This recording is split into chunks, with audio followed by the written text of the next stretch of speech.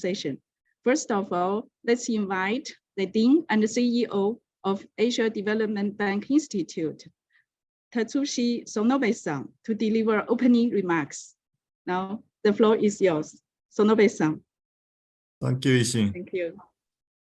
President Asakawa, distinguished speakers and participants, and colleagues from universities, think tanks, international organizations, and governments in the world, as well as ADBI.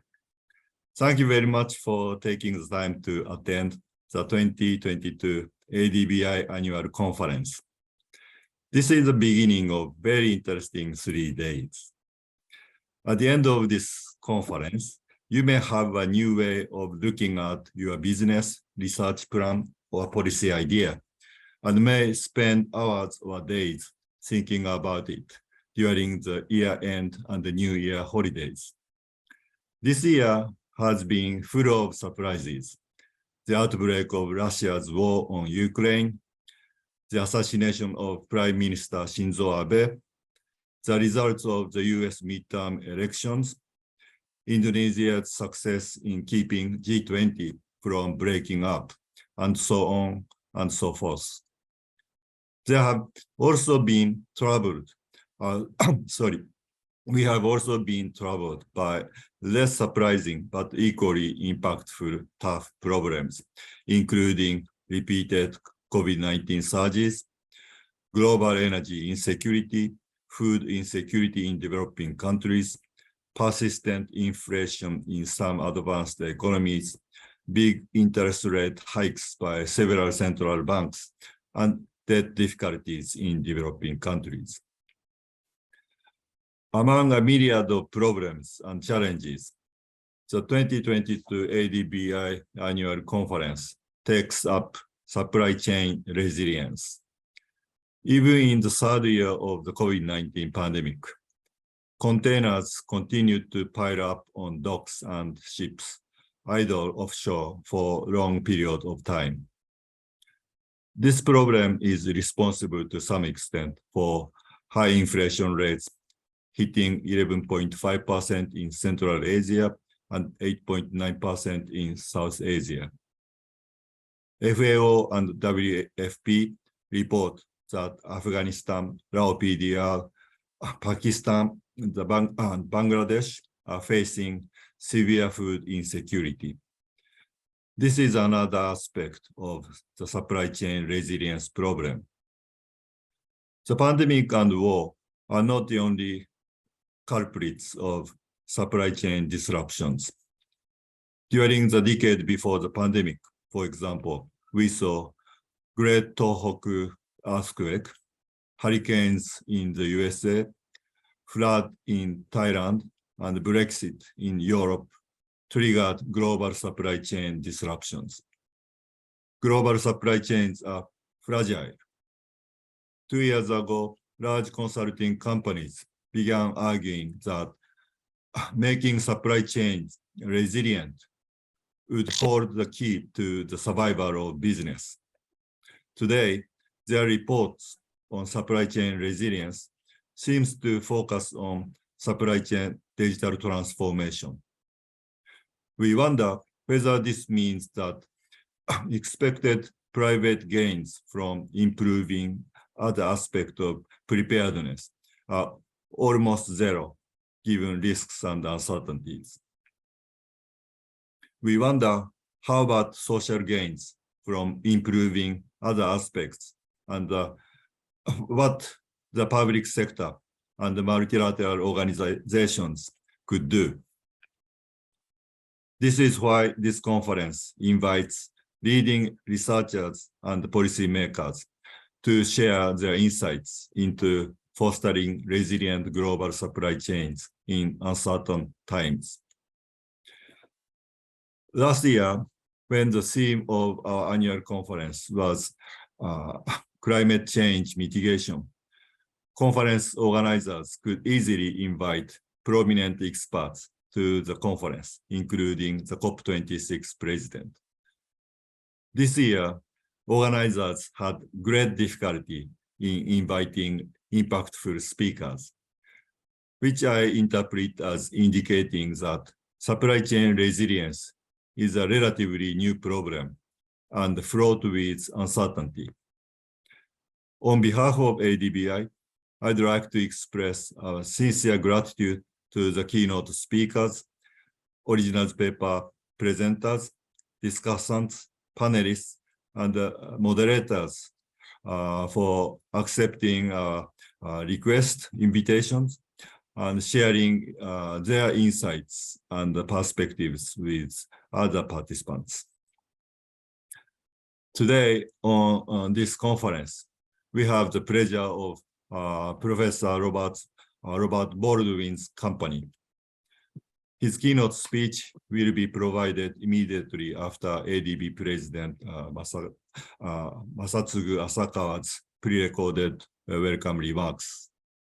The conference will have other 3 keynote speeches as well, provided by Professor Cynthia Rosenzweig, the 2022 World Food Prize winner, Mr. Kunio Mikuria, the Secretary General, World Customs Organizations, and Mr. Tony Khan, the President of DHA Japan Incorporated.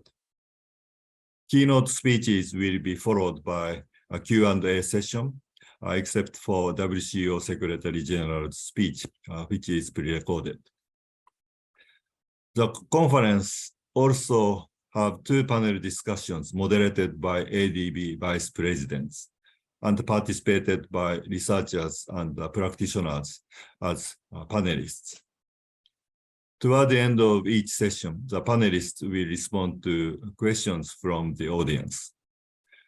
In addition, the conference will have 10 original paper presentations. After each presentation by author, a discussant will give comments, and then hopefully there will be sufficient time for Q&A with audience. The presenters and discussants are either world-famous researchers or rising stars. I'd like to express my sincere appreciation to all speakers. I also appreciate ADB's cooperation greatly. Thank you, President Asakawa, for welcome remarks, Vice Presidents Ashok Ravasa and Roberta Casari for moderating panel discussions, Vice President Bruce Gosper for chairing a paper presentation session on day 3, and former Vice President Wenzai Zhang, who is now Vice President of Export-Import Bank of China, for joining us as a panelist tomorrow afternoon. Also, I am delighted that Director Yaziza Sabirova will chair a session this afternoon, and that Elisabetta Gentile will be a discussant.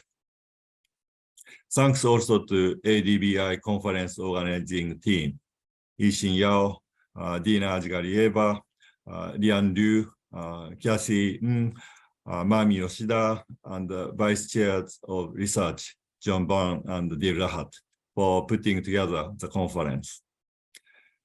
I hope that all participants will enjoy highly intellectual and practical discussions about the profound policy challenge and the possible solutions. With that, I'd like to conclude my opening remarks and have the privilege of introducing ADB President Masatsugu Asakawa. He is called President Masa in ADB in an affectionate manner. Before President Masa assumed office in January 2020, he was Vice Minister of Finance for International Affairs and a special advisor to Prime Minister in Japan. Outside Japan, he held several positions at OECD Committee on Fiscal Affairs and mainstreamed the internationally acclaimed project of combating the base erosion and profit shifting, or BEPS, of global firms. At ADB, he is a dynamic, innovative leader, taking measures to the COVID-19 pandemic in rapid succession, including the Asia Pacific Vaccine Access Facility, or APVAX, and creating Asia Pacific Tax Hub for Regional Tax Cooperation, and the ADB Energy Transition Mechanism, or ETM, for the acceleration of socially inclusive low-carbon energy transition in the region.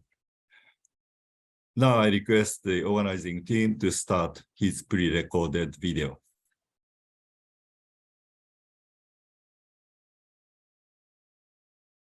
Dean Sonobe, ladies and gentlemen, good afternoon. It is my pleasure to speak with you today. As you know, the COVID-19 pandemic, along with geopolitical tensions, has disrupted global trade and supply chains. These disruptions have contributed to rising inflation, food and energy insecurity, and poverty. Asia and the Pacific faces an urgent need to build more resilient supply chains. I commend you for taking up this issue at this year's ADB Annual Conference. ADB is committed to addressing the challenges related to trade and supply chains. For example, we are providing $14 billion between 2022 and 2025 to address the food security crisis, and $100 billion in climate finance between 2019 and 2030.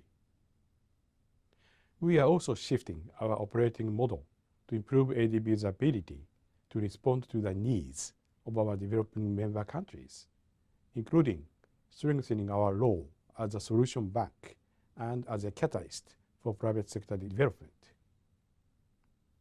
I hope this conference will provide useful insights on topics including building more resilient and inclusive supply chains, identifying risks given the current uncertainties, and strengthening regional cooperation and digitalization. I wish you productive discussions ahead. Thank you.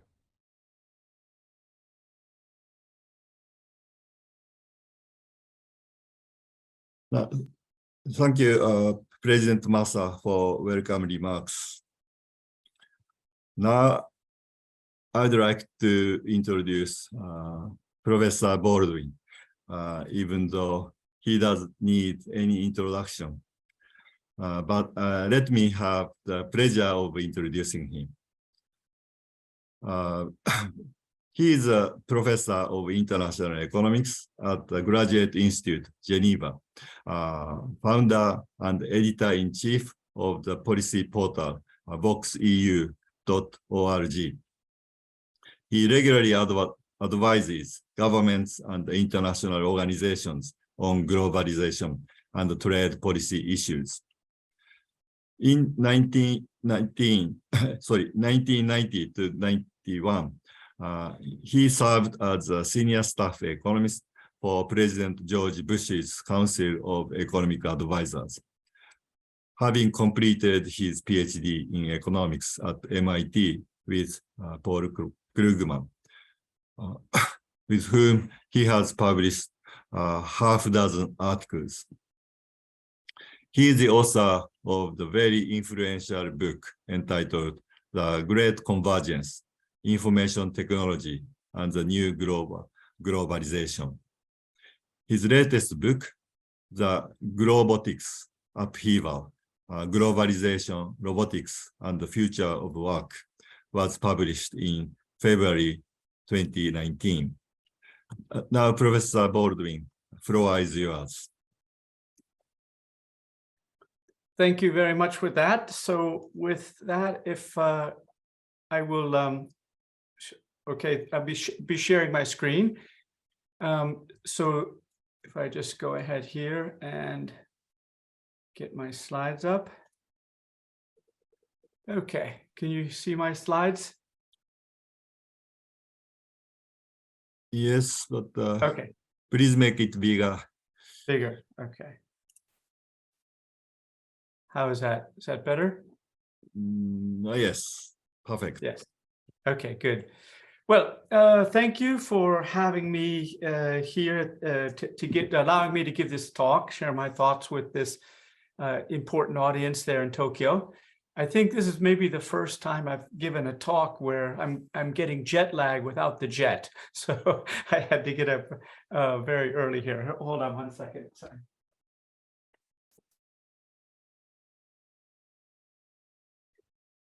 But I'm very happy to do it because I'm going to be talking about something that I care a lot about and have been working on with a set of co-authors recently. Global supply chains, measuring exposure and thinking about risk. So let me just dive right into it. As you can see here on this slide, most of the talk is based on an NBR working paper that I wrote with Rebecca Friedman, who is an economist at the Bank of England and a former student of mine. And that paper has appeared in the Annual Review of Economics this year.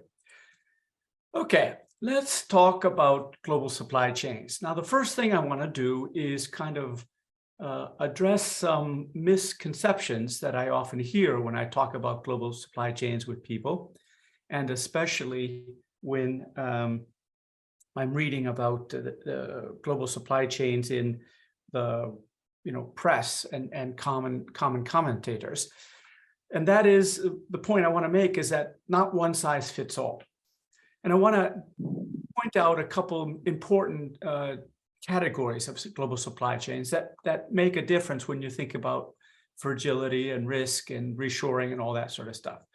So global value chains vary by industry, country, company strategy, and distribution channels. And as a consequence, the nature of these things set up relationships that lead to risks that are likewise diverse. In other words, if you think about a classic problem that arose, say, during COVID, when maybe one factory in China was shut down and that caused disruptions all through the supply chain, that is an interesting example, but it doesn't apply to all the industries. And so the key point here is you have to think hard about what industries are vulnerable and what sort of shocks you want to worry about. The second big distinction is between simple and complex global value chains. Now, a simple global value chain, it's basically sourcing simple inputs from abroad. And this you'll often see in the food supply chain, for example, where a supermarket in, say, England will source, say, almonds in Tunisia. That is a supply chain, but it's relatively simple. The second one, which tends to characterize manufacturing, or at least some types of manufacturing, are complex. So here, the firms are sourcing sophisticated inputs from abroad or engaged in a lot of back and forth processing. So it's as if the factory crosses the borders and the goods are moving within a single factory. Now, those are very, very different things, and especially in industries like electrical and mechanical machinery or pharmaceuticals, these kind of complex chains are important and act in a very different way when it comes to risk. Now, the other thing I want to point out is that the reliance on foreign inputs is a mixed trend. So what I've done in this chart is take the three largest manufacturing countries in the world, Germany, China, and the US. And what these charts show is a measure of reliance on foreign inputs. So it's foreign value added and domestic final demand as a percent of GDP between 1995 and 2018. And as you can see, Germany has seen a fairly steady rise in its reliance on foreign inputs, whereas China, at least since the early 2000s, has seen a steady decline in it. And the US, it rose up to about 2008, and then it gently declined since. So the notion that global supply chains are becoming more important always and everywhere, that's just not factual. We've had a number of mixed trends. And a lot of the movement away from global supply chains, for whatever reason or another, has been going on for a long time. It's not a recent phenomenon. The reshoring and offshoring and that sort of stuff, that reshoring has been going on a while. So the second set of issues I kind of want to put into perspective is the global supply chain risk. And again, I want to emphasize that not one size fits all. And in the public discourse, there's often a kind of a belief of what this disruption looks like. And a lot of it has to do with the disruptions we saw in the early days of COVID or in the later days of COVID. But that's only one possibility. So here in this slide, I want to talk about the different kinds of risks to global supply chains. So on the left, I'm going to talk about sources, and on the right, I'm going to talk about types. So let me start with the sources. So when we're thinking about sources of supply chains, it's very, very important to distinguish between supply shocks, demand shocks, and transportation shocks. So for instance, the supply shock, I think this is the one that's most familiar to people. There was a very famous floods in Thailand, which disrupted auto production for quite a while. There was, for example, a shock to the supply of semiconductors early in the last couple of years. And that came from particular problems that came from for particular companies. But there's also demand shocks. And one of the highest profile demand shocks led to problems inside the United States for the last, say, 18 months, or at least during much of the COVID time. And what happened there in the United States was not a supply shock, it was a demand shock. So what happened was that people who were locked down in COVID stopped spending money on services, things like hotels, restaurants, eating out, travel, things like that. Since they couldn't really do them, they had money left over that they decided to spend on goods. And moreover, when they were spending on goods, they were buying it online, not in shopping malls. So this twist in demand from services to goods and from purchasing in retail outputs to purchasing online led to problems in the supply chain, which led to delays in delivery and therefore increases in price. But you see, that source of the demand was an unexpected shift in the way American consumers spend their money. There was similar sorts of things that went on in Europe, and I'm not sure about Japan, but I suppose it was a similar thing there as well. And then the third one, which we all saw, for example, when this ship got stuck in the Suez Canal, is transportation shocks. So these transportation shocks are interrupting the connection between the supply and the demand. So the source of the shock is neither disruptions to production and supply, nor unanticipated shifts in demand, but rather just disruption of getting the supply to the demander. Now, for example, a very big one during COVID was in Singapore. Very strict COVID lockdown restrictions prevented crew changes on many of the cargo boats.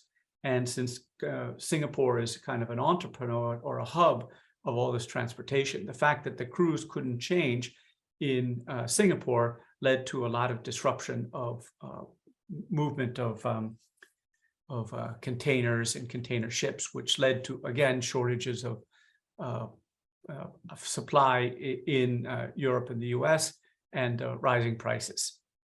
So that's the sources of supply. Let's keep those separate: supply, demand, and transportation. Now, on the right column, I want to talk about the types of supplies. And here I think this is what's really changed.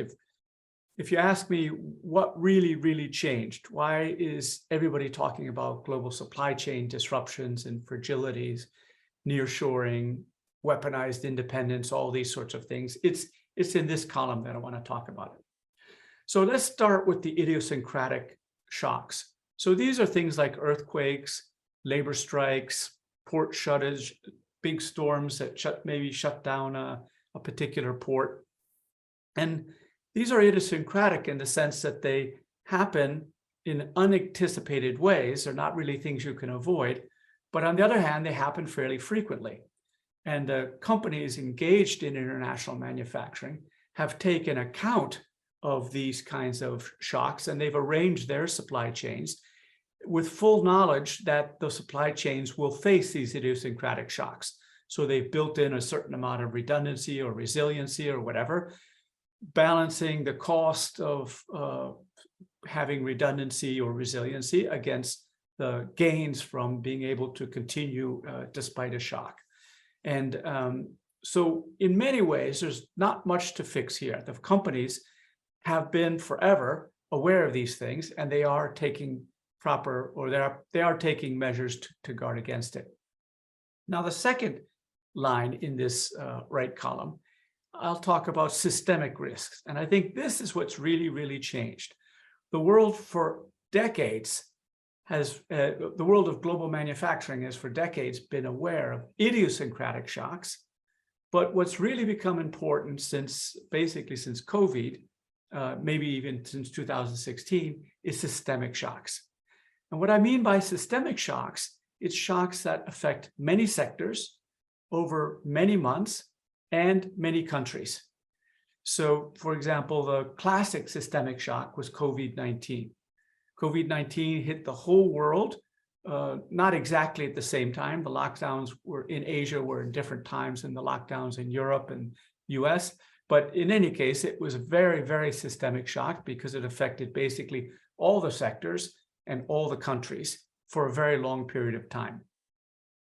The procedures and systems that had been set up by global manufacturers in order to adjust to the possibility or allow for the possibility of idiosyncratic shocks were not capable of dealing with systemic shocks.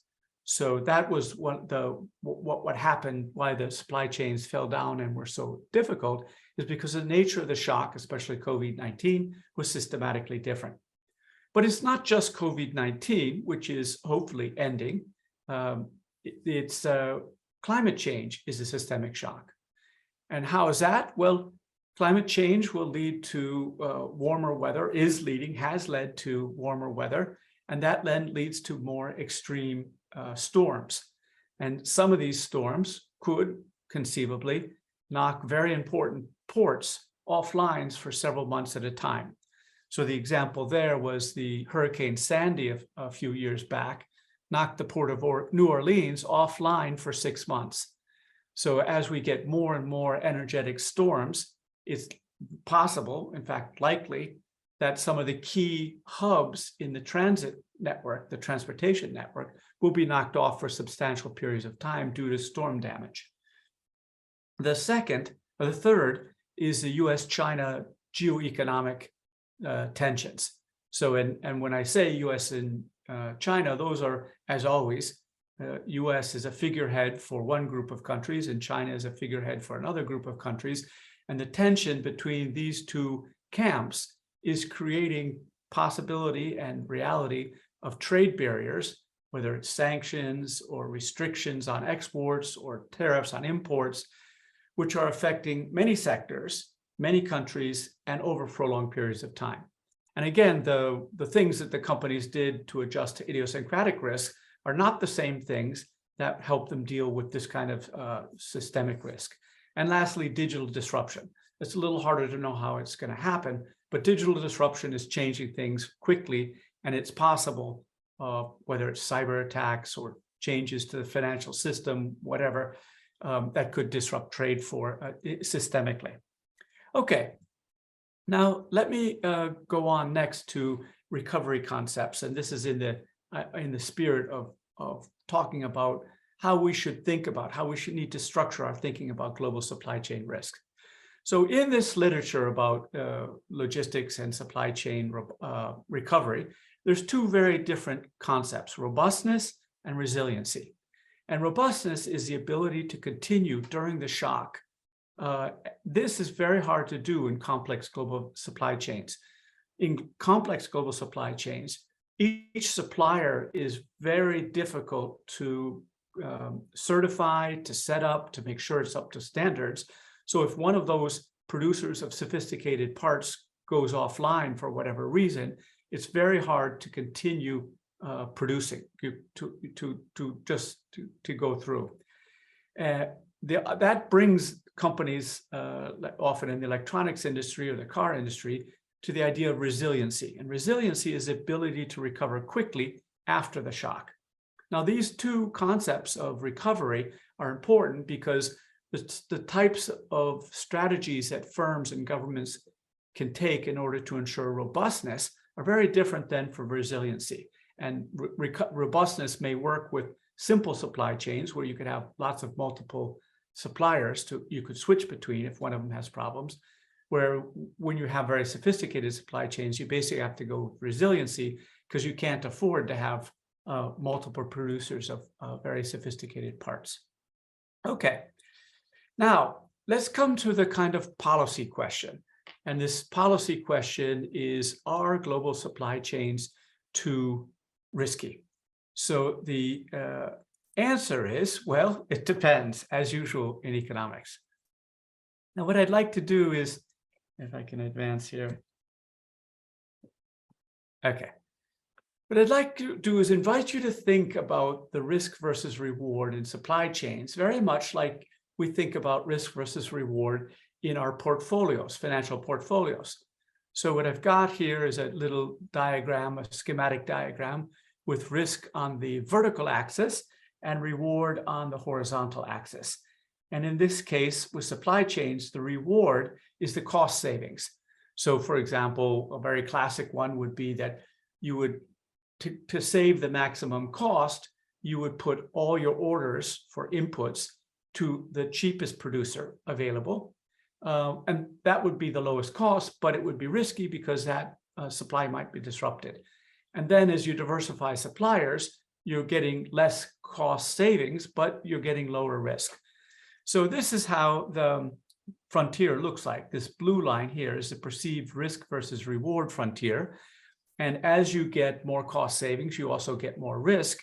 And it also starts to curve up because as you concentrate your sources, the risk increases essentially as the diversification is going down and you're concentrating on the very cheapest one, the perceived risk reward frontier curves up. Now, private firms look at this trade-off. They don't like risk and they do like cost savings.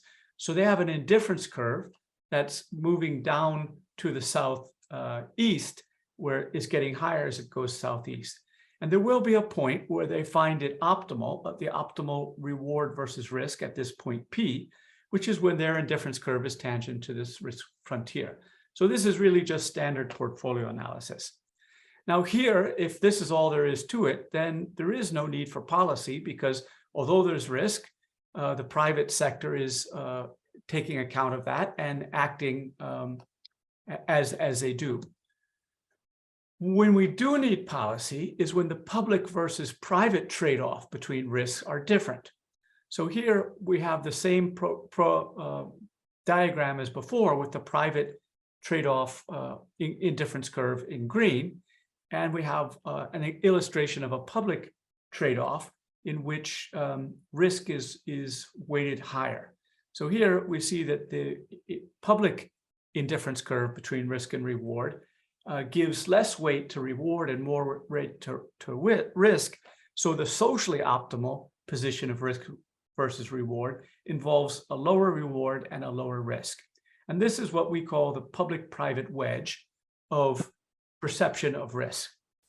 Now, when that happens, there is an argument to intervene in order to reduce the risk that private companies are talking about. Another classic case or a cause of this could be that there's imperfect information. There's a misperception of risk by private companies. And so it might be that the actual risk versus reward frontier is this dashed black line when they think it's this blue line. So as it turns out, they're taking more risks than they know because they don't really understand all the risk in their supply chains. And this is a real thing. Even the most sophisticated companies don't know all the suppliers in their supply chain. Okay, so what policies are needed? I'm going to make just 3 points here. I only have a couple more minutes. First is anti-risk policy types. There's really 3 big types. Subsidized private local production, as happens in the food industry. The second is intrusive risk regulation, forcing reshoring, stockholding, or information requirements. This is a little bit what's done in the financial sector to control risk in the financial sector. It's mostly regulatory. And third, massive public stock holdings, where the government itself holds stock in order to smooth out any kind of shocks. Now, the point is that you need to match policies to shocks. So, for example, if the shocks you're worried about are coming from demand shocks, as happened in the last few months, the only thing you can really do is stockpiling or set up excess capacity, because diversifying the supply doesn't change the fact that there's not enough supply for the unanticipated demand shock. So really you have to put a buffer into the system, and that's very expensive. But if you try and say, I'm going to diversify production location in order to take care of demand shocks, you won't be coming up with a policy that actually addresses the problem. Now, the second is idiosyncratic supply shocks that we talked about before.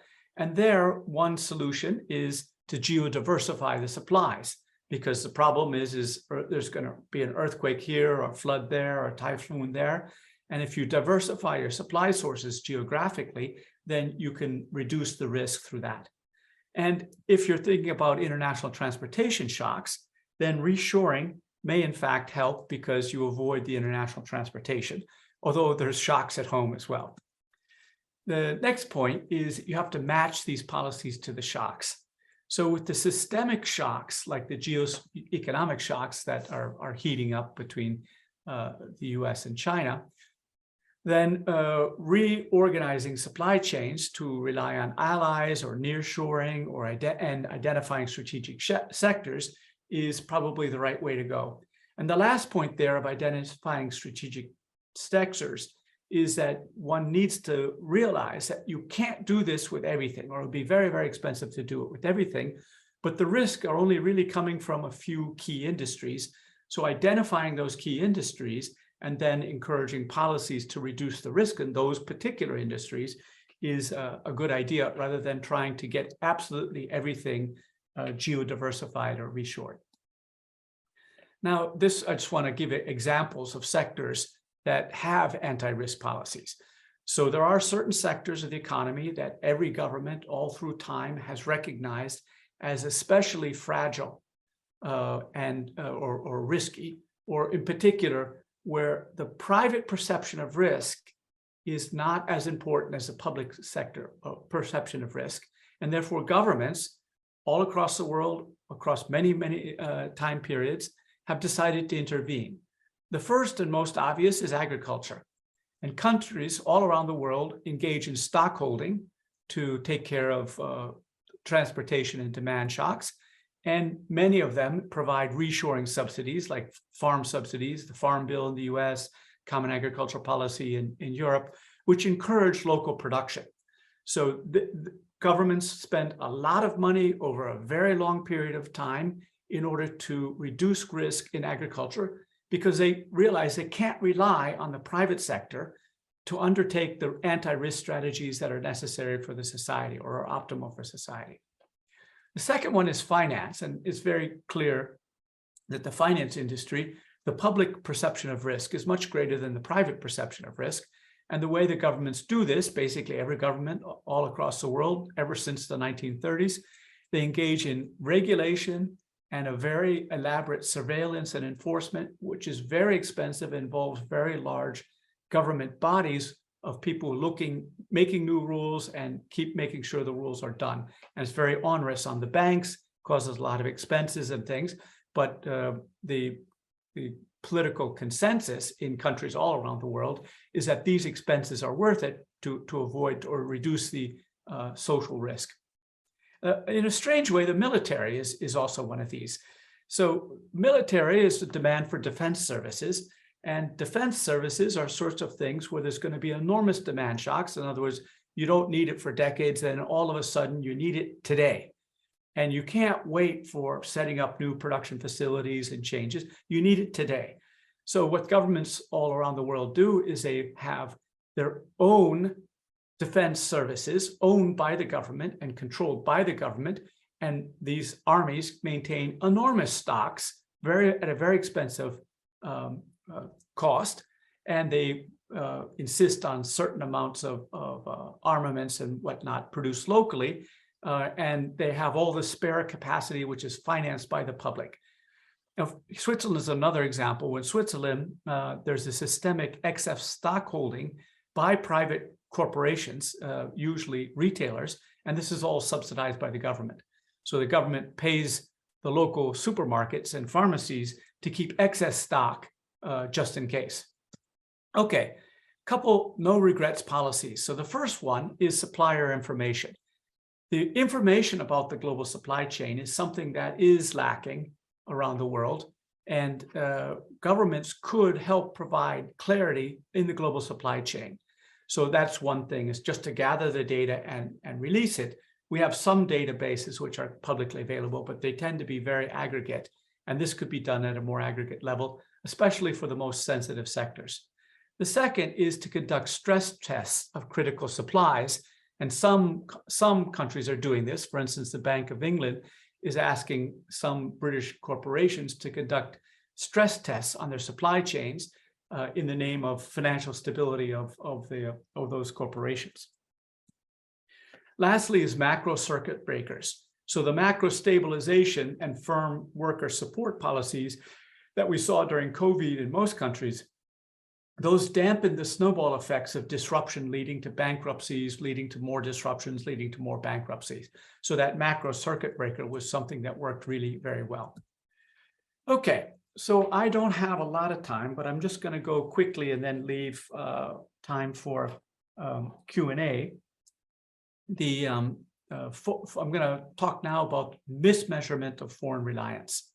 So this, again, is something we've detected in the public debate and government discussion frequently, is the measures we have of how exposed companies and countries and sectors are to foreign risks is often mismeasured.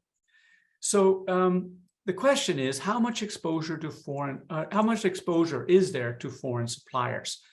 And I would argue that a lot of the things we're using now to measure that are based on relatively outdated views of how industry works.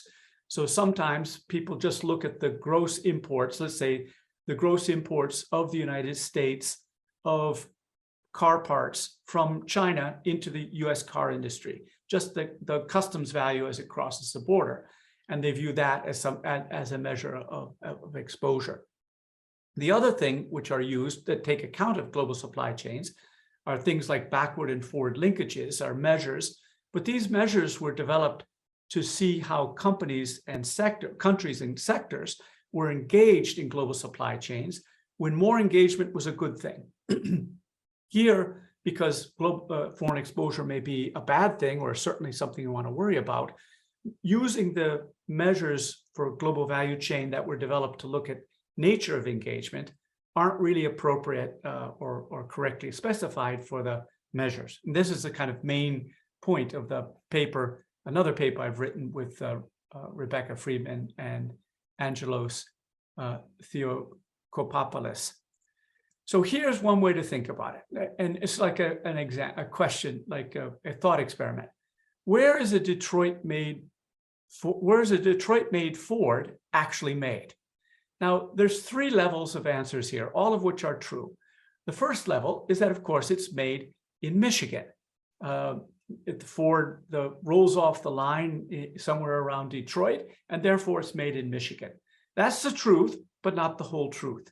Because, of course, the Ford requires inputs, some of which are sourced from abroad. So the second level is the inputs that go to that car factory in Detroit to assemble the Ford that then rolls off. So the second is looking at imported imports, which is giving you an idea of the foreign exposure. But that still is not the full answer, because the imported inputs themselves use imported inputs from other countries. So the third level, which is the full answer, takes account of all the inputs into all the inputs of the car.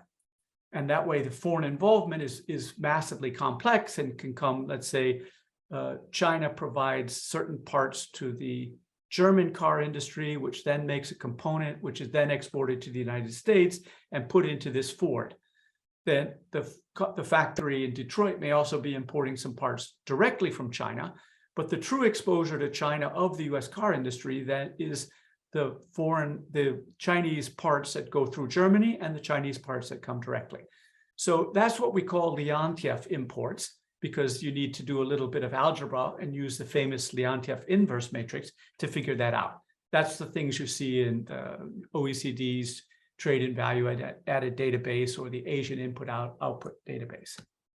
Okay, now what I want to show is that depending upon how you measure these inputs, you get very, very different answers for the same question.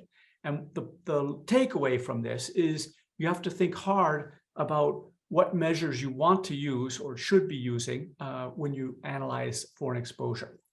So let's say if this left chart here, we're going to look at direct imports only. So if you look at, this is the weighted average of the foreign production exposure on the import side of the whole world on selected nations. So this blue line is how the whole rest of the world, or the whole world, including the US, depends upon inputs from the US. And you see from 95, first it rose, and then it's been declining. And China, the inputs from China have been rising very steadily. But even at the end of the period in 2018, according to this measure that's direct imports only, US is still a more important supplier of industrial inputs than China. But if you take account of the direct and indirect imports, these Leontief imports, then you see that China became a more important supplier for the world in industrial inputs from about 2010. So if you ask, who is the most important supplier of industrial inputs? If you use the measure in the far left panel, you get one answer. If you use the one in the middle, you get another answer. Now, which one is right depends upon what kind of shock you're worried about. For instance, if you're only worried about disruptions to direct imports, not indirect imports, then the left chart, that measure called OFPEM, that's the right one. But if you're worried about disruptions to Chinese production to other countries as a whole, then the middle one is what you have to look at. And this is all in terms of gross flows. In other words, the actual values when they cross the borders. One other aspect is if you're worried about the value added, not just the gross amount, then this far right panel is showing the direct and indirect imports that countries, manufacturing countries all around the world buy, but on a value added basis. So the value added basis strips out the back and forth of a component crossing the border multiple times. And here again, you see that the US is still the leading supplier of industrial inputs in a value added terms, higher than China, although the patterns are still somewhat similar. Okay, I'm going to very quickly, I know I'm a little bit over time, sorry about that. I'm going to make one more point, and I have 4 or 5 slides, but I'm just going to point to one. So the point here is that unscrambling the omelet will be hard. So what I'm saying here is this idea that we can undo, simplify, reshore supply chains is going to be something that's very, very difficult, very expensive, and take a long time. So we ought to think very hard about how much of it how much governments really want to do. And I think in the end, it's going to come down to which sectors do they want to do it in rather than overall. Okay. So here we're going to be looking at the foreign share. The measure I'm going to be using is foreign share of industrial inputs used in a nation's manufacturing sector as a share of all. So the numerator is the foreign inputs, the denominator is all inputs. So it's naturally in a share. And this is coming from the paper I mentioned before, Baldwin, Friedman, and Theodore Koppoulas. Okay, so this is the data. This is how we present the data. It's kind of like a heat map of who sells what to who. So what the data shows is the percent of the column nation's total manufactured intermediates sourced from the row nations in 2018. So for instance, if you look at the Canada's sourcing from the United States. It's 15% of all the inputs that Canada uses come from the US. Down here, Mexico, it's 1.7%. Mexico sources 12% from the US, for example. And these are all the numbers here. I want to make a couple quick points about this. First of all, the central role that China plays in global supply chains and manufacturing. So the colors are dark, and what you can see is that the row of US, which shows the importance of the US as a supplier of inputs, is fairly dark, but China is by far the darkest, and systematically every number in this row is greater than 2.2%, which means all the major manufacturers around the world source at least 2.2% of their industrial inputs from China. So China is now really critical to everything. And that's why I say it will be very difficult to disengage China from the US or more broadly, because it's so engaged. Moreover, China is not very dependent upon foreign countries for its inputs. So this Chinese column shows China's dependence on the row countries for its industrial inputs. And you see these are all pretty small numbers, especially compared to the row. And I'm going to show here, this is the growth in reliance, and this is the change between 1995 and 2018. This is the OECD database. And you can see that the diagonals here are the extent to which countries have reduced own reliance on industrial inputs. And you see those are all negative numbers, with the exception of China, which has actually increased its reliance on itself. So all the other countries are in essence increasing the overall foreign dependence, but not China. And you can see that a lot of the increases, those are the positive numbers, have gone to China, and many of the decreases, say the US, there's many negative numbers here. And for Germany as well, you see so big negative number for itself, but relatively small numbers and some negative numbers. So that's the basic idea. We live in a world in which is very, very integrated in manufacturing, and China is absolutely at the center of that. So the idea of undoing this and coming back to less exposure to geostrategic shocks is going to be very difficult. So this is the conclusion. Conjectures linking geostrategic tensions with disengagement are flawed. The one point is it started way before Trump. As we saw, the engagement started falling in the 2000s already. The second point is China's role is exceptionally asymmetric, and it'll be very difficult, slow, and/or expensive to disengage from Chinese suppliers in global supply chains. So what we need is an interface that allows these two types of capitalism to thrive together rather than trying to separate or fracture the world. So I'll stop right there, and thank you for listening. Sorry, I went over a little bit. I will. Thank you very much, Professor. Thank you. Thank you very much for the really insightful keynote speech. So we saw the kind of strengths of the classifying the types of risks by the nature of risk, and then the nice application of simple portfolio analysis to have the kind of insight about the public-private wedge, and also the mutual reliance or engagement, disengagement matrix. Very interesting. So there are lots of things we have done, and then also we have several questions in the Q&A box. So let me quickly check. So first question came from an employee at Kenya Airport Authority.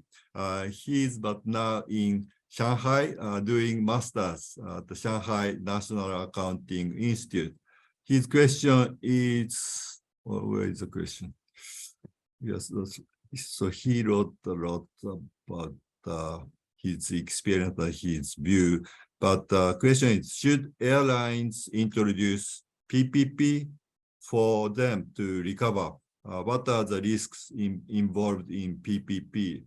So PPP, I don't know. Let me try and address that. I think I get the basic. He's mostly making a comment, which is very useful, but let me comment on his comment. Second is, yeah, but the same guy, Harun, asks the question. Oh, yeah. Yeah. Should the airline introduce PPP for them to recover? What are the risks involved in PPP? Thank you. So first of all, I'm not absolutely sure what he means by PPP. I think this fellow clearly is an expert in logistics, and that's why we invite lots of diverse people, because I'm an expert in international trade, and he's clearly an expert in airlines, which is a super important industry, and so I'm looking forward to learning from it. But the only thing I can say from my perspective is that the sorts of policies which are useful for reducing risk in something like an airline are going to be very different than, for example, the policies you need to reduce the risk in semiconductors. Mm-hmm. And for example, or spikes in gas prices, which we saw recently from the invasion of Ukraine. The things you have to do in order to mitigate the risk depend upon the nature of the industry and the nature of the shocks that are happening. So the airlines had a horrible time during this. At least a lot of it for them was a demand shock, because in the beginning, all of a sudden COVID restrictions meant that the demand for flights just plummeted, and they did not know when it was coming back. So lots of the airlines laid off workers or stopped, reduced the number of aircraft that they were renting. And then when the demand came back, it came back very suddenly and not always in the same way. Not everybody was flying the same directions. So they had an enormous demand shock, which was difficult for them to deal with. And there was expensive flights, all sorts of canceled flights. It was really kind of a mess. But again, that was because of a demand shock, which is different than it is for other things, maybe say the adjuvants for vaccines, which is a supply side thing. So anyways, I'll have to, the only thing, I don't have a clear-cut answer for his question since I'm not a logistics expert, but I think I'll just leave it there.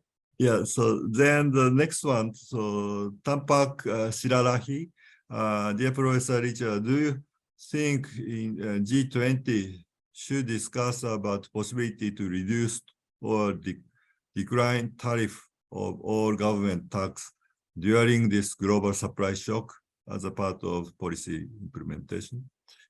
Well, so I'm a believer in trade, so I think it's a good idea that they talk about reducing or not putting up tariffs. But I think the world we're in right now is that the G20 governments are in the business of putting up new trade restrictions, both on export controls and on import controls.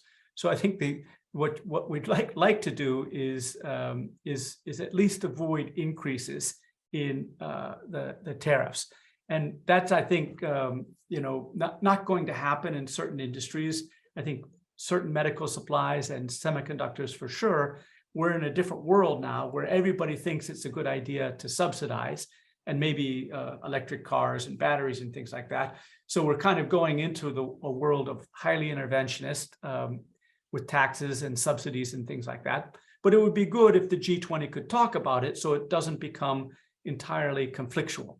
And sometimes when each and every government's trying to do something, they may end up in a kind of prisoner's dilemma where everybody would be better off if they cooperated. So I think there's lots of places where the G20 could sort of help avoid really bad types of supply chain driven protection.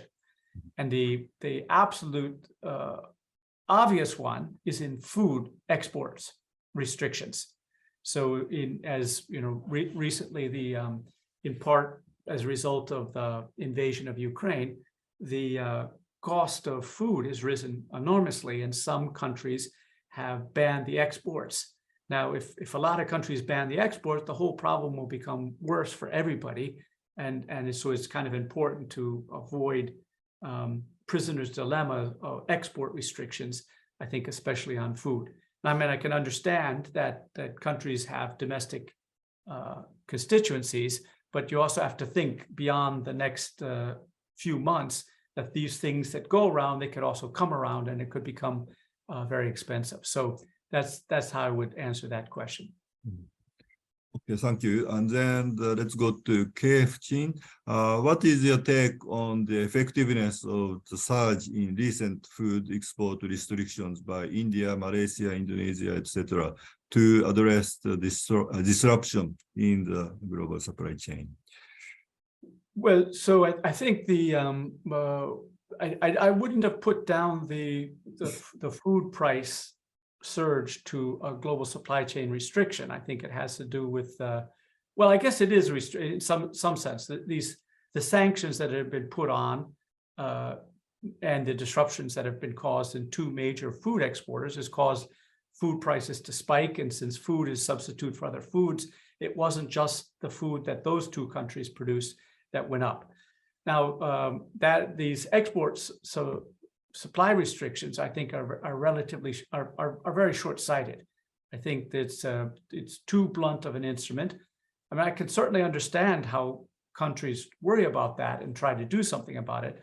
But I think one of the things we have to do is think more broadly about how to address this kind of problem in a cooperative way. So I think there need to be more multilateral discussion and regional discussion about how to smooth out these supply chains and ensure that there's the food price risk aren't disruptive enough to lead, for example, to social disorder, which they can very well do. But I think that's in some sense the problem is it's not everybody pays higher prices for food, let's say in the United States, but for at least half the income distribution, that's a problem, but not a desperate problem. So probably the best way to deal with these price spikes, and the same with energy, is to provide subsidies or provide transfers for the most vulnerable members of the society, rather than this incredibly strong across the border changing the price for everybody restrictions. So that's how I would argue it. I don't think they're the right policy. Okay, thank you. So let's go two more. So then first is what will be the role of United Nations and other such international institutions in such situations? Well, the United Nations is a great organization, but it's not a very effective organization for negotiations. The way it was structured after the end of World War II with the Security Council, it was essentially set up to deal with the post-Cold War world, where there was only a handful of countries that had advanced manufacturing, and they were permanent members of the Security Council, and they were allowed to say no to anything, as things happened back in the day. Mm-hmm. And the world became much more even, so the distribution of power got spread around from about 1990. That was my book, The Great Convergence, that you so kindly mentioned. And the UN didn't change its structure. So the UN is a very effective organization in the sense that it's universally represented. And there's, apart from the Security Council, there's a belief of one country, one vote. That's very useful for some discussions. And so it's proved really useful in some areas. But for these kind of global things that are inevitably involving geostrategic tensions, it's not the right place to do these things because of the Security Council. It gives too much weight to the two main conflictors in this area. This is not where they want to talk about it. Mm-hmm. Let me just say, it's like the same thing when the US and Japan were having so much conflict in the late 1980s and early 1990s, structural impediments. It was not the US and Japan, you remember, with cars and semiconductors and satellites, there was all sorts of conflicts, very much like US, Japan, China is now. US and Japan were like that way. And the way they solved it was talking more or less bilaterally, and they came to a way of modus vivendi between these two different types of capitalism, and then it went well. So I think this one is probably going to inevitably have to be done in a small group, or maybe even bilaterally, in order to overcome these tensions. Mm-hmm. Yeah, thank you. But I have to say that this is not my specialty. I'm not in international relations or foreign, but from a supply chain perspective, I don't think the UN is the right place to do it. Right. And in the case of Japan, Korea, and Taiwan, they had a similar experience of the kind of tension with US, but these three countries were very different from China in terms of the security and military kind of things. So these three countries had to listen to the United US.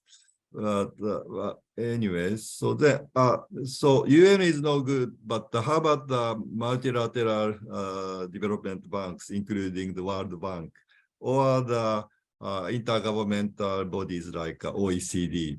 Can they play any important roles?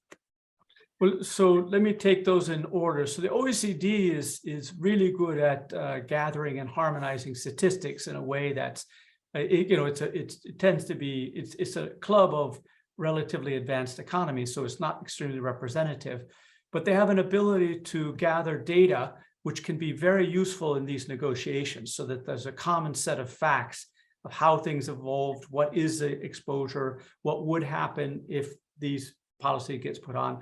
So I view the OECD as a very useful kind of staff work for negotiations. And interestingly, in the area of tax, it's also proved to be a negotiating forum where harmonizing or making sure that corporations don't avoid taxes entirely, it was relatively successful. So the OECD isn't that bad, but the OECD doesn't really include many of the countries that are most engaged in global supply chain trade now.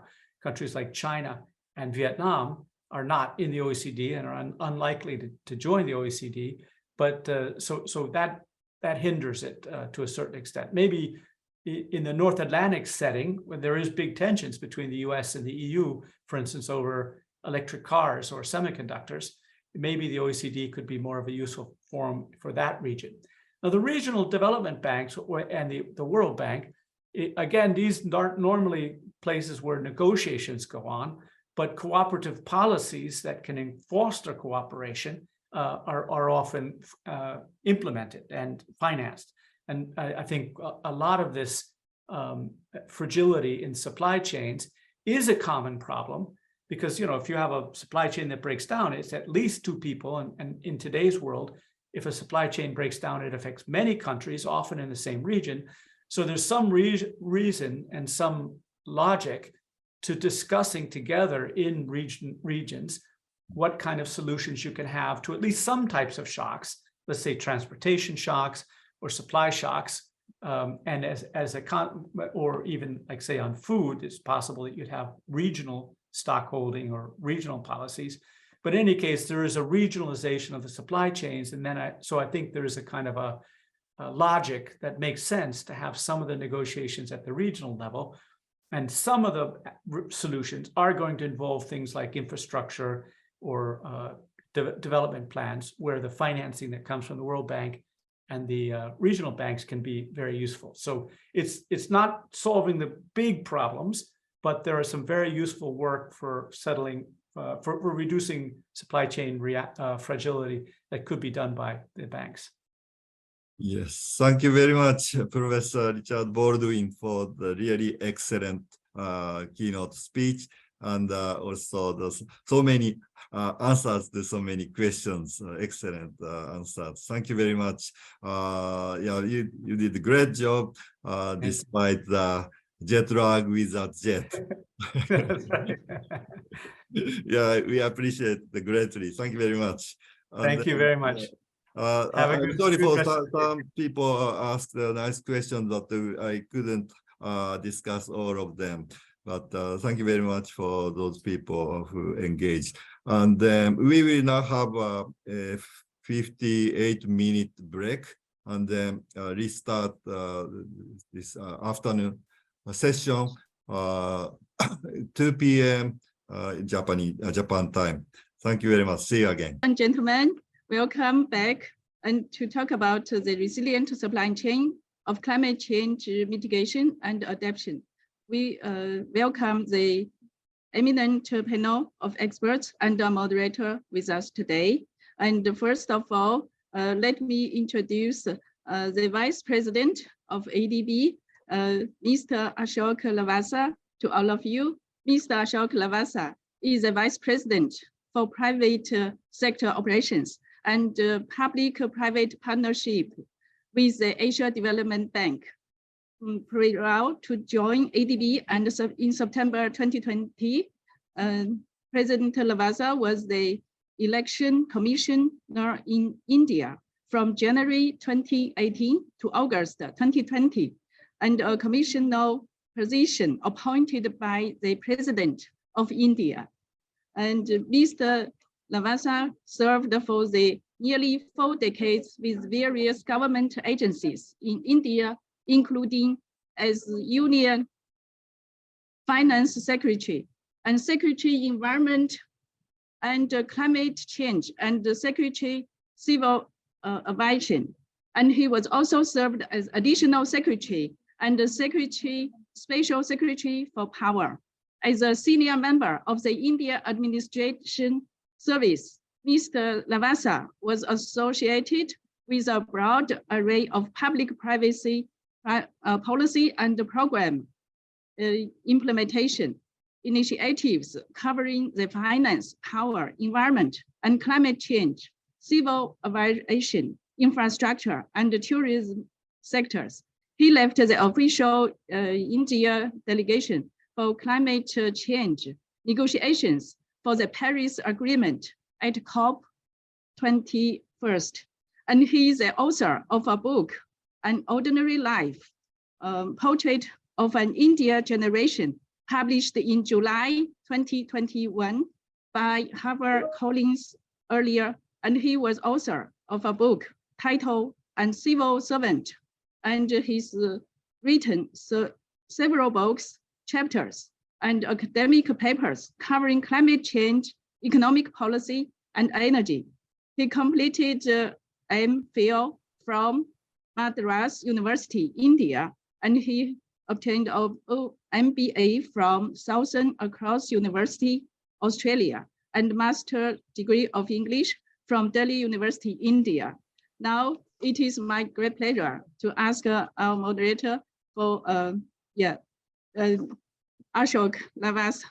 Please join me to welcome Vice President of ADB. Thank you. Now the floor is yours, Mr. Lavas. Thank you. Thank you. Thank you very much for that introduction, and good afternoon, good morning, everyone, wherever you are. It's such a pleasure to join this very important event which ADBI has organized. And I'm very pleased to welcome all of you to this panel discussion on resilient supply chains for climate change, mitigation, and adaptation. This is ADBI's annual conference, and I welcome you once again to this. As all of you know, I think the importance of this conference, this seminar that we are organizing, lies in the fact that recently the COP27 concluded. And I think while there was progress made in the COP, what it re-emphasized was the need to collaborate, the need to cooperate with each other. And I think they also underscored the core concerns which need to be addressed as we continue our fight against climate change.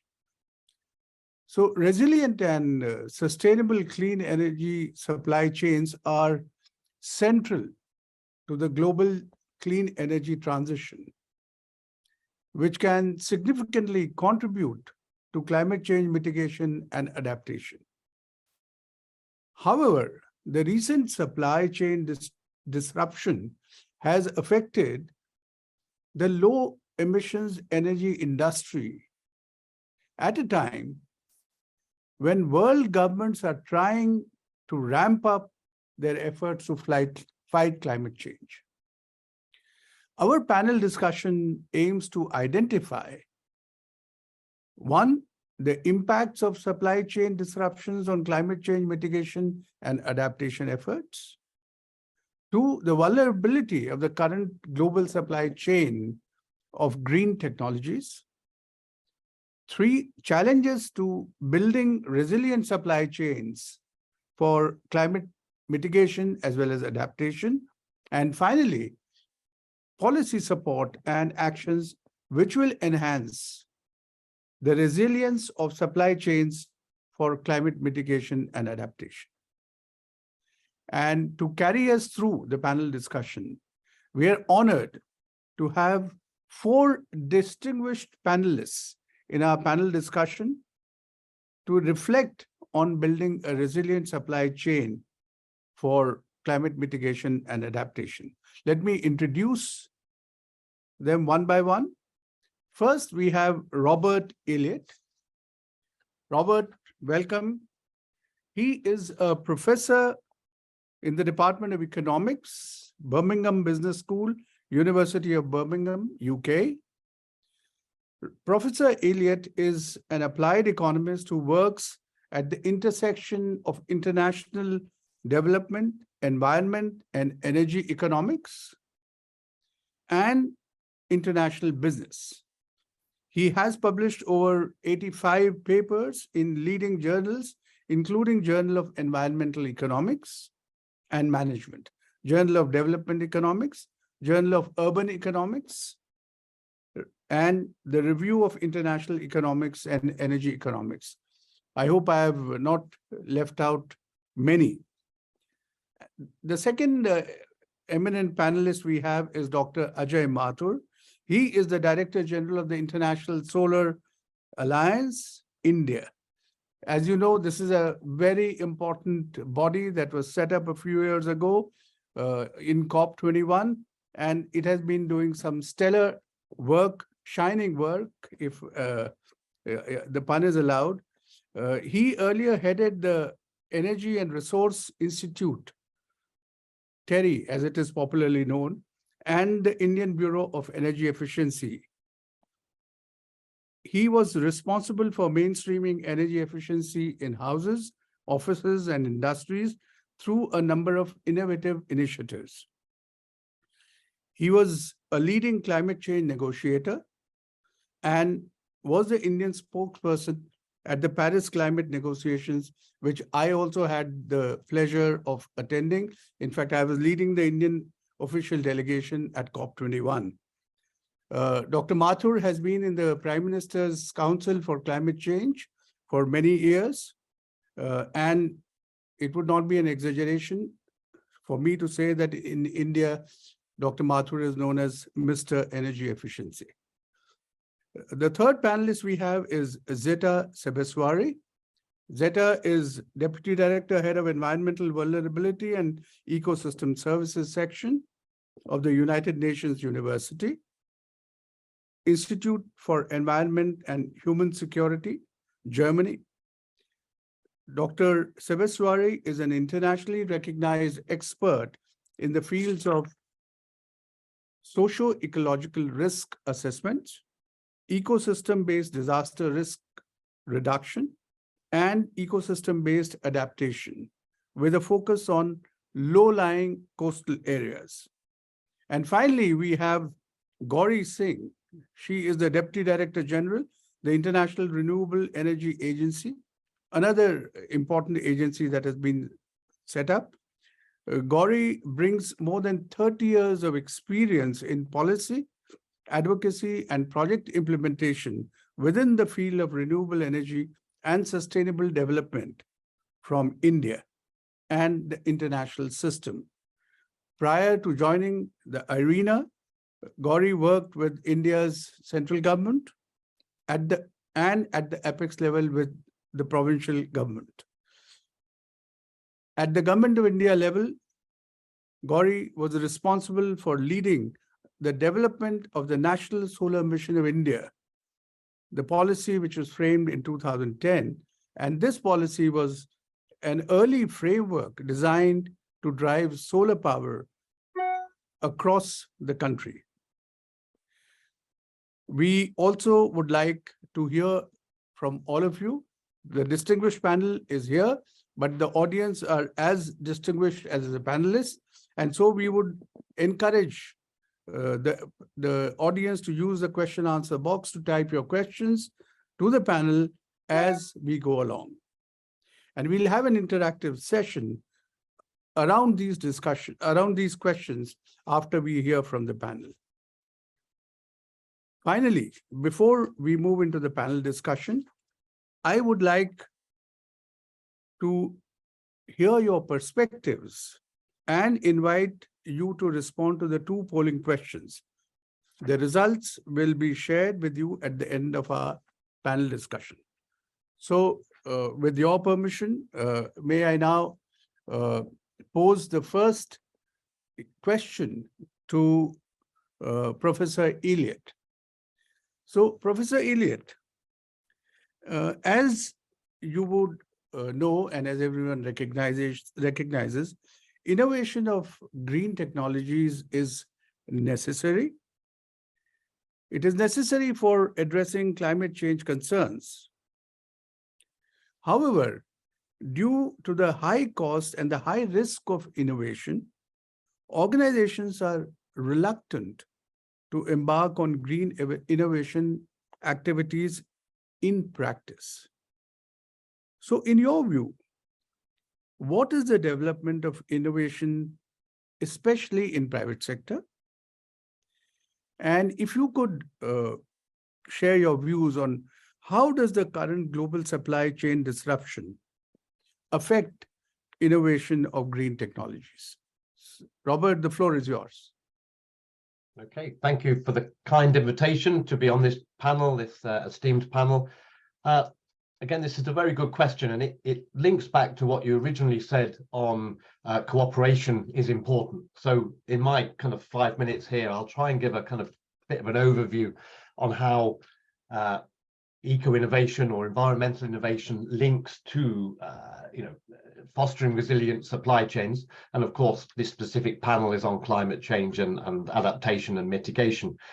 What we know is, around a fifth of CO2 emissions come from the global supply chain more generally.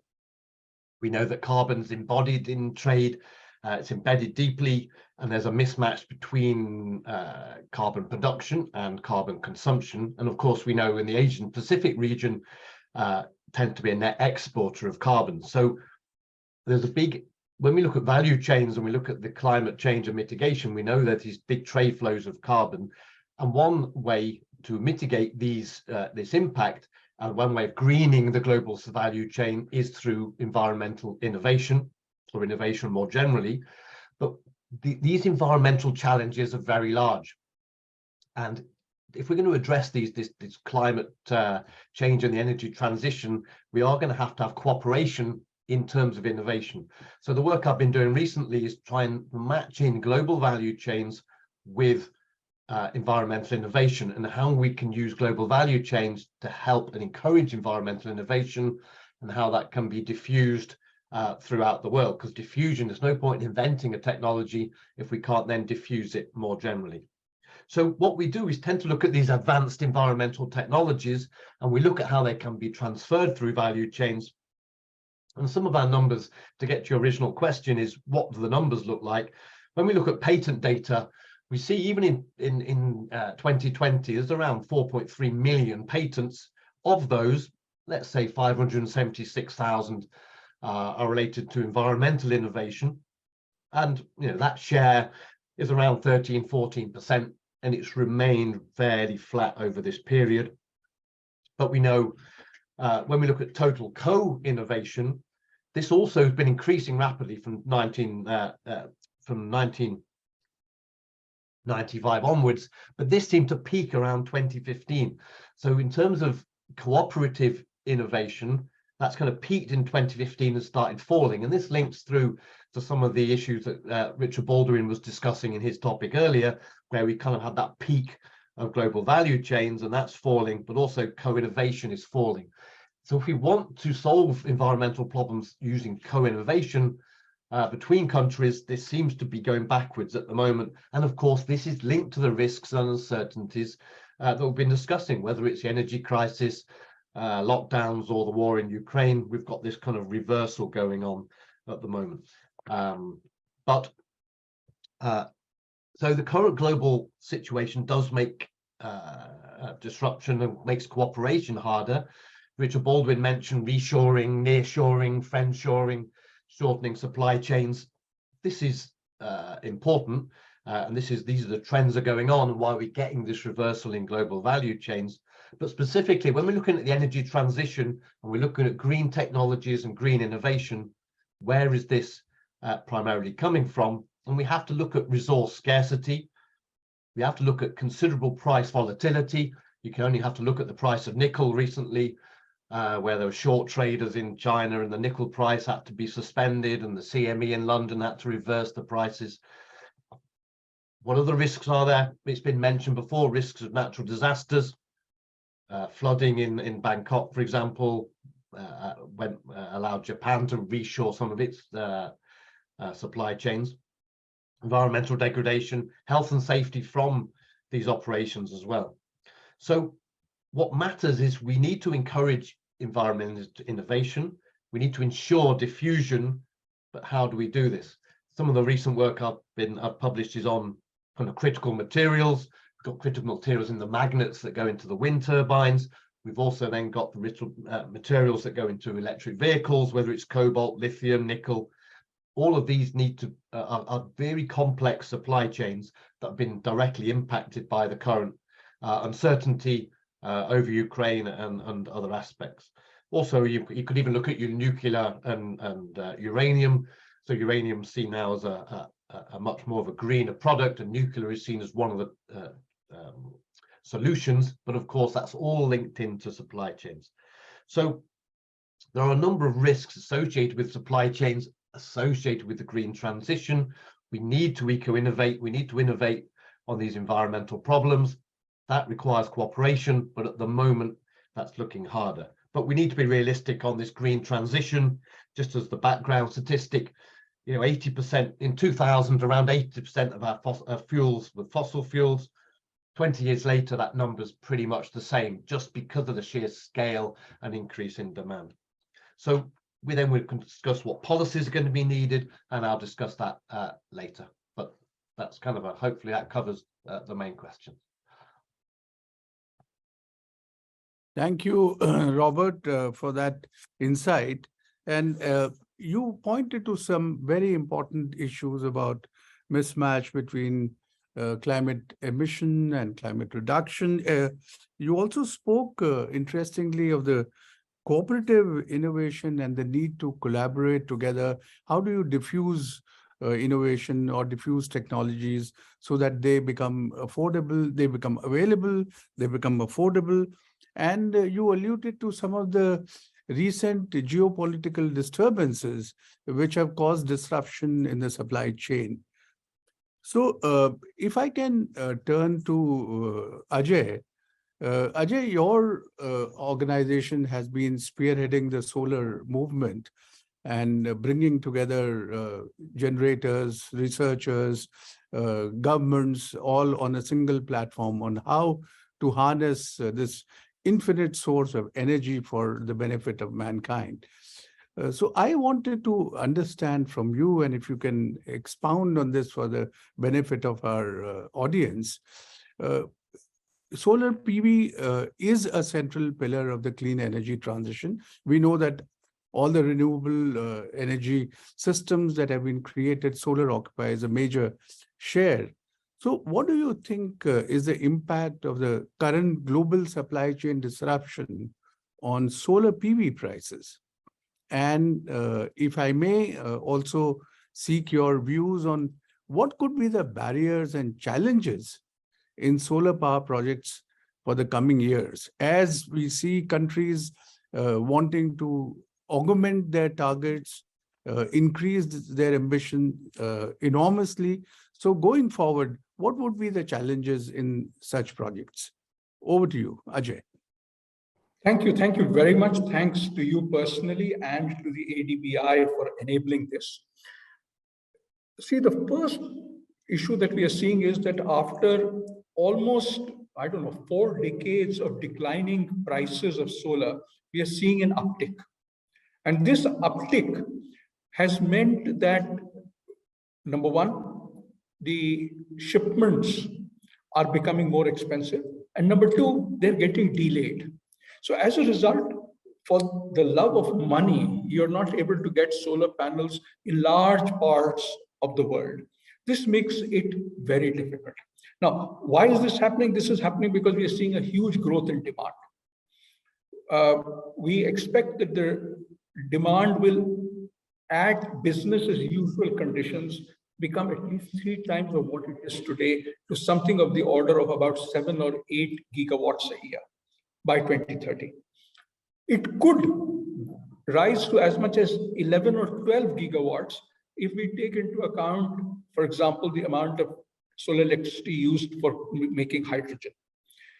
All of this demand has meant that we need to ship a lot more products. It has also meant that the demand for the polysilicon and the ingots on which the cells and the modules are made, those parts are essentially drying up. This is important because what it means is that any intervention in the future to enhance the supply will mean the setting up of more capacity. And in order to make sure that we don't go through these supply chain bottlenecks again, it'll have to be more globally dispersed. But the challenge is that today's supplies are available at a certain price. When you set up new facilities, the price is anywhere between 20 to 50% more, which means that in order to be cost competitive, we would need to see at least short-term interventions come in, particularly on the silicon to polysilicon part and the polysilicon to ingot part. One of the things that we will immediately start seeing is that globally, a lot of facilities for converting cells to modules will start appearing, have started appearing. This is because moving cells is far cheaper than moving complete panels. Cell is this thin, it's a few hundred microns, whereas the solar panel is maybe 110, 120 millimeters thick. That's one part. The second is that the kind of knowledge, the kind of technology that is needed in converting cells to modules is not as complex as in manufacturing polysilicon from silicon or in manufacturing ingots from polysilicon. What we are seeing is also that, with the Inflation Reduction Act in the US or the production linked incentive in India, there is a signal that domestically we would like to disperse the manufacturing. Geographical dispersion of manufacturing is probably the most important issue to mitigate against the price increases that we have seen in the past, especially 2 years. The last point that I'd like to make is that we also need to see economies of scale, especially in the case of ingots to cells. This is an area where the economies of scale typically are at a 10 gigawatt per year production level. The absolute minimum seems to be 5 gigawatts, but we're looking at 10 gigawatts. So these are large factories where the resource supplies, where the availability of resources such as electricity have to be made available at a nanosecond reliability basis. All said and done, none of these issues regarding supply chain are insoluble, but they do require a huge amount of public policy, domestic public policy, in order for it to go ahead. I'll end here and look forward to questions later on as well. Thank you, Ajay. I think you have provided a very important perspective on the nature of the problem, how it will impact our ambition as we go forward. And I thought one of the important things you mentioned was that given the uptick in the prices of solar panels, whether if we are able to deal with this challenge of rising prices and match it with our ambitions to create more capacity. As you mentioned that the demand for solar panels and other equipment is only going to go up in case we have to meet our augmented ambitions. So But given the concentration of capacities which you mentioned, which has taken place, so how will the new technological changes be made? How will government policies impact the investment decisions that private entrepreneurs will make? Because more importantly, as you said, that the new capacities that we create will have the challenge of being competitive at the same time. Because as we have seen that affordability is as much a driver for solar power as availability itself. So I think excellent points. And the final thing which I really appreciated in what you said was about the reliability factor. And as we deal with all these challenges of creating more solar capacity and analyze the impact of the disruptions that have been caused, if I can turn to Zita, and I do feel that while mitigation remains crucial to limit climate change, the negative impacts of climate change are already increasingly evident. And to some extent, you could say they're inevitable. But as a result, climate change adaptation has gained more attention in recent years. So in this part of the world, especially developing Asia and the Pacific region, we find that this is one of the most vulnerable regions to worsening climate change risks, including rising sea levels, floods, droughts, heat waves, storms. Recently, we saw the extraordinary damage that caused in Pakistan because of unprecedented floods. So how are global supply chains being impacted by climate change? And how can more resilient supply chains contribute to adaptation efforts? So Zita, if I can seek your intervention on these questions. Thank you very much.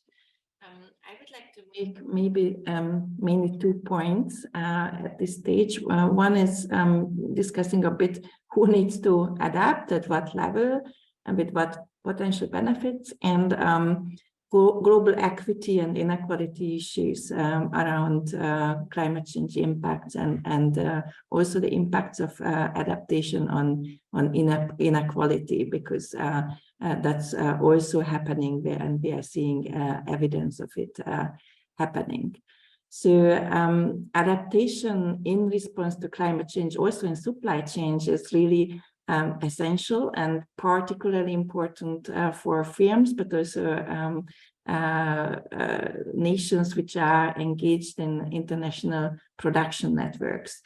So we see that these supply chains often move through parts of the world which are particularly vulnerable to the impacts of climate change. I do see that in many cases, adaptation needs to happen on multiple levels, not only on the level of various supply chain players, but also on national level, and governmental policy needs to support supply chain adaptation. These actions need to work together. Just to give you one example, I think everyone remembers probably the drought in Taiwan in 21. So the Taiwanese semiconductor manufacturing company produces around 25% of the world's semiconductors, and over 90% of the most advanced chips needed. So any disruption in that production have really global impacts. Taiwan is actually one of the wettest places of the world, with around 2,600 millimeters of rain, but it's not equally distributed over the year. And Taiwan relies on rainfall, which is brought by the seasonal monsoon to the country. So for around 56 years, the first time at the beginning of 21, there was no rain, and the country was not really prepared to deal with that shortage of water. Water reservoirs were down to 5% in their water holding capacity, and water rationing was ordered, which also impacted the semiconductor industry. So the industry itself dealt with it, for example, also by sourcing water somewhere else, shipping water, but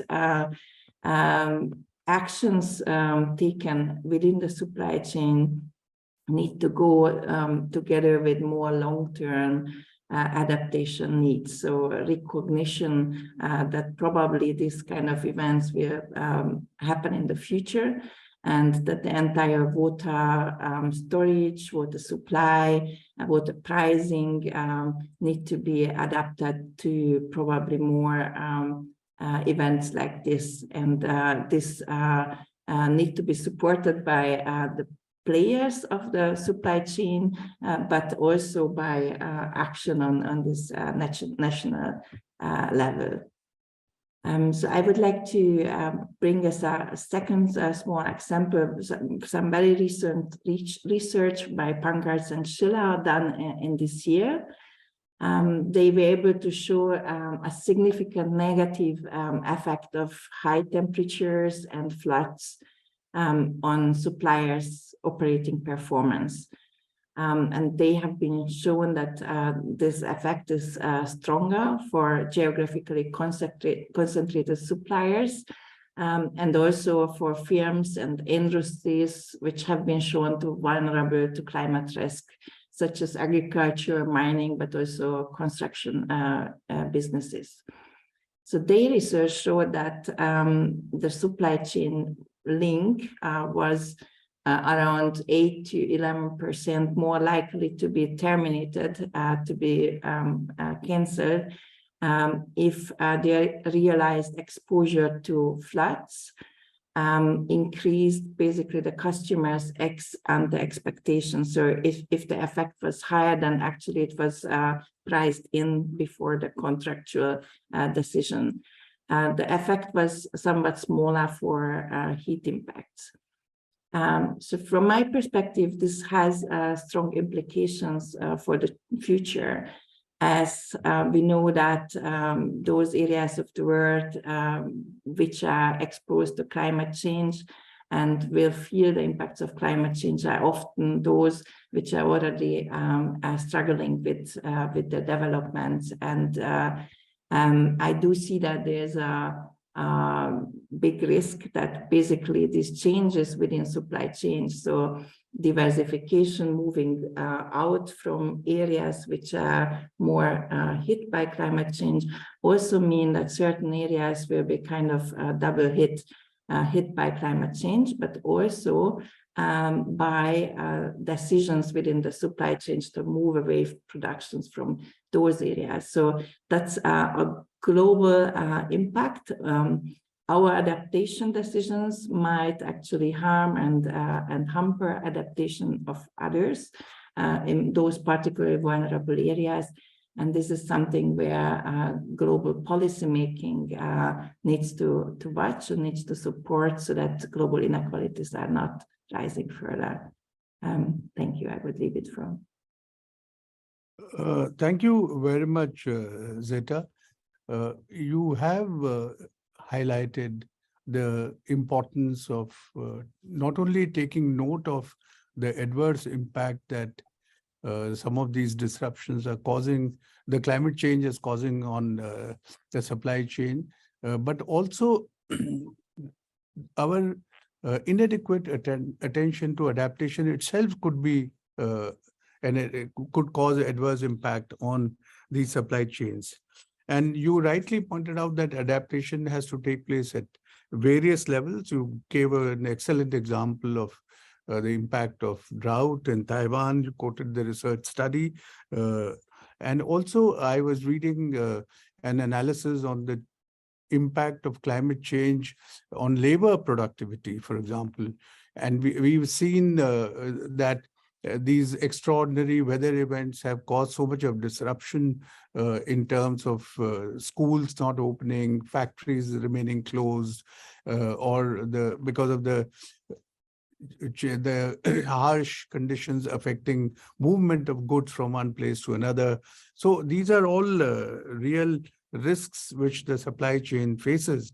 And I think While mitigation has got all the attention of the world, adaptation, I think, still needs to acquire that kind of urgency, because in the short run and even in the long run, enough attention, if it is paid to adaptation, can increase our capacity to withstand these vicissitudes of climate change.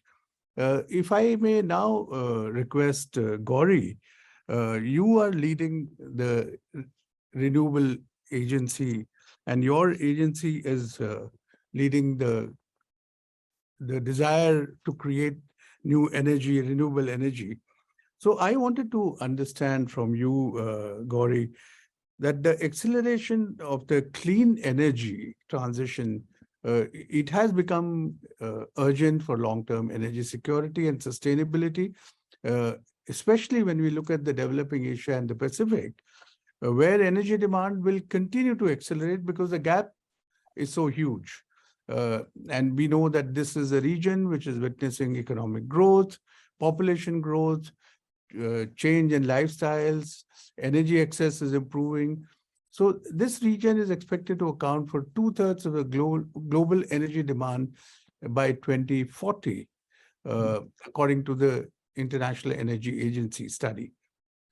Necessary conditions for a faster transition involve improved market structures, finance and investment, infrastructure, and associated supply chains. So what, according to you, are the risks and vulnerability of the current clean energy supply chain? And if I may add, what could be the barriers and challenges to build a resilient supply chain for clean energy transition? Gauri, over to you. Thank you. So thank you so much to ADB Institute for inviting me. I think this is a topic that we all know has come into a lot of relevance because of the recent years and the disruptions in supply chain that we've seen. Because for many years, in fact, for the whole of last decade, I think most of the countries and stakeholders were quite happy to see the rapidly declining cost, and were really not focusing on how the supply chains are really getting structured, or what's happening to the market share, where are the dominant players moving, and what's happening to that. But having said that, I think, as you've said very rightly, the ASEAN, the Indo-Pacific region is going to be a very important player in the way the world makes the shift to cleaner energies. And not without reason, because you're looking at, let me just take the example of ASEAN. You're really looking at the total final energy consumption over the next 3 decades trebling. You're looking at the demand for electricity going up 5 times. As we hopefully move into a more electrified world, this region is going to be looking at moving from electricity supplying about 20% of the energy need to about 45%. Now, this is a huge jump that's going to happen fairly quickly. And even if I look at the kind of investments that will be needed, because there's a huge opportunity also as this shift happens, we're really looking at in the short term, up to 2030, we're looking at something like $1 trillion getting invested in not just renewable energy deployment on the ground, but also in the grids and infrastructure, and enabling technologies like storage. So, there's clearly a huge market opportunity that's coming up. And also in terms of, investors who are looking at this as an opportunity to invest. But what is also very clear is that, I could give you numbers like ASEAN is looking at about 240 gigawatts of solar by 2030 if it has to move on track to the 1.5 degrees centigrade. But what's really more important is how this is also going to lead to a change in relationships. And the change in relationships, I think, is very important to note because it's relationships or the partnerships that will be carved out between governments, industries, and policymakers regionally. Because for the ASEAN, for example, the regional grid is going to be the critical enabler, and it's going to need to expand its capacity to 200 plus gigawatts. But also the relationships around critical minerals, around technologies, resources, and industrial goods.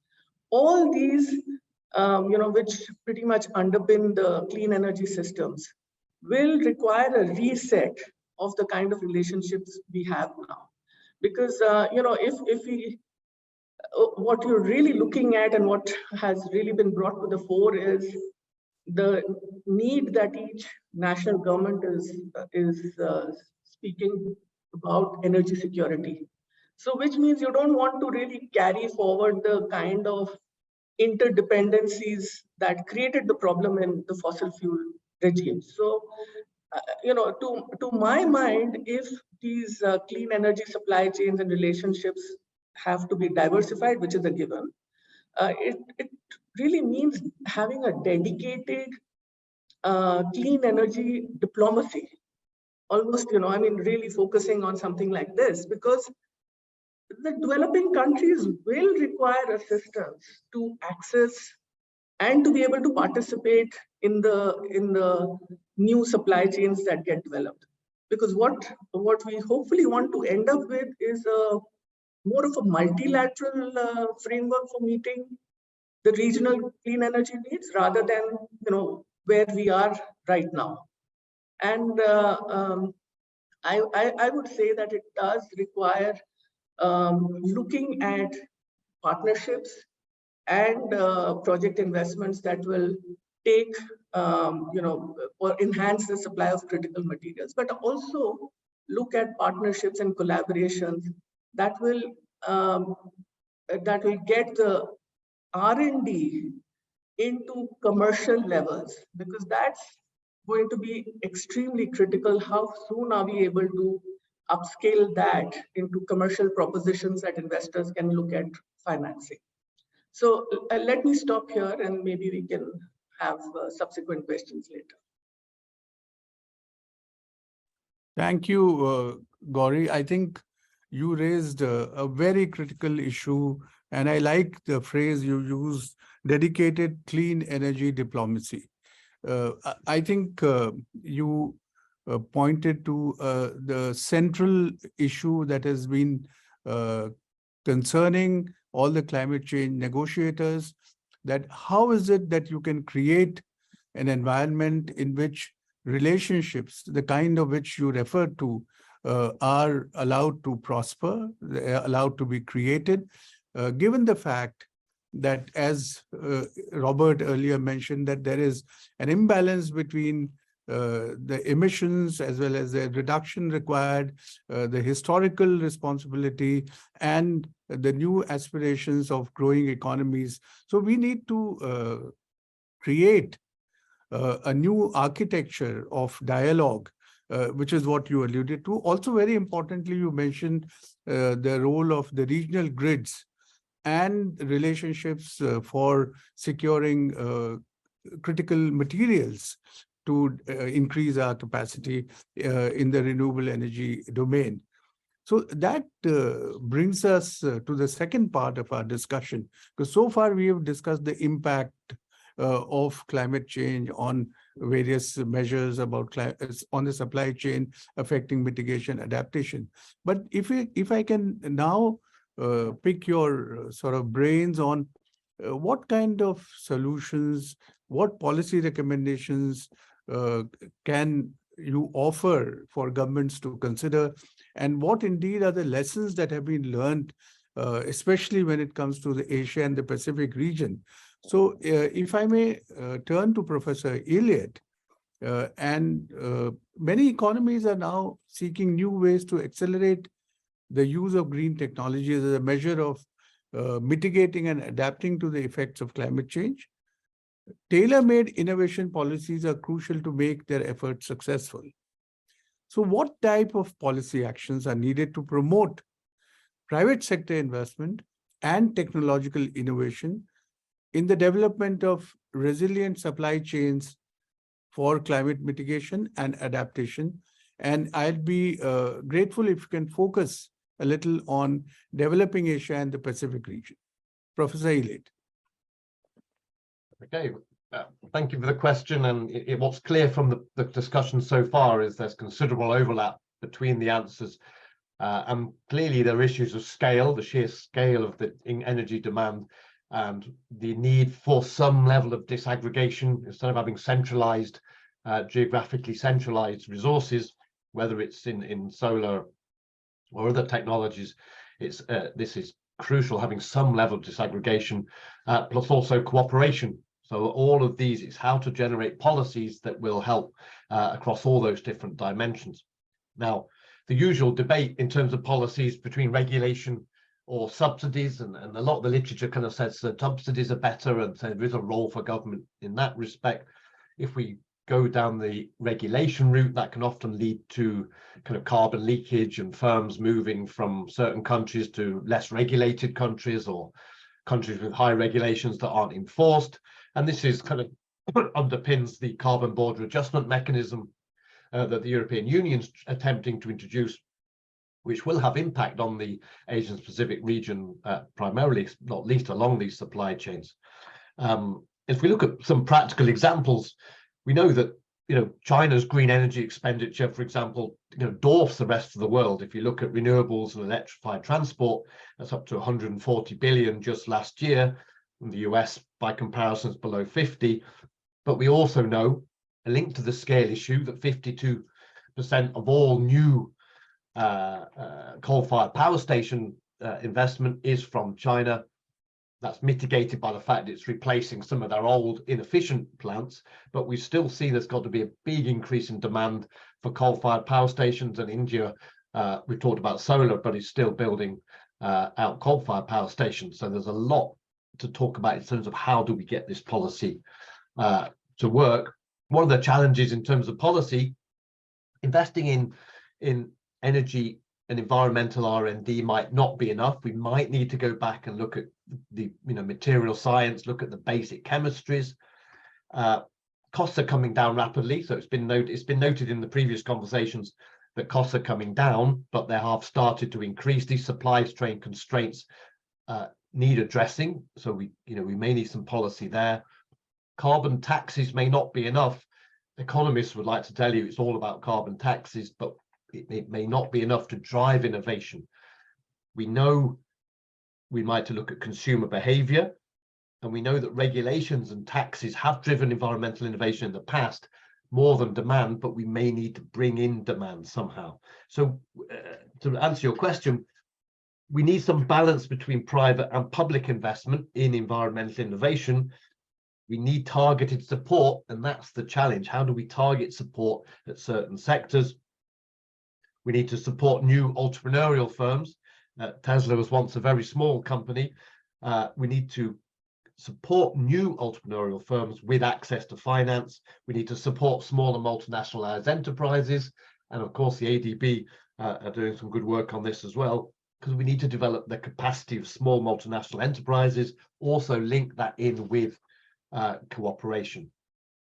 So more broadly, in some sense, we've got to encourage diffusion of technology, and that means we have to address intellectual property right issues in the Asian Pacific and across the world. We need to somehow encourage demand for green products and green consumption. We need to maybe look at consumer behavior in terms of labels and certification, and this needs to be global but also regional. And we need to remember regulations can work to incentivize environmental innovation, but they're often expensive, they're often inefficient, they may lead to kind of end-of-pipe technologies. and that money could be spent better elsewhere. The real world environmental innovation and the green transition is incredibly complex. Political considerations come throughout this process, as has been mentioned. Regulatory instruments are complex, innovation dynamics are complex, from the initial idea to the commercialization to the diffusion.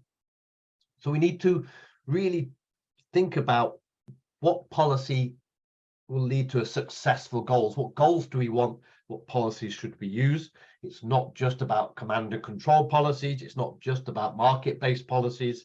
We need some sort of smart regulation, and that applies also to the Asian Pacific region.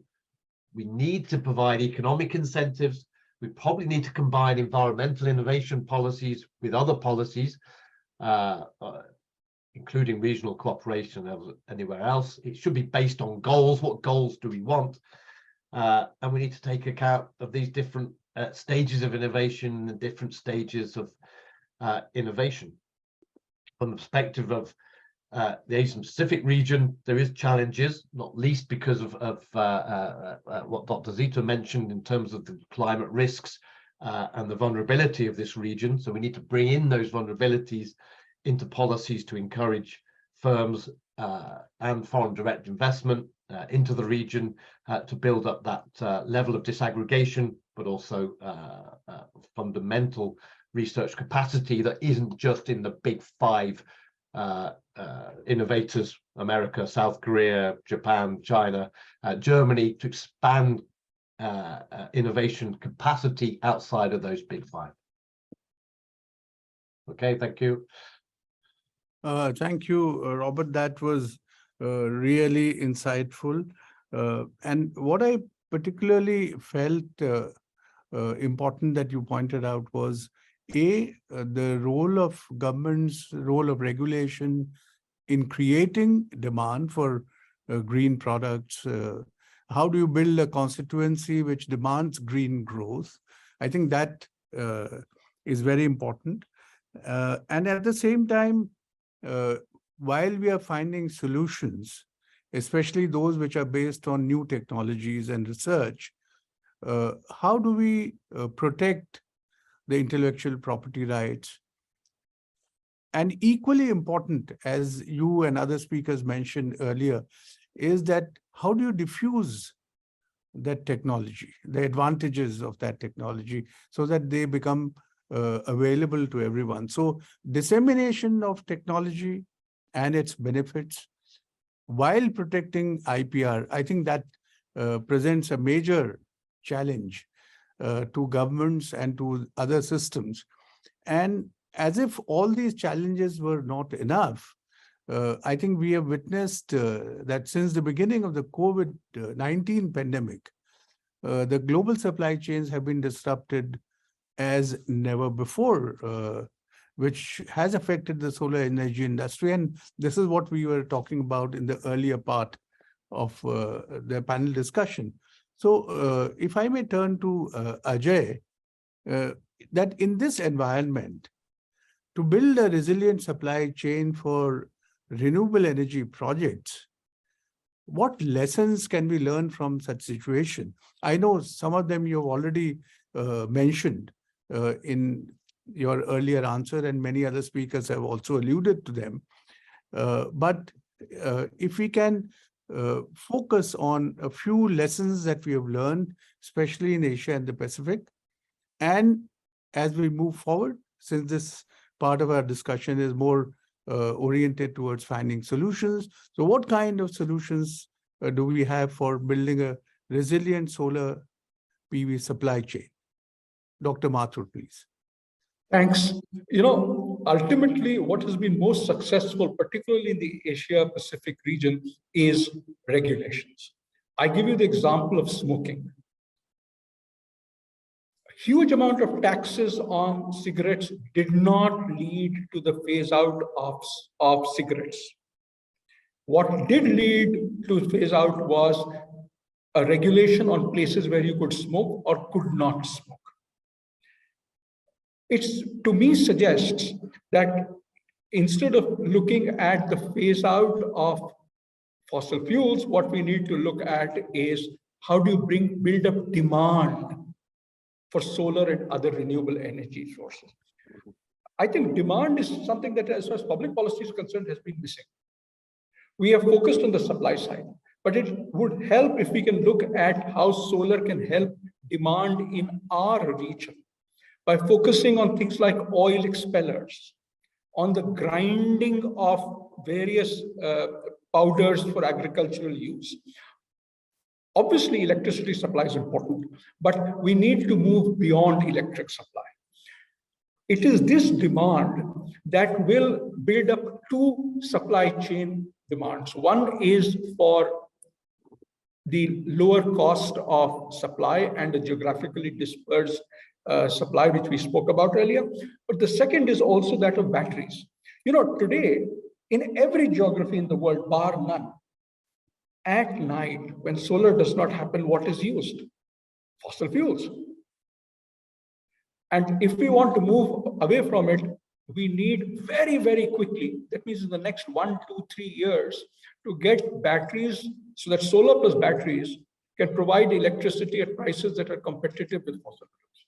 If that doesn't happen, we can wish as much as we want, but we want to wish the fossil fuels away. I would argue, therefore, that we need, in a sense, to create the kinds of demand for solar using instruments like the renewable portfolio obligations that so many countries in the region have used. I would argue that we need to equally support behavioral choices. You know, I can put any amount of solar, but I need to invest in energy efficiency before that, because otherwise I'll put a huge amount of solar, which would be expensive. But if I am doing energy efficiency and then putting solar, then the amount of solar that I put is also manageable. The third issue is capacity building. One of the key challenges that we have faced across the region is leaders ask us, okay, solar is great, but who will do it? We need country-specific places, locations, where, in a sense, trainers who have been trained can provide their expertise to others. In the local language, create the kinds of documentation or the outreach material that is used in local languages. And most importantly, at the end of the day, as solar panels come in, they need to be certified for quality. It will be great if these or other organizations can also do that. Else, what I fear will happen is poor quality solar panels will come in and they will turn everybody off the new technologies. So I believe that regulations are important. I believe that capacity building is important. And I believe that the certification and testing of solar cells are important. Thank you. Thank you, Ajay. As usual, I think you provided some really necessary kind of steps which are required. And I particularly found your example of the behavior and the smoking patterns undergoing a change, not because smoking becomes expensive, but because government creates regulations by which the opportunities and the places where you smoke, that gets restricted, and automatically that affects your behavior. So I don't know whether it has affected, to what extent it has affected the tobacco industry, but certainly it has affected the environment in which people move around, and they find that now a lot less people are smoking in public. So I think that's an excellent example. And at the same time, you mentioned about the need for creating new capacities, the need for maintaining standards at the same time. I think that is very important, that in our zeal to create more capacities, we don't forego the need for maintaining high standards which meet the requirements. And finally, I think the issue that you mentioned about batteries playing a part in terms of reliability of electricity supply. You cited the example that in the night when you need electricity, everybody switches to fossil fuel-based electricity. And if I am permitted, I wanted to recall an example of what I witnessed in India about 20 years back on one of the beaches in Chennai, the Elliott Beach. And that is a beach on which hundreds of hawkers would use kerosene lamps in the evening to sell whatever products they wanted to sell. Either they would use Petromax or Hurricane lamps. And then through the efforts of an NGO, solar lamps were provided. And what they didn't give them solar lamps free of cost. They said, how much money do you spend on kerosene every day? So they said 2 rupees. So they said, okay, we'll take 2 rupees rent from you. We'll give you the solar lamp in the evening around 4 o'clock or 5 o'clock. Take it back at 11 o'clock when you wind up. And in the day, we'll charge it for you and give it back to you. And when I went there, thousands of solar lamps were being used at the Elliott Beach. And so that led to a kind of behavioral change, and the demand for solar lamps went up amid this category of people who were otherwise not very aware of solar energy. So coming back to the adaptation aspect, which Dr. Sebeswari so eloquently mentioned, if I can turn to you, Zeta, what would your policy recommendations be for developing Asia and the Pacific to build a resilient supply chain for climate change adaptation? Over to you, Zeta. Thank you very much. First of all, I would like to say that the examples you mentioned with the beach or also smoking are really important to be told. I think there's a lot of disbelief that we can actually spark this positive change for good, so to say. I think it's important that we are telling these stories. And the smoking is one of the stories I am also telling more often, because I think that this shows to everyone that actually we can change, we can move.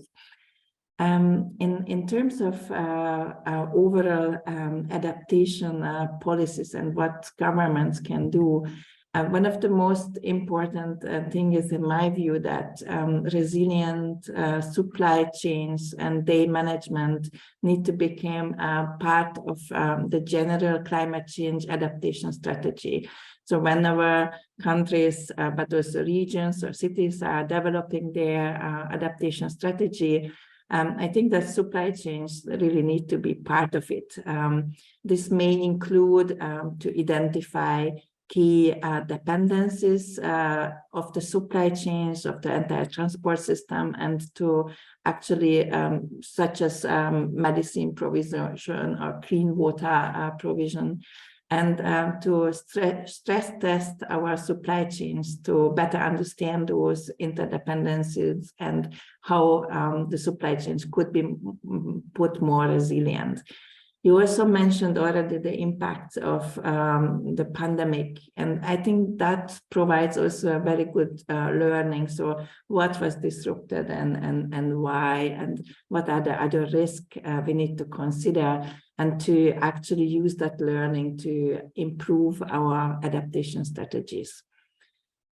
This also may include procurement regulations, which incorporates considerations of resilient supply chains. So there are a lot of regulatory aspects where we can actually include this adaptation consideration. We could also think of developing early warning systems for global climate shocks for supply chains. And many of these could be supported by governmental action and could be part of the overall adaptation strategy. For me, it's important to close, and this again brings me back to my last statement, that whenever we are designing adaptation strategies locally, we need to look at the global picture. The Paris Agreement does have also a goal on adaptation. It's a so-called global goal on adaptation. And Actually, member states are currently negotiating what this global goal could be and what could be potential indicators to monitor global level adaptation. And to me, one part of the story are actually supply chain. So how do we actually propagate our risks to other parts of the world, but also how potential adaptation gains can be then also shared globally, among others, we are supply chains. And I think it would be important to watch this space and to consider these global interdependencies in these global policies, such as the Paris Agreement and the currently developing global goal on adaptation. Thank you very much. Thank you, Zita. Once again, we come back to this entire question debate of interdependencies versus over concentration of capacities, and whether as we go forward, whether it is the interdependencies which will be critical, or it will be the collaborative effort which, while increasing your dependence, creates an environment in which there is a harmonious growth without too many factors disrupting that collaboration. So I think the point that Gauri, you had made earlier, and if I can come to you, that in this environment, a stronger international collaboration is needed to accelerate low carbon energy transition, which is what all the panelists have recognized. So you mentioned some of the ways in which nations can collaborate with each other, private sector can collaborate with each other, academic institutions can collaborate with each other. So what do you think would be the policy recommendations for strengthening the international collaboration to build this resilient supply for low carbon energy transition? And again, as you have done in the past, if you can focus a little on Asia and the Pacific. Gauri, please. Thank you for that question, because I think while we all recognize the importance of collaboration and it has to really underpin any efforts to diversify the supply chain. But, apart from a very strong political intent, which needs to be on a, it has to be literally on a iterative basis. What becomes really important is the way there is a partnership between the innovation space with the manufacturing. And let me actually give you an example, a very interesting example. I met the inventor of the PERC, which is the passivated emitter rear cell, Dr. Martin Green, who discovered this technology in I think 1980s in his University of New South Wales in Australia. Now, you also spoke about the time it takes for the diffusion. So I just want to stress on that, because he had a few research scholars who were working with him, who then he encouraged to go back to, and mostly from China, go back and start working on building a larger supply chain, which went from megawatts, as we know today, to gigawatts now. So it's a whole process that needs to be thought of. And apart from the way the technology diffusion rates will work, the other important thing is also thinking out of the box as far as collaboration is concerned. And let me just dwell a little bit more on this example. While all the manufacturers at that time, when the PERC came about, well, all of them were looking at the front part of the solar panel. What this technology did was to add a cell at the bottom of the panel as well. So it's really thinking out of the box. So even on the collaboration side, we really need to think completely out of the box to look at how something which might seem very idealistic as we are speaking of a multilateral kind of a framework where the dependencies are collaborative and they don't become a way of holding it against the countries that are participating in it. I think that's clearly a new framework. So it's not an incremental shift at the periphery of how collaborations are done, but really to think completely afresh, because as I had mentioned before, the numbers and the challenge that we have in terms of the volume of supply that we will need of the critical materials, of even the finished industrial goods, and also getting the deployment down to the ground. These are huge numbers. I do want to also stress a little bit on the importance of creating new regional and clean energy workforce partnerships. Now, what that means is to identify the skill priorities. It's also about planning for what kind of workforce is needed. How do we train and build on the capabilities of this workforce? And most importantly, I think we all need to think about how the skill mobility is actually possible, because I've heard many CEOs and all saying that the most critical element moving ahead is going to be the talent and the skilled personnel in terms of the kind that we need. And for doing all of this, a very strong policy framework is needed, which brings all these elements and makes them more real for for taking that kind of a approach for supply chain diversification. Thank you, Gauri.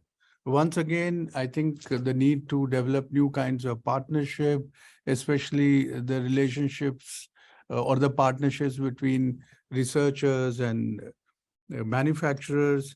And most importantly, I think in the last thing that you mentioned was about the clean energy workforce partnership and how do you take care of skill mobility. All very vital issues that need to be addressed as we keep sort of developing new policies. I'm sure there are many, many more questions that I could ask the distinguished panelists to address, but I find that we have already, we are just left with about 15 minutes, and I would like to see questions from the audience as I had promised in the beginning. So please feel free, quickly type in your questions on the Q&A box. I already have some questions, so I'll take the liberty of picking one of them first. This is a question, and by the way, we have some results of the poll which was done. Which of the following ADB initiatives had you heard of before this event? So 29% people spoke of the energy transition mechanism, 46% ASEAN Green Recovery Platform, 29% Community Resilience Partnership Platform, 21% had heard of the Climate Action Catalyst Fund, 21% spoke of the Creating Investable Cities Initiative, and 38% had heard of the Innovative Finance Facility for Climate in Asia and the Pacific, and 17% Building Resilience with Active Counter-Cyclical Expenditure Program. So those were the quick results of the poll that we had done. So coming to the question, and this question is addressed to Dr. Mathur from one of our audience. It says, I have read and seen a lot about India's efforts and success in the arena of solar energy, which is quite phenomenal. I was wondering if you could tell us what lessons and learnings are there for other countries to follow this path towards green energy, especially solar energy. So Ajay, would you like to take that question, please? Sure. Very briefly, I think there are three key messages that can be put forward. The first is the creation of demand on a regular basis and doing it in a transparent manner. The auctions followed by the reverse auctions helped bring down price, and people knowing that there would be another one coming up after that, another one after that, built up the capacity in the supply industry to deliver on it. The second was risk reduction. This is important because what it did was it made the projects to be as investor friendly as possible. So for example, identifying the land beforehand, building the infrastructure for evacuation of electricity from there, partial power purchase agreements done beforehand. All of these meant that when the private sector came in and bid, they were sure of a number of infrastructural requirements which were already there. So progressively enhancing the infrastructure and reducing the risk is the second one. The third has been the creation of a financial ecosystem. So now, for example, almost 100% of the debt that is used is arranged locally. So, for example, there is an Asian Development Bank line of credit, which is available through local banks, and companies can access it. Similarly, the foreign investors largely bring in equity, and the risk reduction on the project preparation side has helped reduce the risk for that, so that equity comes in. But the kinds of infrastructure that is needed for the equity to come in and the repayments to go out helped this occur. Now, all of this also occurs on the basis of a larger platform of capabilities and capacities. But I would suggest that no matter what size you go in for, the issuance of policies and rules, the predictability of transparent procurement, and risk reduction are the three kinds of ecosystem requirements that helped the Indian solar infrastructure grow very fast. Thank you, Ajay, for that answer. There is another question that is not addressed to anyone in particular, but I would urge all the panelists to respond to this.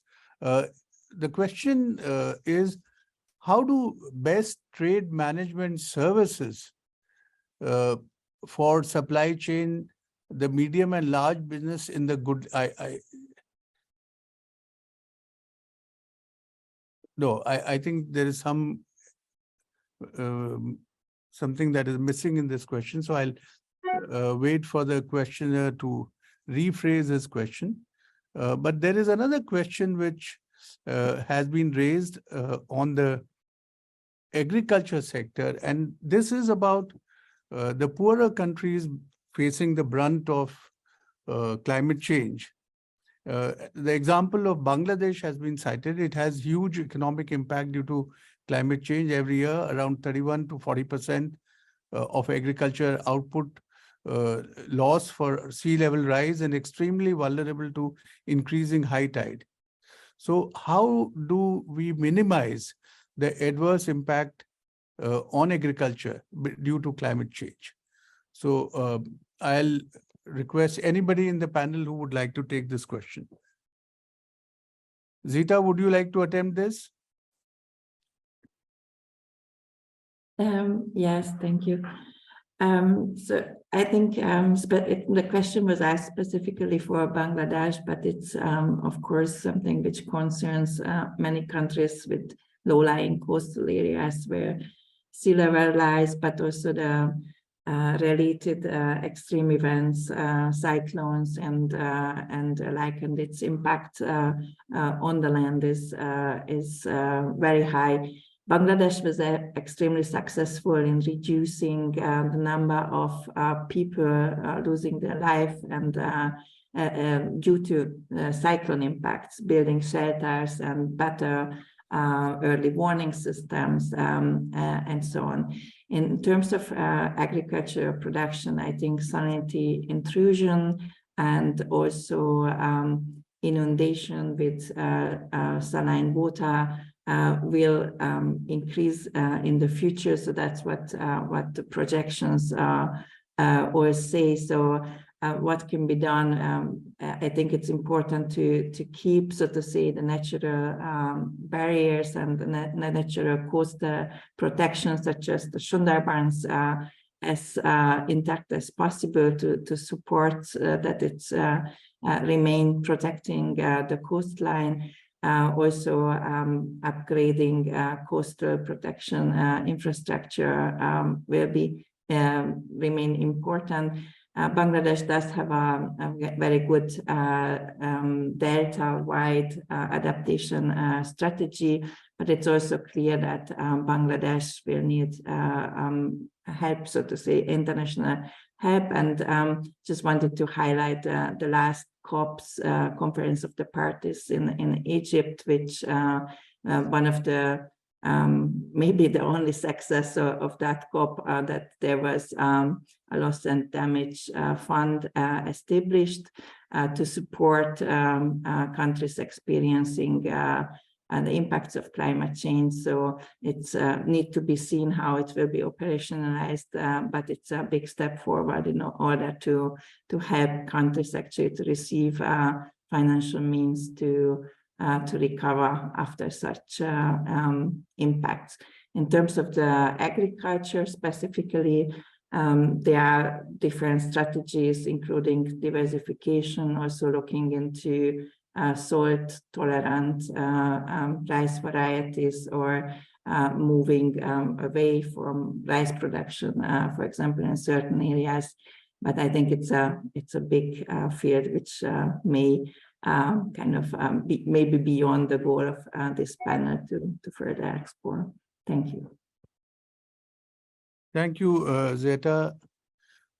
I have one other question that has been received, and that is again to do with adaptation. So maybe Zeta, you can take it up, and then other panelists could also respond. And that has to do with promoting private sector investment in adaptation activities, because somehow the notion is that, or the expectation is that it's only the government's responsibility to spend money for adaptation. But equally, we all recognize that government public resources are limited, whereas the need for adaptation financing is huge. So what is it that governments can do, or what is it that private sector can look at for investing in adaptation activities? So maybe Zita, you can take, and I'll request all the panelists to respond to this, please. Thank you very much. Maybe I would connect to something Dr. Mathur said earlier, that we need not only for clean energy, but also for the adaptation, the right framework, and that right policy framework to also inform and guide investment decisions of private businesses. But it's clearly, so to say, everyone's responsibility to make this work. And especially if it comes to supply chain, I think also private companies maybe see earlier and more clear the needs, where are and the needs to invest into adaptation. I often hear that adaptation projects are not bankable and more difficult to raise money for them. And I think that's maybe also something where we need to focus and make sure that the incentives and the frameworks are set in a right way, because I think it's clear to everyone that climate change impacts are happening, and adaptation is key, among others, to build resilient supply chains. But I would hand over to other panelists to comment. Thank you. Robert, would you like to quickly respond to this one?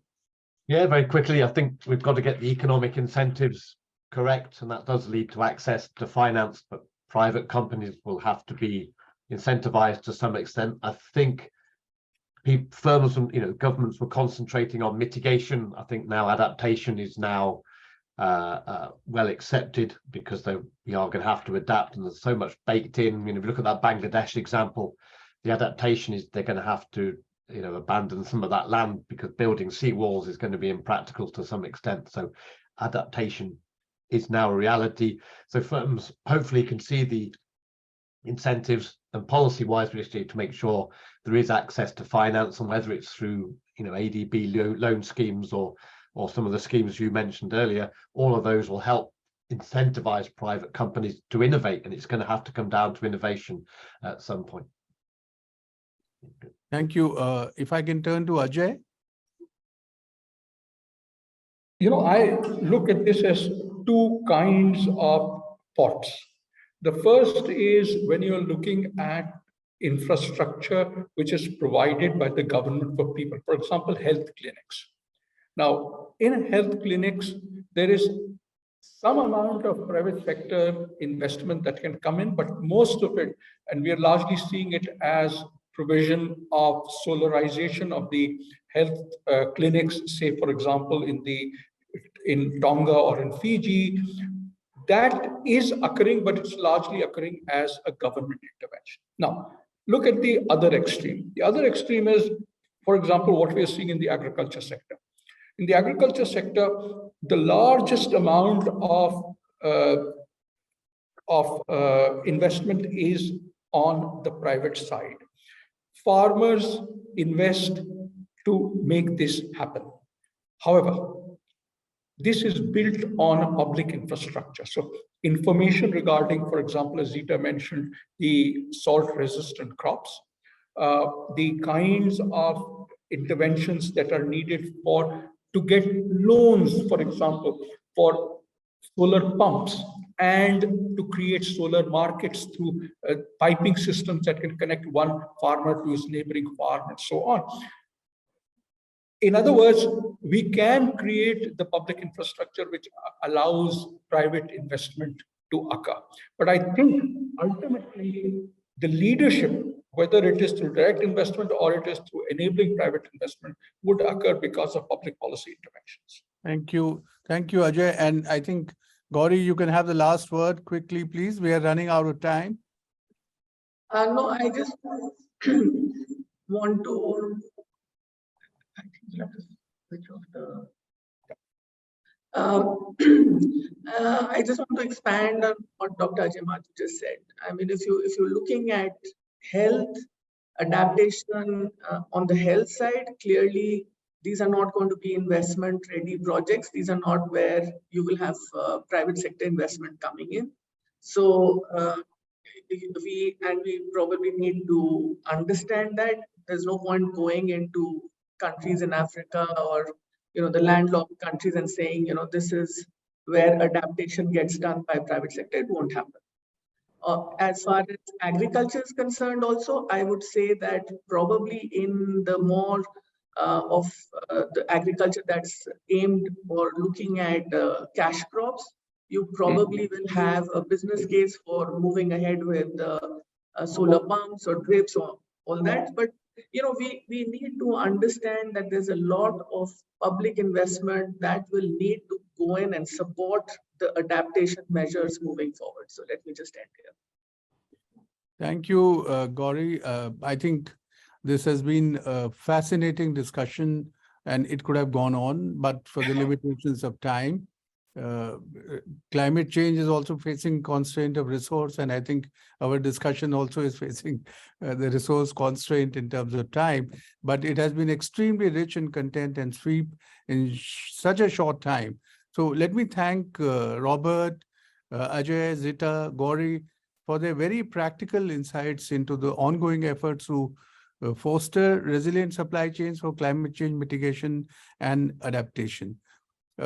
I think I would not attempt to summarize what you all have said, but I think the key takeaways I find are that the need for collaboration for research and development, the need for reducing dependence, at the same time working in a fashion where interdependencies are constructive and they contribute to each country achieving their ambition.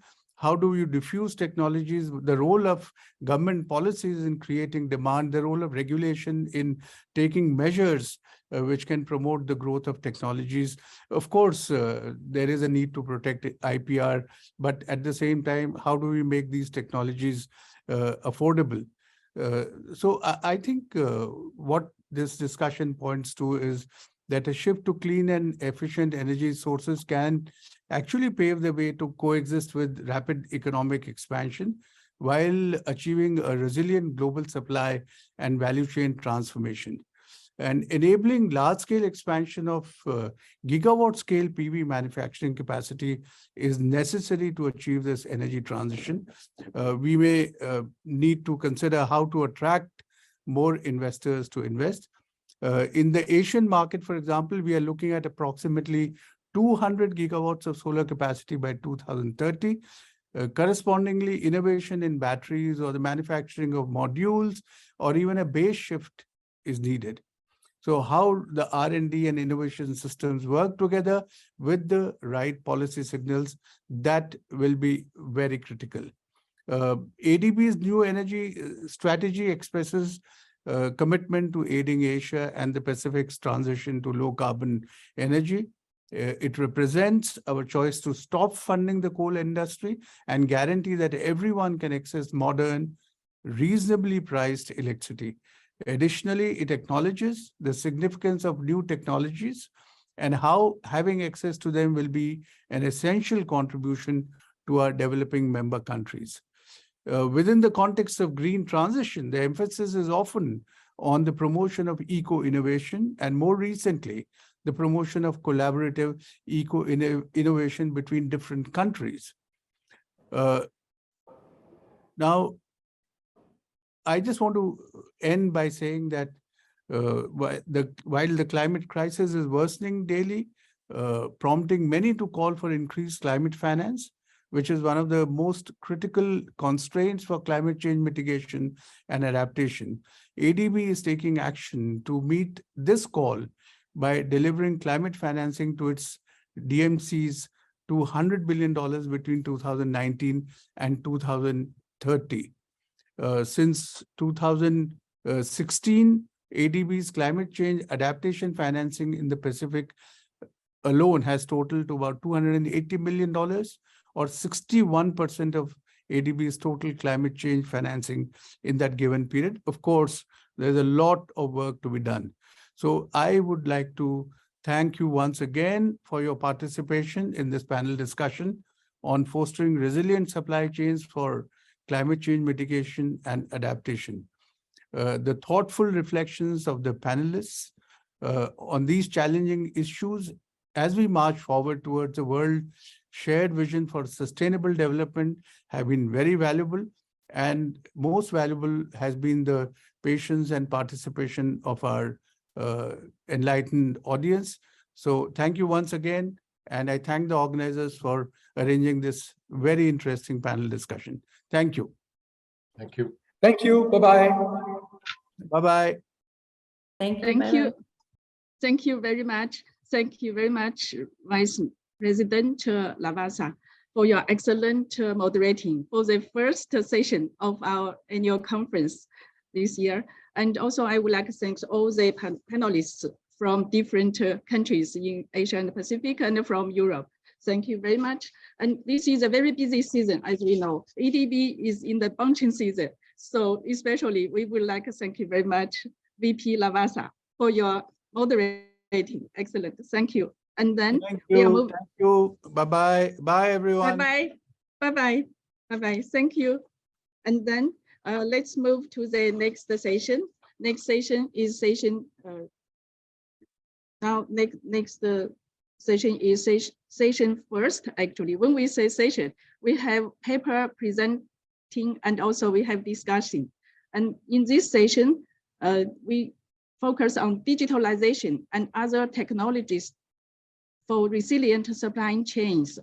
And we are very pleased to invite Chair Liaziza Sabalova, Director of Regional Cooperation and Cooperations Coordination Division, Central and West Asia Department, Asia Development Bank, to be the chair. And I would like to have a brief introduction of Director Sabalova. Director Sabalova is the Director of the Regional Cooperation and Operations Coordination Division in Central and Western Region Department of ADB. After obtaining the position, after obtaining her PhD degree in economics from India University, United States, she joined ADB in 2000. She worked on infrastructure projects in People's Republic of China, Central Asia, and South Caucasus countries, and she was posted as ADB resident mission in the Kyrgyz Republic from 2006 to 2008, and in the following 3 years, she was on a special leave for ADB, during which she was a deputy director of an independent private economic think tank in Kazakhstan, and the RAKURS Center for Economic Analysis. And more recently, she led the work on ADB country partnership strategies for several Central Asia and South Caucasus countries, and also steered the work of the Carrick Institute. And she was involved in the Department of Analytical Work and Knowledge Management. Now, the floor is yours. Please join me in invite Ms. Sabalova, to be the moderator. Thank you. Thank you. Yes. Thank you so much, Yishin. It's very nice to be here. So, dear panelists, very distinguished panel that we have, welcome to this session. And also many thanks to ADBI for organizing, first of all, this conference, for inviting myself. Many thanks to Dean Sanobe. I think the topic of this conference is so hot these days, right? Supply chains, and of course we had COVID, we have geopolitical, geoeconomics disruptions, and we've seen that at least in our region where I work in Central and Western Asia, private sector but also governments, they're very agile. They really try to accommodate all these changes, and we've seen it this year after the start of the Russian invasion of Ukraine and all the disruptions that brought to private sector companies, that they started to really react very, very quickly. So we will hear today, of course, and the focus of this session is more on the digital solutions for supply chains disruptions. I think it's a very interesting session, and I'm really very privileged to be here and to moderate this session. But before I do that, if I can just have a few household kind of logistics type of setting things and remind all participants, we have around 100 participants in this session, to please be very active. I think this session is not just for panelists to present their work, but really to share their experience and their knowledge that they have in their head. So it's a very good chance for you, the audience, to raise your questions, to interact, not interrupt. And please post your questions in the chat box or in Q&A box. I will be monitoring that. I'll be looking for good questions. And then we will hopefully have some opportunity to really have a discussion. The panel is really fantastic. I will present each one of the panelists, the authors. So behind that, there is a lot of experience, a lot of knowledge. So please do utilize this opportunity. And as a moderator, I also was reminded to remind you, dear panelists, to be really strict on time in order to have a opportunity to discuss fully all three fantastic papers. I'd like you to present for no more than 25 minutes, And then we also have, of course, very good discussants, and discussants are required or requested rather to discuss the presented paper in 10 minutes so that we will have opportunity for Q&A. And before that, Yushin, can we ask our audience maybe to participate in this very quick survey? And the question that we prepared for you, let's do a first question first, right? What are the most likely, what do you most likely think of when you hear the term digital transformation? So you can choose one or two, and there are a lot of choices here. Internet of Things, mobile technology, AI, going paperless, electronic payments, electronic government, and others, and don't know. So please choose, and we will be very happy to present you the views of the audience. And let's do that. I will also do that myself. And I think it will be very interesting to see what the audience in this session think about digital transformation. When it comes to that term, what do people think? Oh, I think you only can submit if you fulfill the two questions, probably. So let me voice the second question. What are the biggest challenges to digital transformation in your country? And again, you can choose two answers, and let's do that and submit. So we'll see the results a little bit later. In the meantime, I think we can start with our session, and I will present first our speakers. Not all of them. There's the first speaker, and then we'll go in that order. You, all of you in the panel, but also among participants, have a full bios, so I will not read everything there. You are very welcome to look at the presenters, and obviously, if you find something interesting and you would like to keep up with the authors, I think the authors would not mind. In fact, probably they would welcome some offline private communication. But I'll start with presenting the very first speaker and the very first paper, which is entitled Building Supply Chain Resilience with Digitalization. And the speaker is Dr. Kim Hwan Tan. He is a professor of operations and innovation management in the UK Nottingham University Business School. He is also Associate Dean of Research and Knowledge Exchange. Professor Tan is also a Senior Fellow of UK Higher Education Academy and a Fellow of the Japan Society for the Promotion of Science.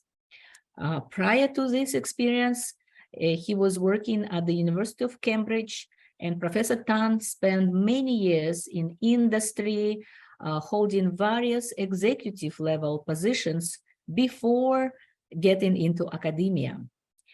Professor Tan also consulted many Fortune 500 companies and was also appointed as a Futures Fellow at the Volkswagen Foundation.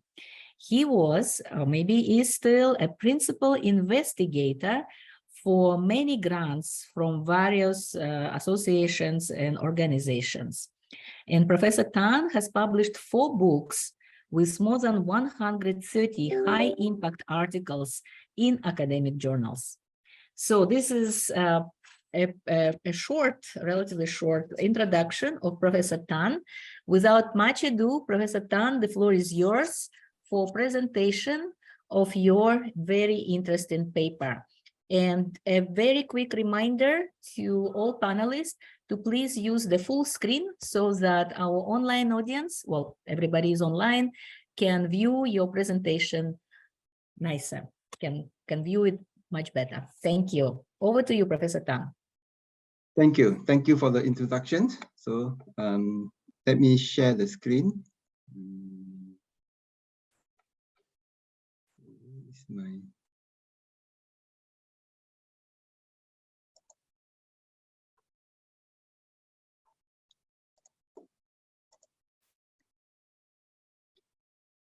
Can you see clearly now, the full screen?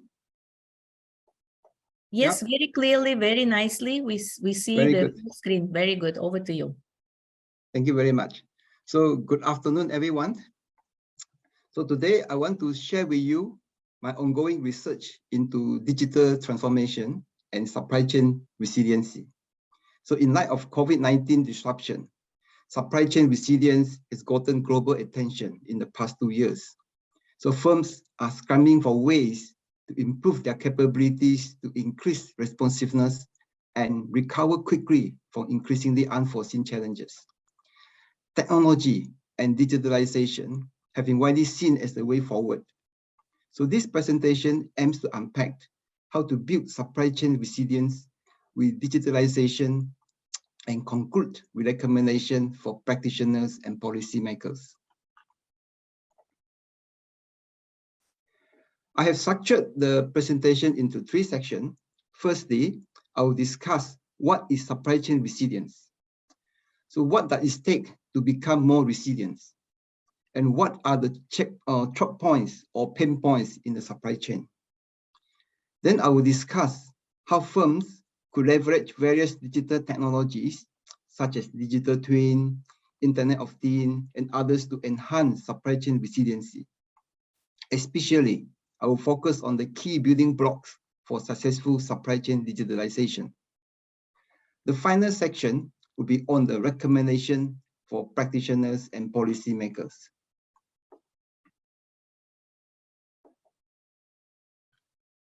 So, what is supply chain resiliency? There are various definitions in the literature. More or less, supply chain resilience refers to the capability to anticipate, adapt and respond to, and recover quickly from disruptions. So what are disruptions then? Disruptions are disturbances and obstacles that interrupt normal operations, activity, and processes. Example, COVID-19 pandemic is a series of disruptions that propagate and cause damages. It is worth to point out that disruptions can have negative impact and can have positive effects. I use this diagram to capture the various perspectives of supply chain resilience. Existing studies argue that supply chain resilience cover the moments of pre-disruption, during disruptions, and post-disruption. The 3 most widely acknowledged supply chain resilience dimensions are readiness, responsiveness, and recovery. They are also widely acknowledged as the 3 R's of supply chain resilience, as you can see in the diagram here. Where's the mouse? Yeah. So readiness dimension means proactive preparation in anticipation of possible disruption. For example, make alternative supplier arrangements, test possible disruption scenarios in order to mitigate labor, manufacturing, and delivery disruptions.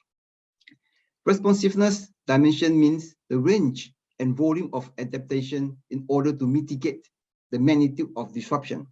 Examples include intervention on scheduling to ramp up or down production during or immediately after disruptions. The focus will be to ensure the continuity of supply chain operation. Recovery dimension refer to how firms could rapidly recover from disruption and achieve new growth. Examples include how firms coordinate supply chain operation and restore to pre-disruption performance level. However, regaining pre-disruption performance may no longer be enough given the current competitive business climate. Incremental adjustment to existing supply chain operation may not deliver revitalization that are fit to cope with any future unforeseen disruptions, nor achieve the advantage needed to compete effectively in the new normal. As I mentioned earlier, disruptions can have negative impact and can have positive effects. So supply chain resilience should not only provide consistency to short-term recovery, but should also identify new opportunities to repurpose supply chain configuration to capture new opportunities. So the event implies a significant stretch for a firm's current capabilities and resources. Building on the disruption lessons, firms should learn how to be more creative, to make use of existing resources to build new post-disruption advantages.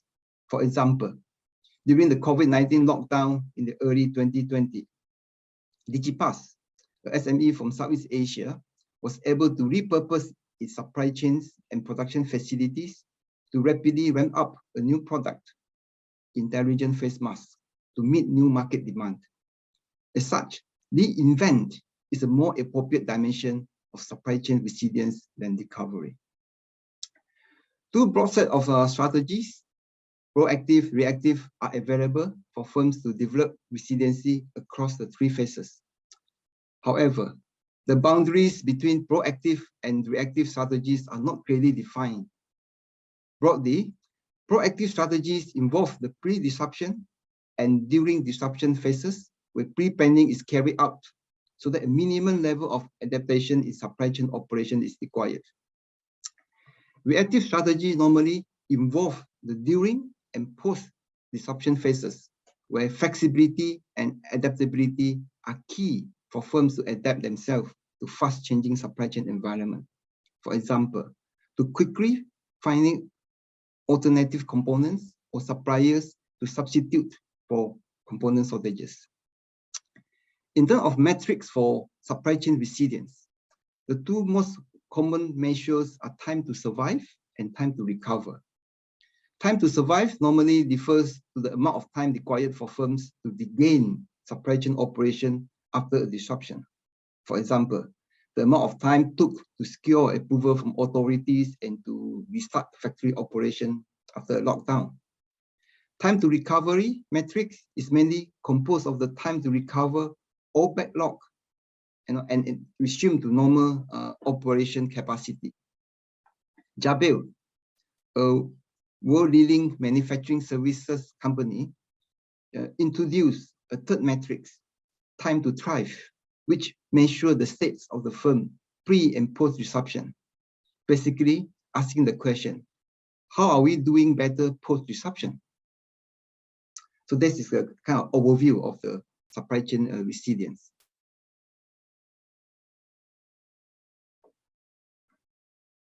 So how can we achieve supply chain resilience, or where should you begin?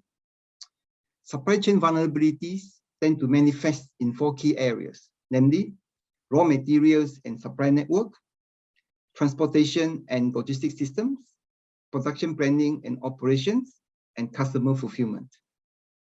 So at times of unforeseen events, the weakest link in the supply chain will be most vulnerable and at risk of sending ripples along the whole supply chains. So the term choke point or pain point in general refer to a process point in an operation where failure can jeopardize the entire supply chain operations. In the art of war, one of the famous Sun Tzu quotes is, if you know the enemy and know yourself, you can fight a thousand or 100 battles without disaster. Hence, understanding a firm's existing supply chain choke points and vulnerabilities are the key steps in the supply chain resiliency journey.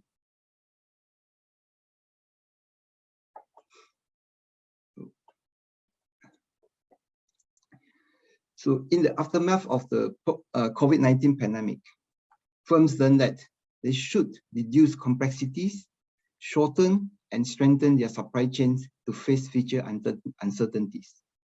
Increased end-to-end visibility of the supply chains is vital for firms to pick up early signals of uncertainties, allowing themselves sufficient time to adapt operation and resources to withstand disruptions.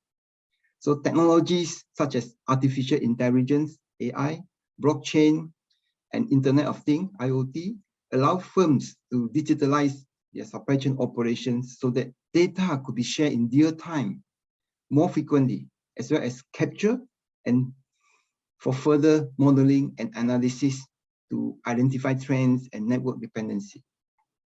With better visibility, firms have a complete real-time of the supply chain inventory status and are capable of taking proactive risk mitigation measures as needed. For example, firm can adjust inventory decisions in anticipation of potential disruptions or change in market needs. Moreover, firms could use advanced algorithms and simulation to develop a digital twin, a kind of a digital replica of the physical supply chains. So test scenarios, model different flows, identify the choke points, and identify optimal workers, machinery interactions, and understand how disruptions could ripple through the supply chains.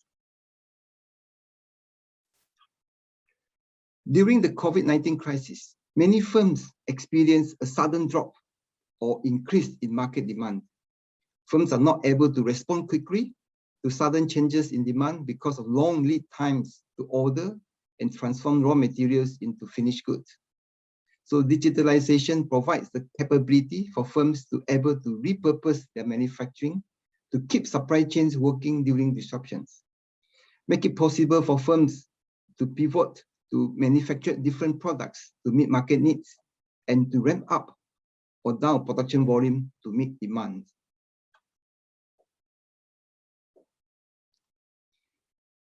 So, and also along the pandemic, supply chain operation all over the world were disrupted due to a lack of workforce availability.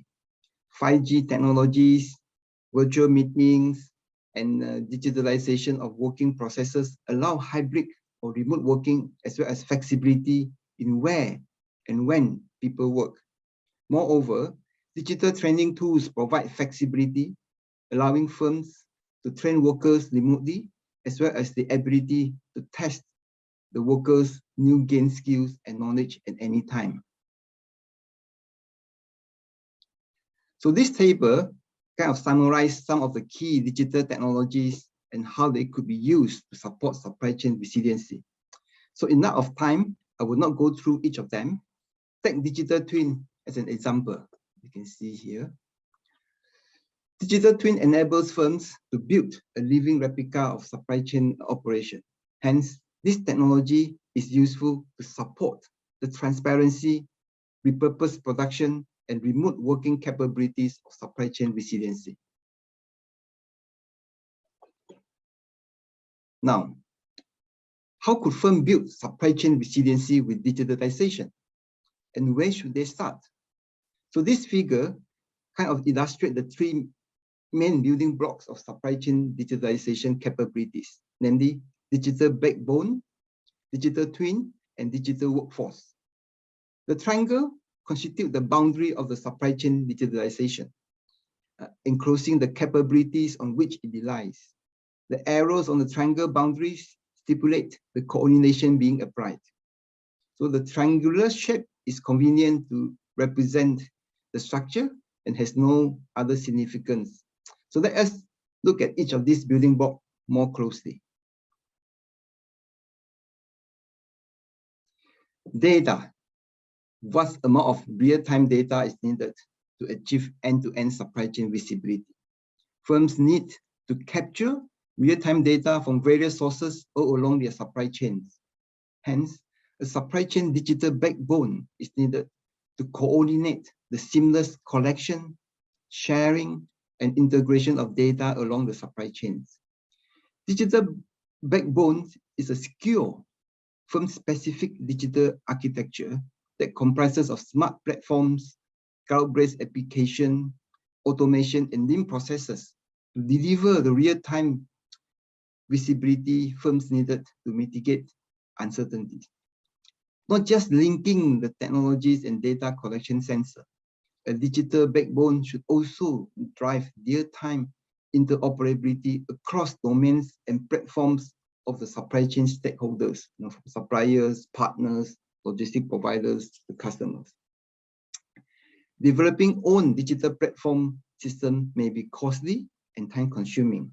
Hence, firms could leverage and take advantage of existing innovative platform as a service and software as a service solution available in the market.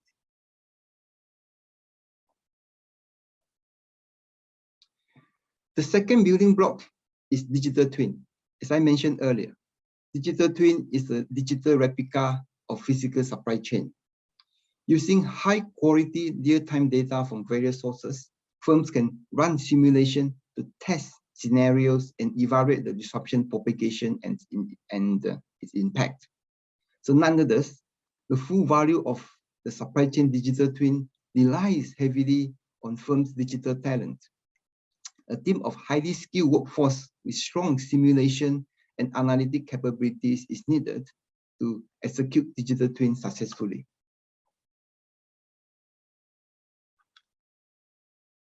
Cloud platforms and collection of software as a service-based team productivity application are the backbone and foundation for supply chain digital transformation.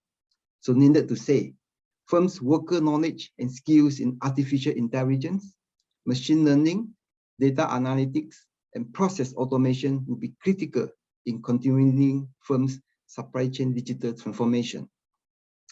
As the digital technology landscape are rapid changing, firms need to constantly develop the skill strategy to have the right capability, size, and shape of the worker digital dexterity. There is no one-size-fits-all approach to upskill worker digital dexterity. Firms can grow talent internally or rely on external talent to fill immediate digital capability gaps. To be sustainable, they need to establish a roadmap on how best to upskill existing workforce. So, recent COVID-19 pandemic disruptions, US-China trade war, and the war in Ukraine all clearly shown to the world that lean and other operations are not enough to help firms to withstand uncertainties. A resilient supply chain demands short and quick time to respond, time to recover, and time to thrive in all three stages of the disruption. Firms need to be able to digitally model the propagation of uncertainty up and down the supply chains, and to use the outputs of the model to support strategic decision-making. So this study sort of point out the digitalization offer accuracy and transparency to enhance the overall resilience across all members of the supply networks, from raw material supplier to customer. So the following recommendations are provided. Firms need a digital architecture that serves as the backbone of connecting their core assets that enable a connected way of working. Yeah. The three building blocks of supply chain digitalization are digital backbone, digital twin, and digital workforce. So each of the building blocks can trigger a paradigm shift for supply chains. So to best exploit the potential of integrated digital technology, a fundamental change to the supply chain configuration and order penetration or decoupling point may be needed. Okay. Last slide on the policy recommendation. As you know, Asia-Pacific professionals and policymakers should aware that greater digitalization in the supply chain is not free of risk. Data loss, information, security, and hacking are all potential threats. Firms' approaches to digital transformation is critical to success. Change should be viewed as an opportunity rather than a threat, and businesses must be prepared to fail as they learn. Managers should also bear in mind that each of these technologies are useful for something, but they are not useful for everything. Managers tend to think what they need. They are not thinking what the technology will provide or not provide, or do they have the right shape and size of digital talent to support the technology utilization. So it is only when the right solutions are applied to define problems can supply chain technologies achieve any of the many purposes. So a supply chain digitalization journey should be a step process rather than a simultaneous whole-scale overhaul. Adoption of new technologies such as blockchain, artificial intelligence, and the Internet of Things should be incremental. Managers must recognize that any solution is simply a tool that must be applied and used correctly by the well-trained workers. So my recommendation are, digital talent is key. There should be policies to support firms to grow talent internally or via external pipeline using the apprenticeships or graduate schemes. Support should be available to support firms to leverage and take advantage of existing innovative platform as a service and software as a service solution available in the market. Ensure that the both-owned system have high connectivity with existing systems, and both internal and external users have instant access to this data and insight securely and privately.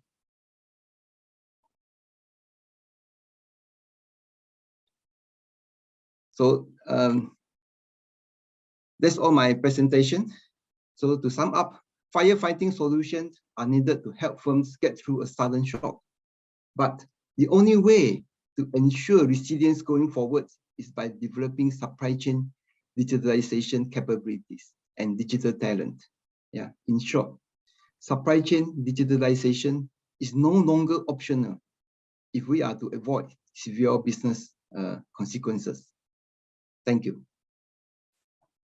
Thank you so much, Professor Tan. I think very interesting paper and very interesting presentation. I really appreciate that you put things in the context. You basically provided like a framework for thinking about these issues, especially for those people who are not very deeply into supply chains research. So I really appreciate it. And I also noticed quite a lot of linkages to the earlier session, the opening session today by Professor Richard Baldwin, who was talking about also resilience and robustness. And I think I can also draw from your presentation on the kind of dichotomy of shocks, the demand side, the supply side, and transportation shock. So I think very, very nice, very interesting linkages between your presentation and your paper and the earlier session also. So let me now go to Professor Clara Brandi. I will introduce her in a minute.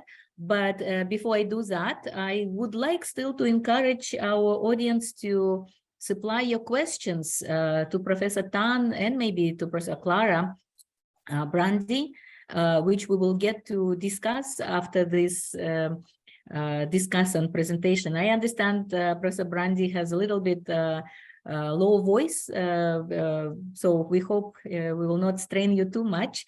But let me first introduce very shortly Professor Brandi. She is the head of the research program, Transformation of Economic and Social Systems at the German Institute for Development and Sustainability. And she's also Professor of International Economics, Development Economics at the University of Bonn. So Professor Clara Brandi has degrees in political science and politics, and also a degree in economics.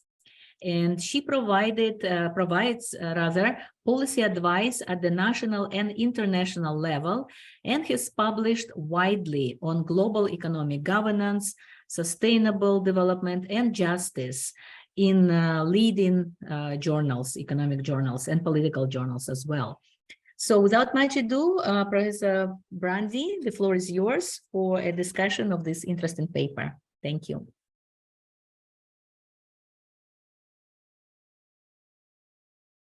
Yes, we can see your presentation on a screen, but you are muted. So perhaps unmute yourself. Thank you very much for this kind introduction.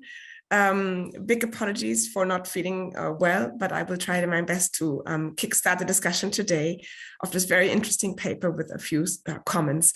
I will be sharing my own slides though, if possible. Yeah. Okay. Yeah, that's great. Okay.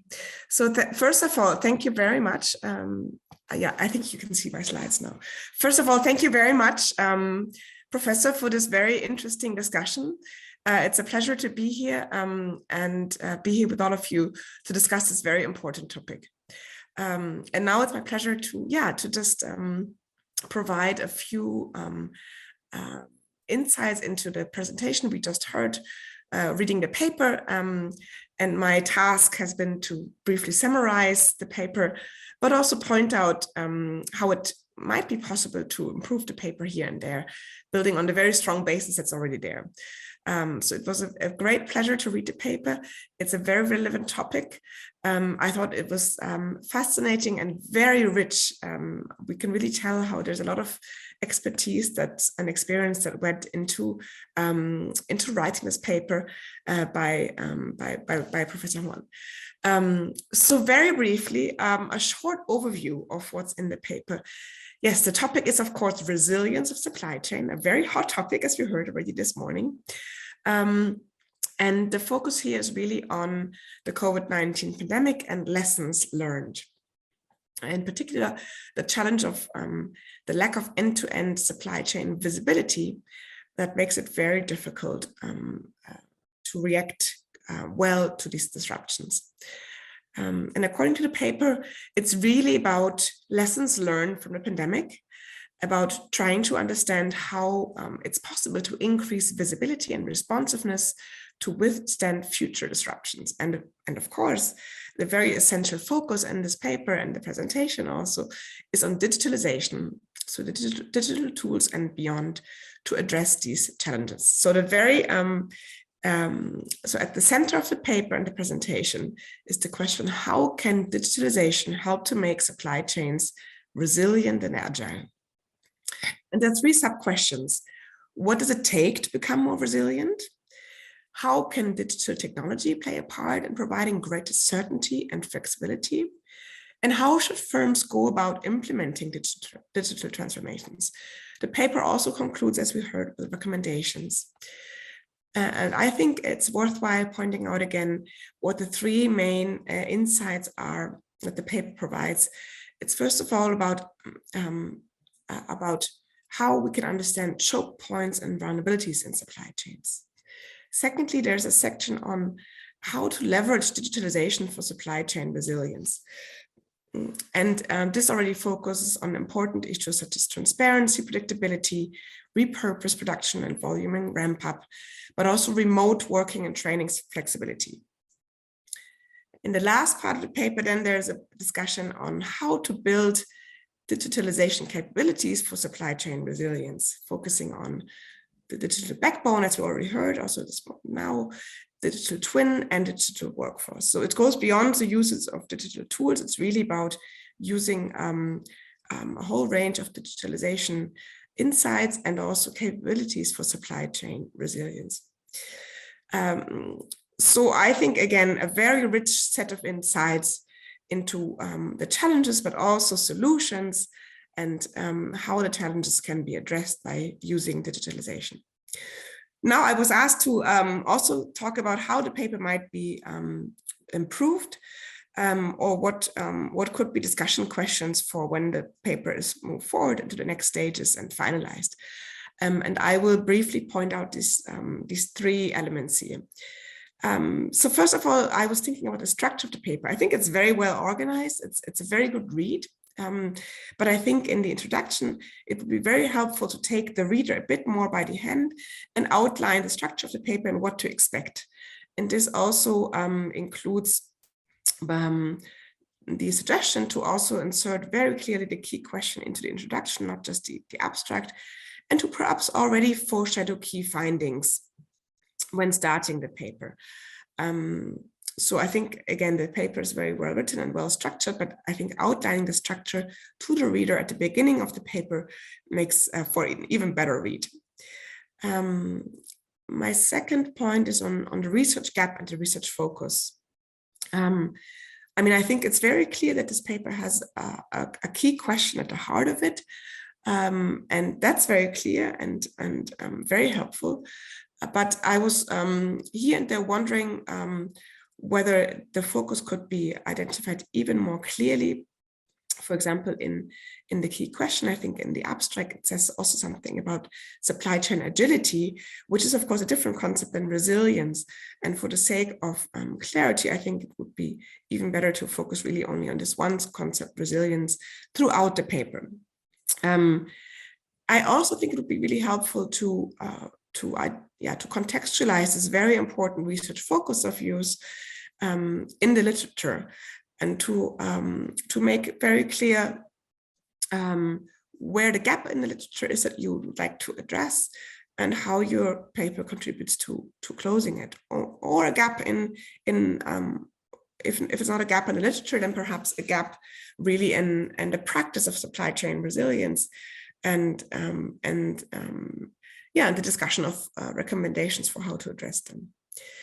I think it's very good that you are contextualizing the focus of your paper in the context of the pandemic, but I think it also makes sense to broaden the discussion of current challenges for supply chain resilience beyond the pandemic, and expand a little bit more on even more recent challenges and future challenges. So going a bit beyond COVID-19 in a bit more detail. I think you already do this, but I think this could be done a bit more extensively. And then last but not least, on method and data, I thought it would be useful to clarify better what data you're using that goes into the paper, and also describing the methods you're using to write your paper and to draft this analysis. I think it's great that in the end you have very interesting insights for how to address the challenges using digitalization. I think it makes sense to even underline more strongly the novelty of your findings.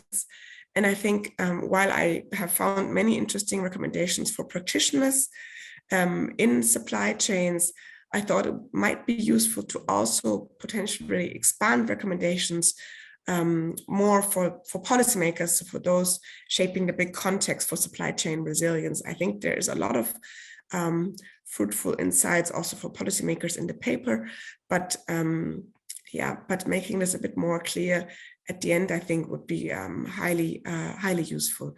So thank you very much. I think it was a wonderful read, very rich.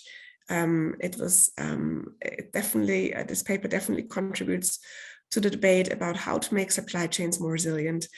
I apologize for my lack of voice and also for not being very feeling very well this afternoon here.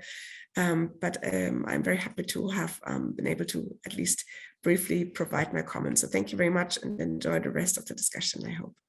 Thank you so much, Professor Brandi. And no, your voice was perfect. We just hope that we did not strain you too much.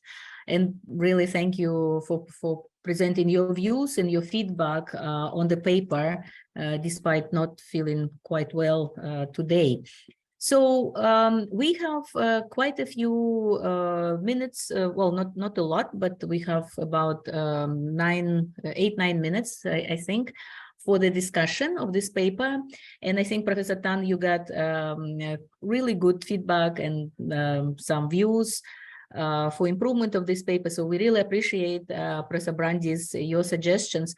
So maybe if I can voice some questions that came our way in the chat box and in the Q&A, and then Professor Tan, you may want to provide your feedback or react to this in the order as you prefer. But I can also actually invite other panelists if you would like also to, provide your feedback or your views to the questions from the audience. That will be also quite nice, I think. So first we received the question from Dasha from ADBI on how should governments boost such digitalization, tax, infrastructure, business environment, etc., in the 3 digital capabilities. And also this question, I'm sure many people have in mind. Myself, I also wonder, those of us who work in international organizations like ADB, other multilateral organizations, sometimes wonder really what is it that the public sector could do, from the government side, but also from multilateral organizations. How do we really support these things in countries where digital infrastructure is not all that developed? First of all, sometimes even internet, as simple as that, is a problem, especially for SMEs, micro enterprises. So that's one question. What is the best approach? How do we go about that?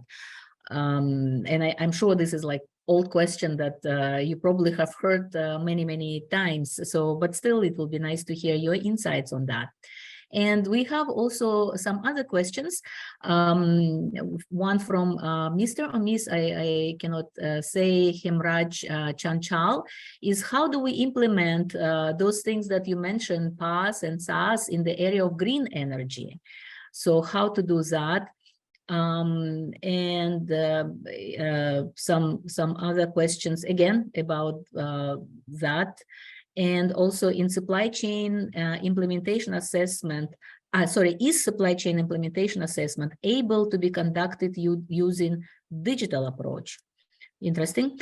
I also have another question, and actually that might run across many other panelists, is a question on really from regional side. You know, we are looking at, of course, focusing on private sector, kind of in the narrower from micro perspective, maybe even on kind of national focus, but from the regional perspective, in order to improve regional cooperation, regional connectivity, both physical and e-commerce and so on, what is it that governments, but also again IFIs like ADB, World Bank, EBRD can really do to help businesses, private sector, to adopt these digitalization tools that could be used for increasing resilience and robustness also? So, Professor Tan, over to you. Thank you. Lots of things. I think there are many interesting questions and feedback there. So let me pick up on the first one. It's about how to support or this digitalization in developing country when there's a lack of infrastructure. I think it's maybe a good example we can look at is about this the adoption of e-payment or this e-commerce in Africa. Some times ago, because of the lack of infrastructure, actually they would be much easier for some of this technology adoption in developing countries, partly because they are not hampered by fear. Okay, where developed countries, I mean, they have all the basic infrastructure and so on available there, so they are more kind of risk averse in terms of making any changes and so on. Whether it's for developing countries, I mean, like for example, in Asia Pacific or this South America or Africa, there is more to gain, for them to take the first step toward digitalization. Yeah. So what government or this only public organization can do is actually to promote the awareness of this the advantages of digitalization. And of course, as I mentioned earlier in the presentation, this digital talent is very important. Yeah. So a kind of a more sustainable long-term approach would be to have more investment in the education, especially more training or kind of opportunity available for people to develop the digital talents. Okay, so that is on the first question. So of a response to the first question, I think the second question is was related to green technology. Yes, yeah, to green energy and the tools that you mentioned. Yes. Yes, I'm not really expert in the SAS for green technology sector, but my comment is that it's very important for firms in that sector to identify, to clearly know what are their requirements, and also the cost and benefit. Okay, and there are a number of platforms or software available in that sector, so it's important to evaluate them carefully, and also again to understand whether you have the talent, the workforce capability, to utilize those particular software and so on. It's easy to throw money into them, but especially the platform as a service. So you need to then develop the relevant application apps and integrate them into your supply chain in order to get the full benefit of the platform and the digitalization. So it's important that you need to have the right talent and skill available in your company to do so. Okay. And the third question was yeah, I think one kind of suggestion was for you to reflect on Professor Clara's Brandy's suggestions or feedback to your paper. Yes, overall. yes. So if you have a couple of minutes, you can do that Yes, now. yes. I first of all, I'm really thanks Professor Brandy for your effort and time to give a very, very good feedback on the paper. Yeah, you clearly point out, some of the limitation of the paper, and also give a very good suggestion on how to take it forward. Yeah, especially I think I really agree with you on the introduction and the abstract part. As we have put more effort to make it clearer, so that people can have a kind of immediate view of what this paper is about and what are the key contributions.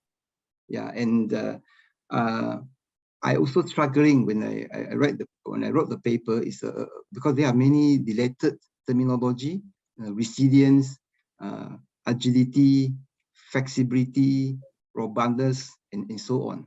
Yeah, I think you have now given me confidence, and also direction. Or maybe I should be much clearer or make a clear kind of explanation or definition of this different terminology, and then clearly position the paper, which direction I'm taking.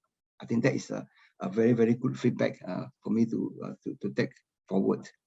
And also, yes, I think at the back end of the paper is slightly weak. Yeah, I think I should also put more emphasis on the recommendation for the policy makers, limitation, future research, and so on. I think so. Again, thank you very much. Points are well taken, and then I have 2 more months to further improve the paper.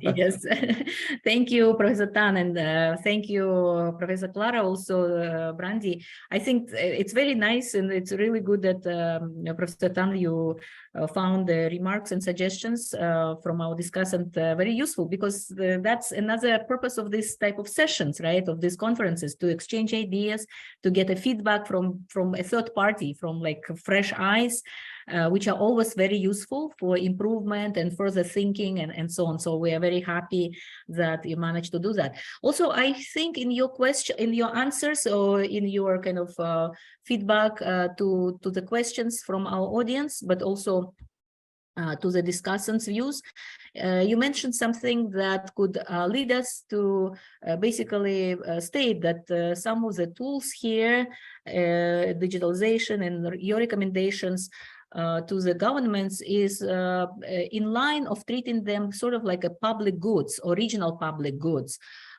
nature. And of course, digitalization is always such a at the intersection of both private sector. It should be done by private sector, obviously. Governments or IFIs should not be in the business of investing into this type of things, but also there is a role for them from the public sector side because of, in a way, especially you mentioned education and talent and so on, kind of a public nature good of things.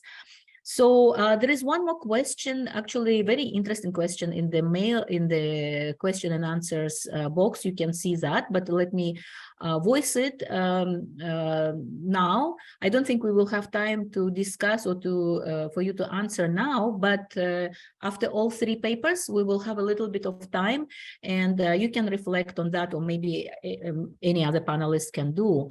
So the question was about overuse. The author says, this is Kembai Srinivasa Rao, that world overuse of digital capability is increasing, but what efforts are made to impart digital literacy? Again, this is kind of public goods aspect of it, to protect users against cyber crimes. Obviously very important. It is an important operational risk to be managed well to explore digitalization. So this is a very good point, and I think it is relevant to all papers, not just yours. So let's leave it there. Now, before we proceed to the next paper, I'd like actually the organizers, maybe Yishin, if we can show the results of our polling. Is it possible now to look at the results and to see what people think about it? And while this is being loaded, I can also remind the authors that you can answer questions in the Q&A box or in the chat box in writing. So you can also provide your short answers in addition to your answers that you'd like to elaborate. All right, so let's look at the results. I hope you can see them. I can see them on my screen. So it looks like Internet of Things is on the top with a little bit more than half of our responses. And this is what people most likely think when they hear the term digital transformation. I think the next one is electronic payments, internet and mobile banking, and so on. Not far away from there is more or less at the same level, 40 to 42% is AI, artificial intelligence, mobile technology, going paperless, and electronic government is actually the lowest here, right? Among those that people identify with. Very interesting results. I kind of find it quite interesting that really Internet of Things is at the top of our rankings. And when we talk about our countries that we are all from here, what are the biggest challenges to digital transformation? So most of you, not surprisingly, mentioned security concerns. And this echoes the last question that we've heard from Mr. Rao in the Q&A box. Followed by lack of digital literacy and lack of infrastructure and outdated technology, also not surprising, of course. Some other things like price cost or not knowing where to start got a little bit lower in the hierarchy of concerns. Very interesting. Thank you very much for those of you who participated in this poll. And thank you again, Professor Tan, and thank you, Professor Brandi, for your time and your presentation. So please stay, don't leave us here, continue to be at the end of the panel. And we move on now to the next paper with a very interesting title and the paper itself. The paper is called The Surprising Developments of Digital Supply Chains to Raise Resilience in the Face of Disruptions. And I'll introduce the author of this paper, Professor Carlos Cordon. He is a professor of strategy and supply chain management. His areas of expertise are supply chain management, of course, not surprisingly, digital value chains, digital lean and process management. Of course, all of this, they are very relevant to the context of the supply chain challenges that private sector businesses are facing. And Professor Cordon, with even that very kind of few first sentences of your bio, I think you are obviously in the very right place, and we are very happy to have you in our panel. I also would like to say that Professor Cordon, he's author of numerous articles and case studies in his specialized or specialist fields, and he also won various awards for his work. Professor Carlos was named and he is in the Case Center list of the top 50 best-selling case authors globally in 2020-2021. This is quite an achievement. He's also author of 4 books, and he is a member also of some private sector, namely, I think, Coca-Cola European Partners Digital Advisory Board. So that's very interesting. I think you are obviously keeping in touch with private sector and you know what's going on there. So Professor Cordon, the floor is yours to present your paper, and please go ahead. Thank you very much. Thank you very much for the invitation, and thank you very much for your very nice introduction. So, but I'm going to share my presentation. So I hope that basically everything will be okay. Please let me know if you see my presentation. Yes. I don't know if you see that. We see it.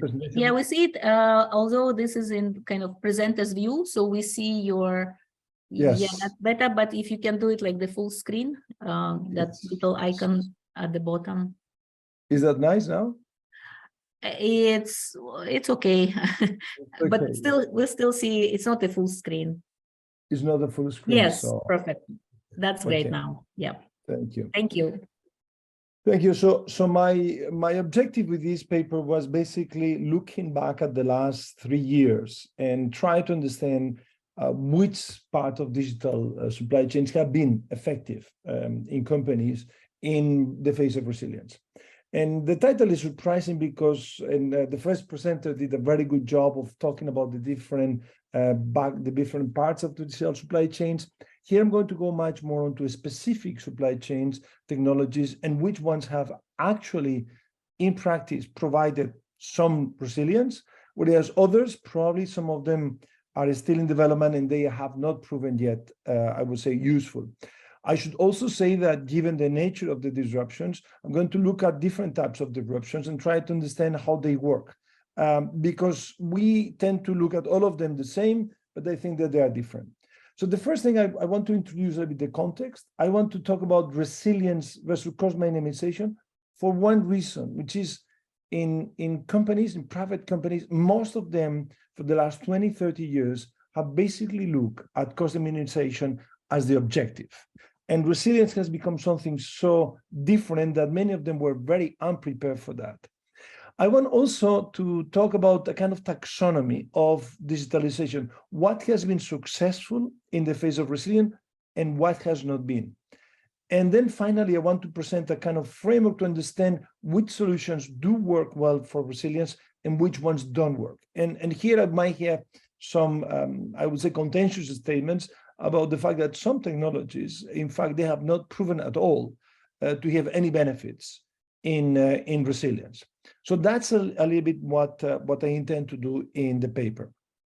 So this is the context, and the context, everybody knows COVID-19, the Ukraine invasion, the Suez Canal blockage, and quite a lot of other things, particularly if you look at issues about basically things as not enough containers, not enough transport, not enough truck drivers. So it's very specific to some countries in the US and particularly in Europe, in the fact that we found ourselves with a lot of problems because of lack of truck drivers. One of the things that has happened also is that both regulators and company boards are trying to increase what they call the stress test. Shall we do a stress test of the supply chain?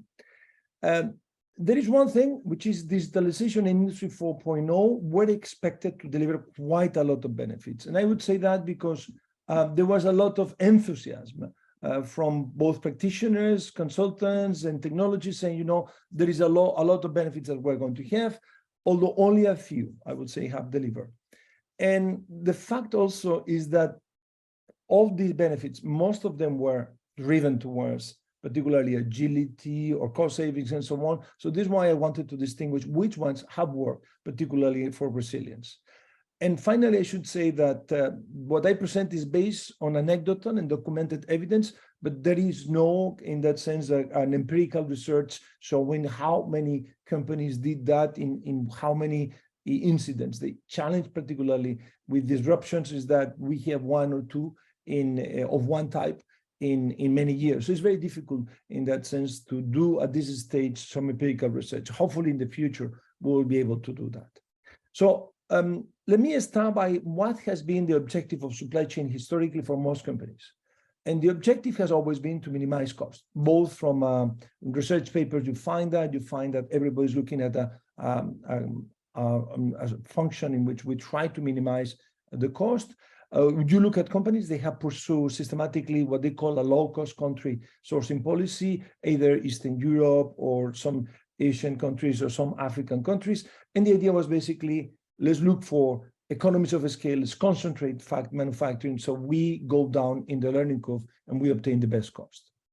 And also in the sense of, these are some cases that are written, some documented cases in which these companies like Faurecia, like Henkel, and so on, they were all of them implementing these digital supply chains with the objective of minimizing cost. There is one singular exception that is documented. There's a company called Philip Morris.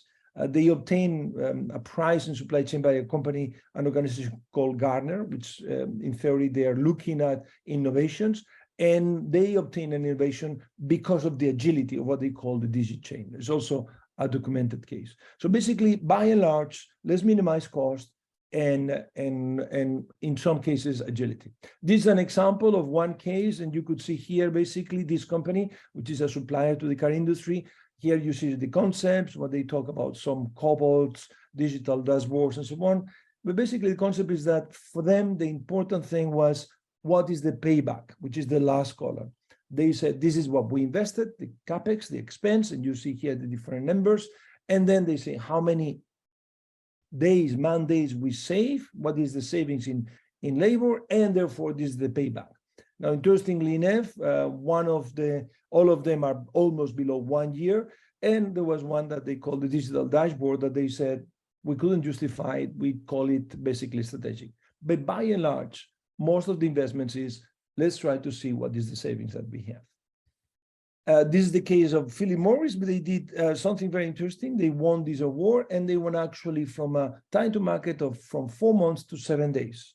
This is the product is a product that basically heats tobacco rather than burning it. And for them, the challenge is a new product. How can we increase the agility? And that was the objective of the digitalization. Very good objectives, not so much to do with resilience. So if we took at resilience, this is the definition I adopted, and is relatively, I would say, many people adopt the same. The previous presenter actually did a very good job on the definition. Is the adaptive capability of the supply chain to prepare for unexpected events, to respond and to recover.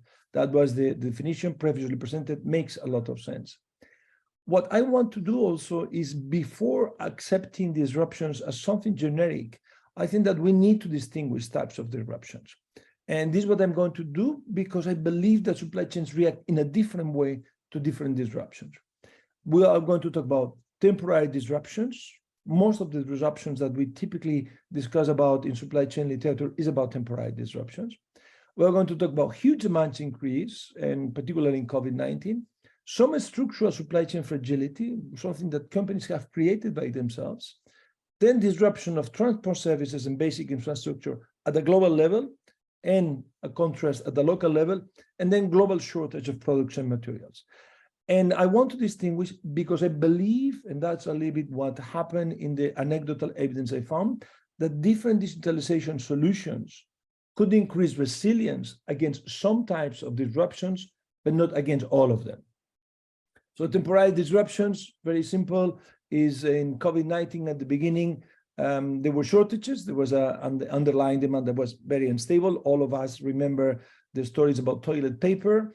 In Switzerland, we had a fun thing. It's a retailer saying that they ran out of canned ravioli because people were buying 5 times more than usual.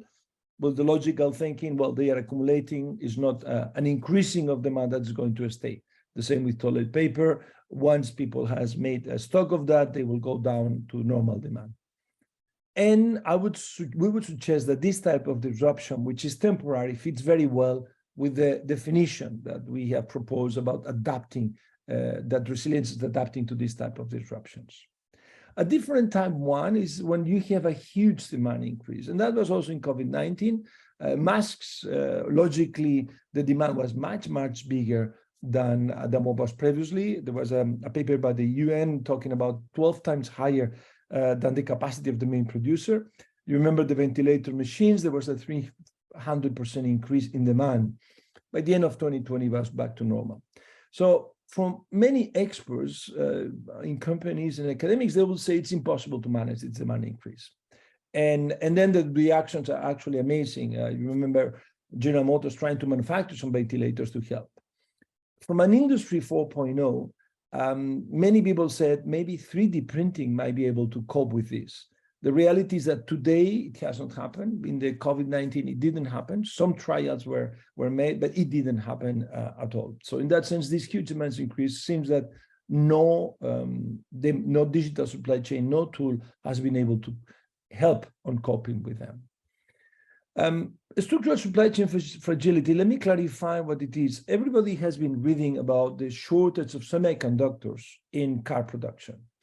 And basically, Statista says that this has led in 2021 to 11.3 million cars not being produced. And the issue is the following. If you look at the structure of the supply chain, what happened at the beginning was that car companies, they said at the beginning of COVID-19, car companies said, we stop manufacturing, there is the closing, and we believe that investments are basically needed to go down because the demand is going to go down. They didn't expect actually that later on, at the end of 2020, demand will go up because of the regulators putting a lot of money in the system, and also because many people felt uncomfortable using public transport in the face of COVID. So on one side, we could say there was a shortage for cars to be produced. On the other side, and this is this table, I took 3 companies, GM, Ford, and Volkswagen, that they had the similar calendar year, and I compared the number of cars they sold in 2021 versus 2019, and the profits they made. Now, the interesting thing is that if you look at the numbers, they sold much less cars in 2021 than 2019. To be accurate, 21% less. However, they make 48% higher profits. So on one side, yes, the resilience is about trying to make sure that there is a structural issue there that we can support increasing demand. The reality, however, is that car companies actually made a lot of money. So it was not certainly something that they will, I would say, regret. The issue here is that car companies put so much pressure on semiconductors companies to have low cost that many of them actually, they believe that the market for semiconductors in car companies was going to go down, and therefore they didn't invest, which is by contrast to the fact that these suppliers invested in semiconductors for consumer products. So that was the structure, I would say, of the industry, rather than something that related very much to the fact that there was a huge disruption. So the disruption, I would qualify that as a structural supply chain fragility. A different one is when we have the global disruptions. We talk about the containers, the Suez Canal. These disruptions are actually global in the sense that it influences all of the transport, and that companies in themselves, they can do relatively little. It's different when you talk about local disruption, as I said, lack of truck drivers in the UK, where you might find some specific solutions for that. The Suez Canal, companies started to use different means of transportation, but the size of the challenge was so huge, it was impossible for any company alone almost to find any solution. And finally, there is a global shortage of products or materials. This was very recent, particularly created by the war in Ukraine. Ukraine is basically a cereal and sunflower producer, one of the biggest in the world. The risk in 2021, if you look at academics that were talking about the country risk of Ukraine, was considered very low. And the challenge was that basically that shortage could mean even that basic food was not available. Particularly, remember that academics were talking about the challenges in Egypt with food. One of the reactions was very interesting. Companies started reacting by changing their receipt, particularly food companies, whereas in the past, they were talking about global receipts. If you take a global product like Kit Kat, you would say it's the same everywhere. Now they are talking about flexible receipt in which they might adapt, particularly the receipt, the formulation of the product to what is available. Now, it's important to realize also that the size of the shortage was huge, particularly in the case of the Ukraine war. In that sense, it was mentioned that more than 50% of the global market of sunflower oil was coming from Ukraine. So it's a huge shortage. It's not a small shortage in that sense. And here, basically, this is a a way we have looked in supply chain very often is the famous Fisher matrix. Do we have a functional product, or we have an innovative product? And then do we have a physically efficient supply chain or a market responsive supply chain? And typically what we have said is for functional products, typically commodities, we want a very efficient supply chain. That's a match. For innovative products, we want a very responsive supply chain. That's a match. And the other two are mismatches. The interesting thing is that we typically didn't look very much at this top right corner of the matrix. When the innovative product has a physically efficient supply chain, we say it's a mismatch, because what happens is that we may lose revenues if we don't have the product, and the assumption is that innovative products, they have a high margin. Then if we don't have enough product, then we are going to lose revenues. Exactly what happened to the car industry. They lose potential revenues. They could have even earned more money if they would have had enough components. That would be the argument. So the lack of resilience basically means loss of revenue. And it's important because quite often these disruptions lead to what I will call disproportionate losses of revenues. You look at the amount of money, particularly innovative products, that you may lose by not having supply is huge. Now, the idea is that efficient supply chains, actually, they are not designed to be adaptive. And therefore, if there is a resilience, what happens is that the consequence is loss of revenues. And I'm emphasizing that because many supply chain executives and researchers, they look at cost savings. We typically don't look at lost revenues. And that's the challenge that we have today, particularly with disruptions. We lose revenues, but this has not been the objective functions that we had. So if we go then to digitalization, and I took, there's many different taxonomies, and the one I typically use is Industry 4.0, is now 11 years old since it was created, and I add blockchain because it has become very popular, I would say. So I will look at those technologies and try to understand which ones actually had an impact on resilience and which ones not. Now, this is typically the autonomous robots in augmented reality. These are examples of Amazon. These are an example of a cobot at ADBI. I would suggest that today what we have seen is there is an impact, particularly of augmented robot, of autonomous robots in augmented reality, trying to improve the efficiency, trying to improve the cost savings, but actually very limited impact on resilience. I cannot find evidence, and talking to experts, yes, there is a potential, but today the reality is that it has not impacted resilience basically at all. If we look then at, there is another two technologies that are cloud computing and industrial Internet of Things. Now, there was a lot of arguments about cloud computing should help actually with resilience, and Internet of Things also, they should help. The reality, again, it has been relatively limited impact. On resilience, on digitalization is the other way around. On digitalization, both cloud computing and Internet of Things have had a big impact. You will read a lot of cases, examples, and anecdotes about that. But in the case of resilience, if we look at the last 2 years and a half, asking companies, executives, and scholars about, has this had a big impact on resilience? The answer is relatively limited. If we look then at additive manufacturing and blockchain.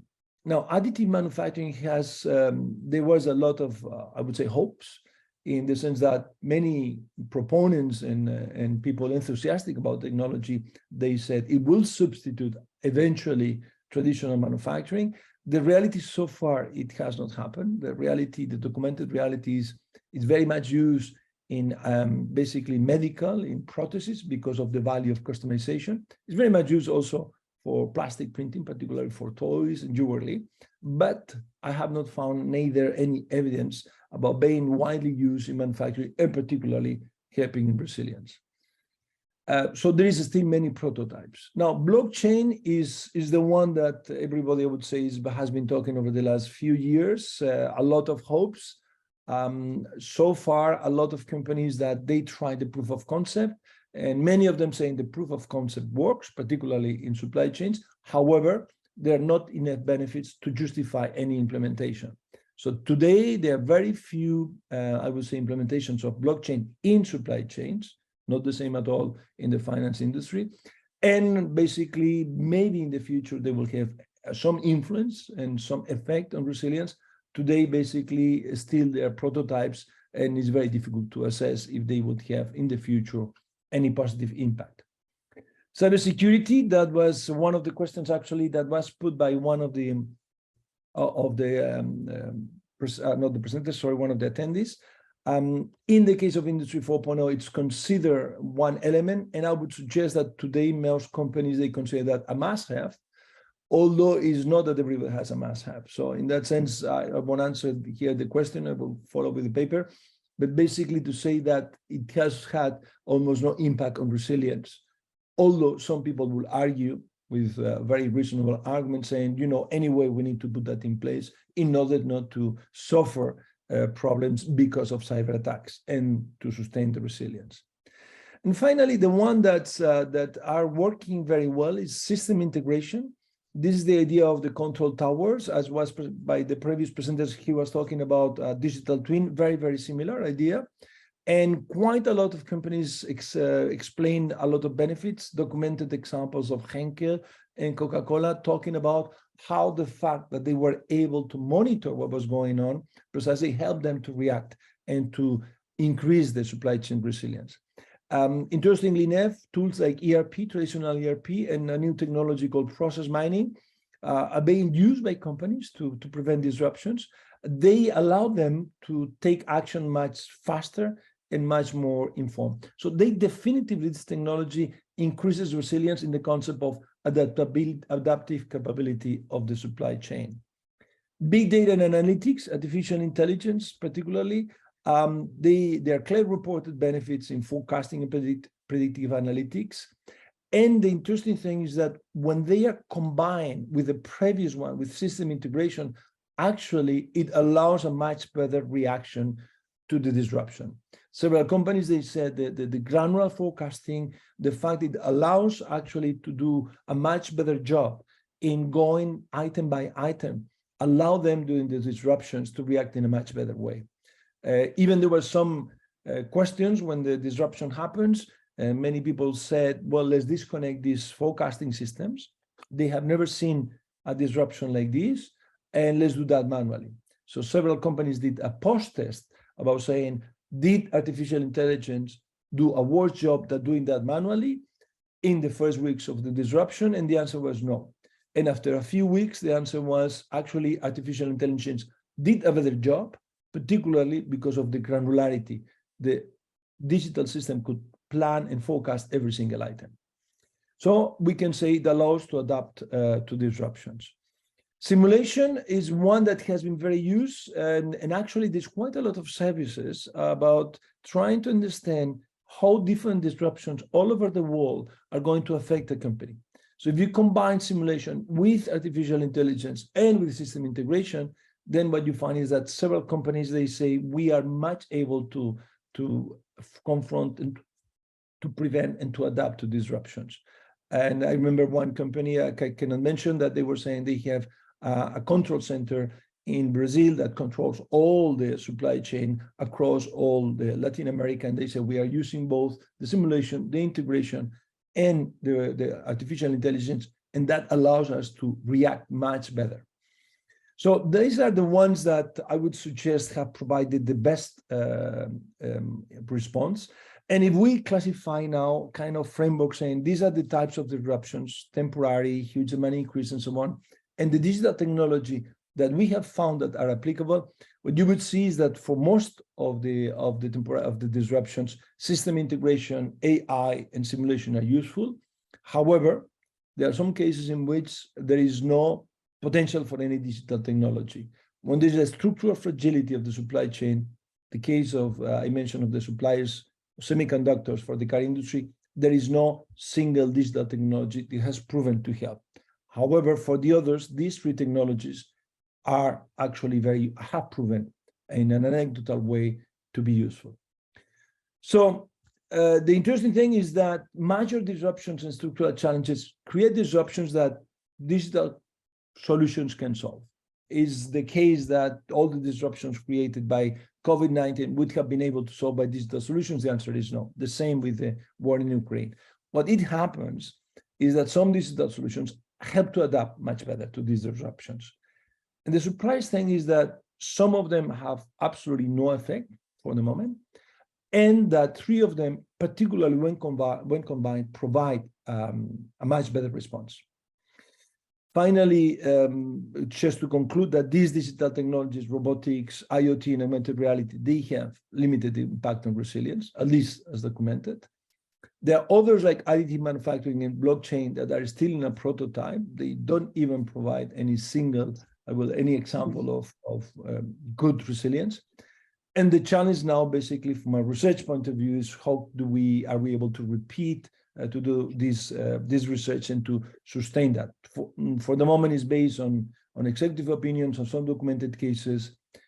It's still difficult to do research in an empirical way. Hopefully, disruptions won't happen too often. So that was what I wanted to share, and I wanted to explain about the research that we have done. So thank you very much. Thank you so much, Professor Carlos. Fascinating paper, really. And the title of the paper is Fully Justified, with all these very interesting findings that you have. So thank you so much for all this thoughts and your time working on this paper. I have a few also perhaps remarks or questions to ask you, but let me go to the discussant. So actually, discussant for this paper is Professor Ruchi Mishra, but unfortunately, I understand that she is not here with us now because I think she's not feeling well. But nevertheless, let me just say a couple of words about Professor Mishra. Is an assistant professor in production operations management and quantitative techniques area at the University or Institute rather of Rural Management Anand in India. So currently, Professor serves as an assistant editor for the International Journal of Global Business and Competitiveness. So you can see the full bio of Professor Mishra in the provided materials, but Dr. Yixin Yao has kindly agreed to present for Professor Ruchi Mishra. So also a few words very quickly on the Yixin Yao, so that you know, of course, she has been already facilitating and organizing this ADBI Annual Conference. So we've seen Yixin already on the screen. So she joined ADBI in September last year. And previously, she served in the Ministry of Finance of People's Republic of China as the director responsible for bilateral and multilateral financial cooperation between PRC and bilateral and multilateral organizations. But even before that, she was my colleague in ADB, working as a financial partnership specialist responsible for the PRC Poverty Reduction and Regional Cooperation Fund in ADB. This fund is administered by ADB. So without much ado, Yixin, the floor is yours. Please do present the findings of the discussant for this paper, a presentation prepared by Ruchi Mishra. Thank you.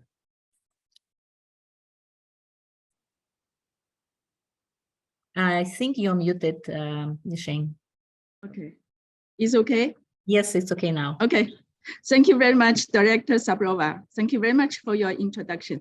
And then today is my pleasure to replace Dr. Professor Mishra to present her discussion paper, The Surprising Developments of Digital Supply Chain to Raise Resilience in the Face of Disruption. And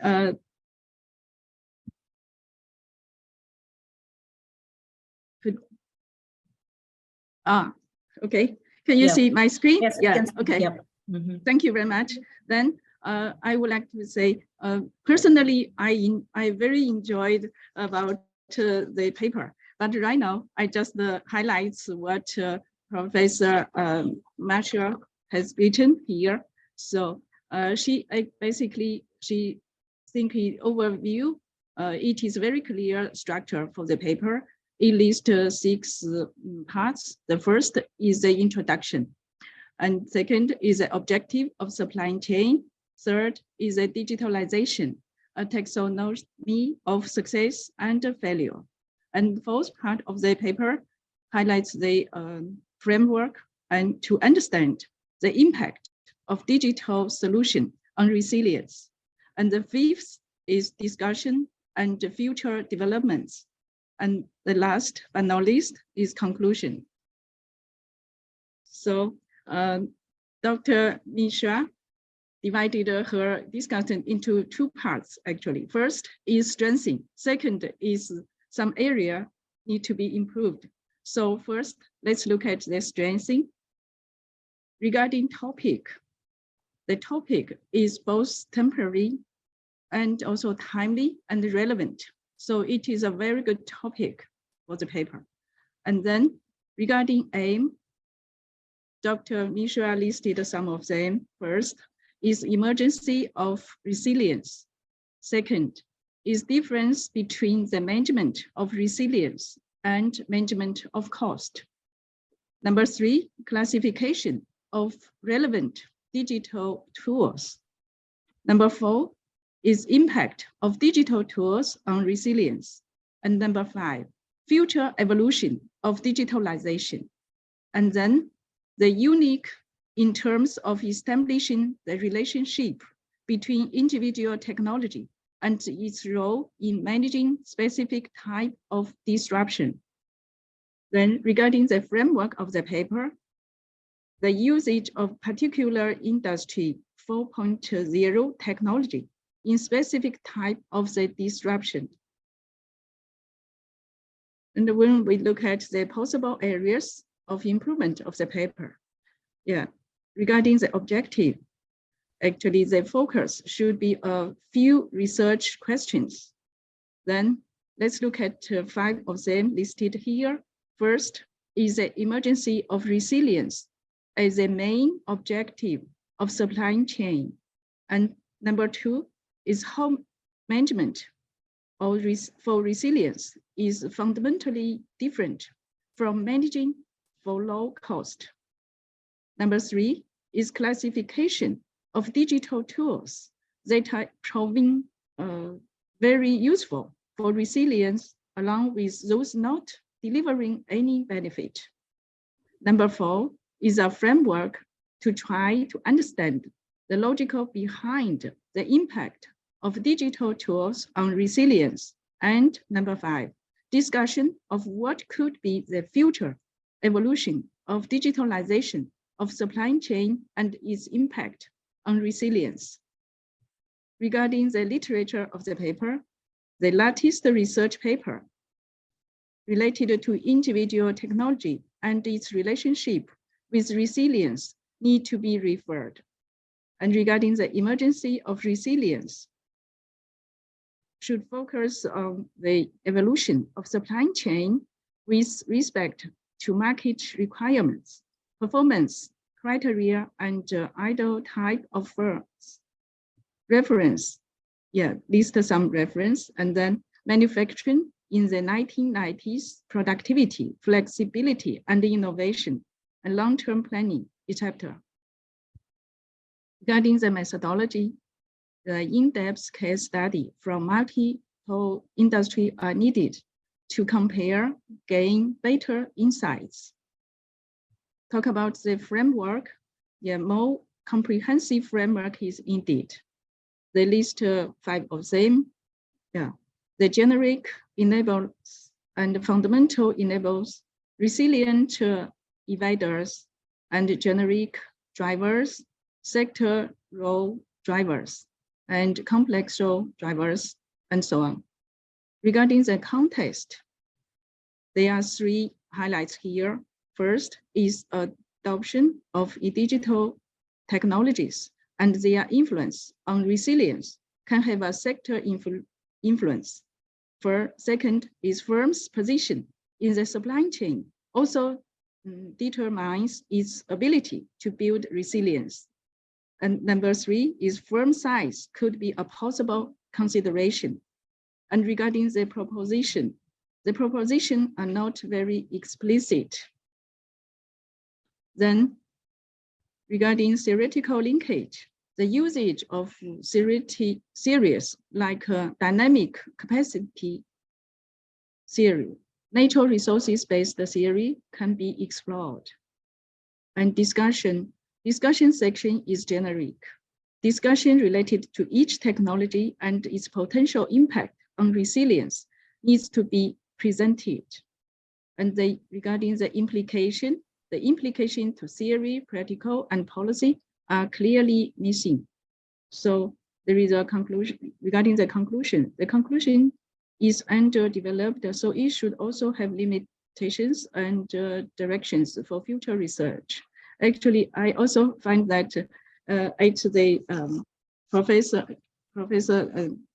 Carlos Condon's presentation, he himself also highlights some improvements for his paper in the future. So that's all. Thank you. That's what Dr. Ruchi Mishra written here. And thank you. In the future, we will ask Ms. Ruchi Mishra to record her discussion, and then we will put it in the conference record. Thank you.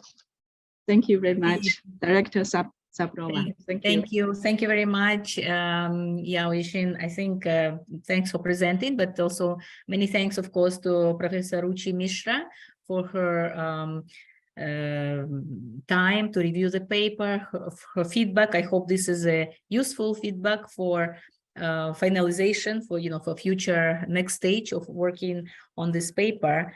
And of course, many thanks to Professor Carlos Cordon for the paper itself. As Yixin said, it's a very interesting read and very interesting conclusions, and I think very nice to put these things in the taxonomy. I think this is really a very valuable thing, again, for framing our thinking about this issue on supply chains and the tools to address them. So I would like to ask our audience, and we still have quite a few people here, to please either raise your hand. Actually, you can raise your hand and ask your question directly to both Carlos and Yixin and any other panelists here. Or you can, of course, write your questions in the chat box or in the Q&A box. Please do that. We have a bit of time. In the meantime, maybe if I can ask Professor Carlos, actually my question about the taxonomy or dichotomy or definition, where you would put this particular shock, and you mentioned already a lot of shocks related to Russian invasion of Ukraine. Of course, that event generated a lot of shocks, right, of various types. And of course, you discussed at length the wheat and the sunflower and other food security disruptions caused by these geopolitical events. I wanted to ask actually about something related to that, and something that we can generalize a little bit bigger maybe for resource-rich economies. So several countries, namely Kazakhstan, this is one, really suffered and have been impacted quite a lot by this, I would rather say, geopolitical challenges. So it is the fact that, of course, Kazakhstan is a very resource-rich economy, exporting a lot of oil and minerals and so on. And unfortunately, the country put a lot of eggs in one basket called Caspian Pipeline Consortium, CPC. I think up to 85% of Kazakhstan oil has been transported through that, which goes through the Russian territory. And due to various geopolitical things that started after the war, and basically some intention to distance itself from Russian Federation, and not to become under secondary sanctions in Kazakhstan. The political leadership of the country actually announced this political distancing from Russian Federation, but that had impact on various disruptions caused to the CPC under different pretexts, under different causes, something like, I don't know, storm in the Black Sea or some other repairs which were needed. So we don't know the whole story. We're not there inside of the government, but we really know that this CPC, the Caspian Pipeline Consortium, has been disrupted quite a lot. So Kazakhstan was losing a lot of millions of dollars because of not being able to export that. So obviously this is a little bit different, right? This is something dealing with huge infrastructure, pipeline infrastructure, which you cannot repair or you cannot build overnight or even in the matter of maybe, few years because of this large cost required and time and complexity and so on. I think this also relates to gas infrastructure, right, that you also cannot replace over time. So in all bigger picture of things and in your taxonomies that you created, where would you categorize or put that type of disruption? And from that perspective, what is it that could be done from kind of digital technology or digital tools that you discussed point of view? Anyway, that was my question. Sorry that I took a little bit of time to elaborate on that, but I also see two hands. So maybe let me ask these two hands and then please answer those questions as much as you can.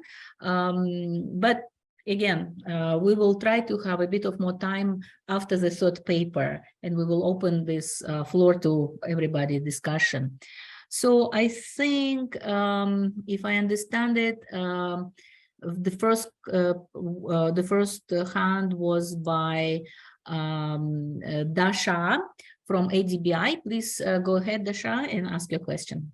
Hello, guys. Thank you very much, Professor Gordon, for the very interesting paper presentation. So I just wanted to know very quickly, very similar to what the chair has asked, was there any surprising developments, and specifically in Asia and the Pacific, in the way how they utilize digital tools that you've mentioned to regain their resilience? Thank you.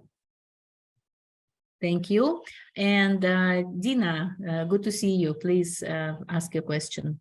Yeah, thank you very much, Carlos, for nice presentation, and Laziza, thanks for excellent moderation. Yeah, I have a question about, I'm not an expert on digitalization, but I know that, for example, many countries promote digitalization, like Kazakhstan is very advanced in digitalization, and also People's Republic of China also doing great in digitalization. But when it's come connecting Kazakhstan and PRC, with China, right, there is some struggle. So I heard from my relatives from villages, they said that before COVID, entrepreneurs from China used to come to Kazakhstan villages to collect, let's say, sheep skin, cow skin, sheep wool. And now since COVID started, no one is coming, so everything is wasted. Imagine, like rubbish, ghost rubbish. But we are Kazakhstan very digitalized, like everyone got mobile phone, very advanced. And China also very advanced, but somehow with language barrier, it looks like we have struggle to connect. Maybe any digitalization can solve with language barrier connecting during COVID-19, when people cannot travel, cannot come. Yeah, thank you. Thank you very much for the question. So very interesting question. So let me try to start by the first one. You were talking about this CPC issue in the Caspian Sea and so on. One of the things that actually digital, unfortunately, it's not too useful for those kind of situations where you have a base infrastructure. I will classify this as a structural fragility of the supply chain, because we thought that everything was safe, everything was secure. We actually didn't build any redundancy. I always use the example, if you think about the brakes of a car, it's so important that actually there is redundancy there. So if there is one thing that fails, another will take over. In supply chain, actually, over the last 30 years, many scholars and many people said the country risk is basically zero. What was the risk of having a challenge like to an infrastructure was basically zero. We don't have it today. And this is why I think that actually that fragility shows that we have only one. Typically today you would say, let's build two ways of doing that rather than one way.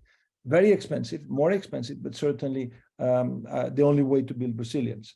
So in that sense, I would say that this is the example. The second question was about any specific surprise in Asia Pacific. I would say that they're very similar to the ones I found in Europe, very similar in the sense of saying yes with simulation, yes with control towers, it has helped. Similar digital technologies have not worked. I was recently in Southeast Asia and trying to understand which technologies were working there, very similar. I should also say, and I should also add that many of the companies that actually they have invested in digitalization typically are big multinationals and they are all over the place. So more often than not, they will say they have this concept of, for example, in Industry 4.0, they have this concept of the lighthouse factory, which is the best example. And they might have one in Asia, one in the Americas, and one in Europe, Africa. So that's typically how it works. So nothing, I would say, is special, and it's surprising because as the last question was, there is some countries like China that they have an amazing amount of investment in digitalization. You would expect them to do things that others don't do, or much more advanced, or even Japan or Taiwan. The reality is not. I would say that it's not like that. There was one question before to me, to the previous panelists that was interesting. He was referring to the instant payment that in Africa was more developed than in other countries.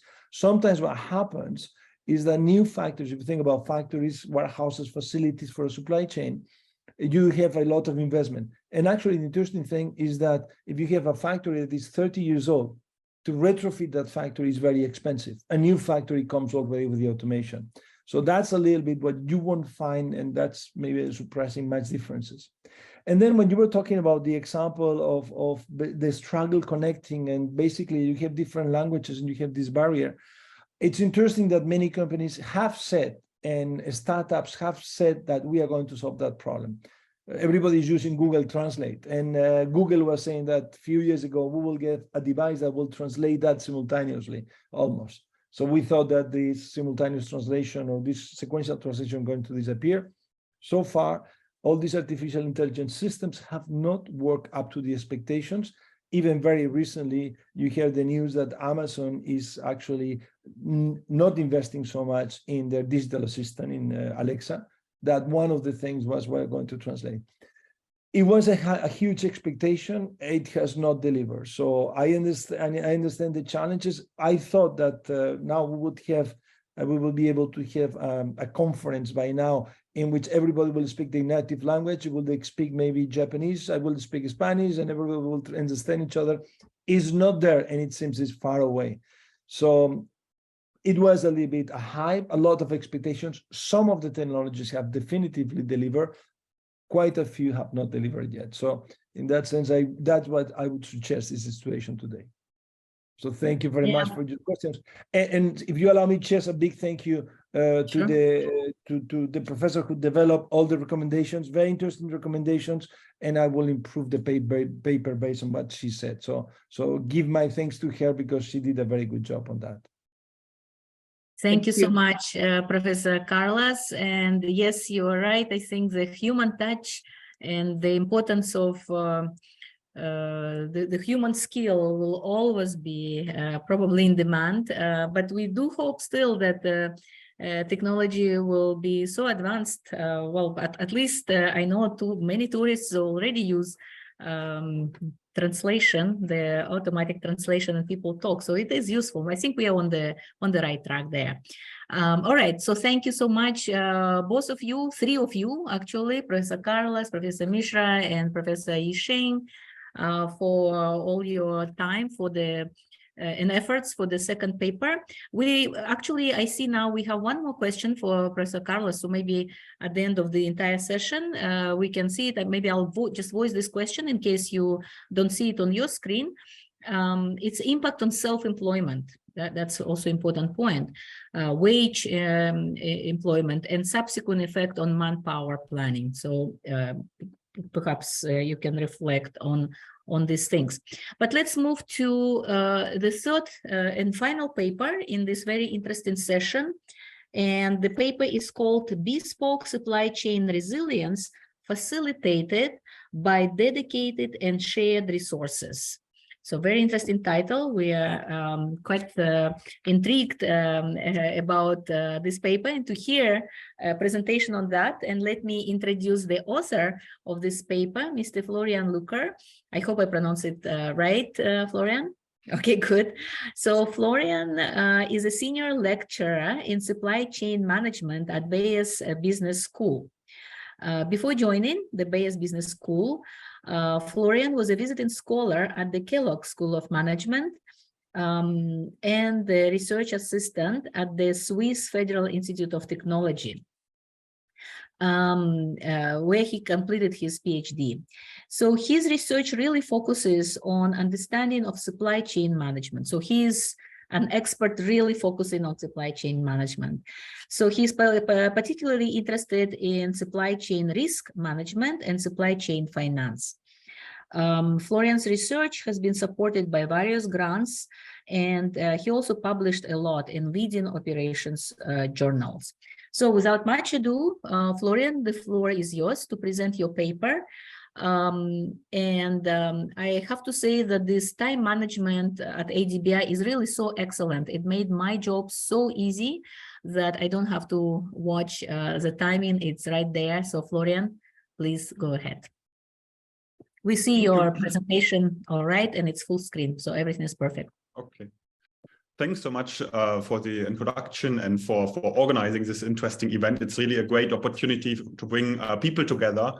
And I'm very happy to present here also because some of the themes that I will touch on have been also mentioned previously. Not only, my previous presenter, Carlos Cordon, but also if I think about the keynote speaker. Indeed, what I talk about is a bit this trade-off that we have between having resilience and having a cost-efficient supply chain. Right? I think, we have a lot of discussion about, all kinds of people calling for resilient supply chains. But then we have to recall that companies are often, active in a competitive market where they compete on price. And if they increase the costs of operating, of producing goods or services, then maybe they might go out of market. So we really need to discuss this trade-off that, our keynote speakers and economists say, on a high level, we have a trade-off, resilience and efficiency in a way.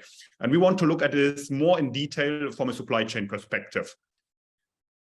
Let me maybe begin with some basics of supply chain, and Carlos mentioned that as well on his slide. Roughly speaking, we can say there are two types of supply chains.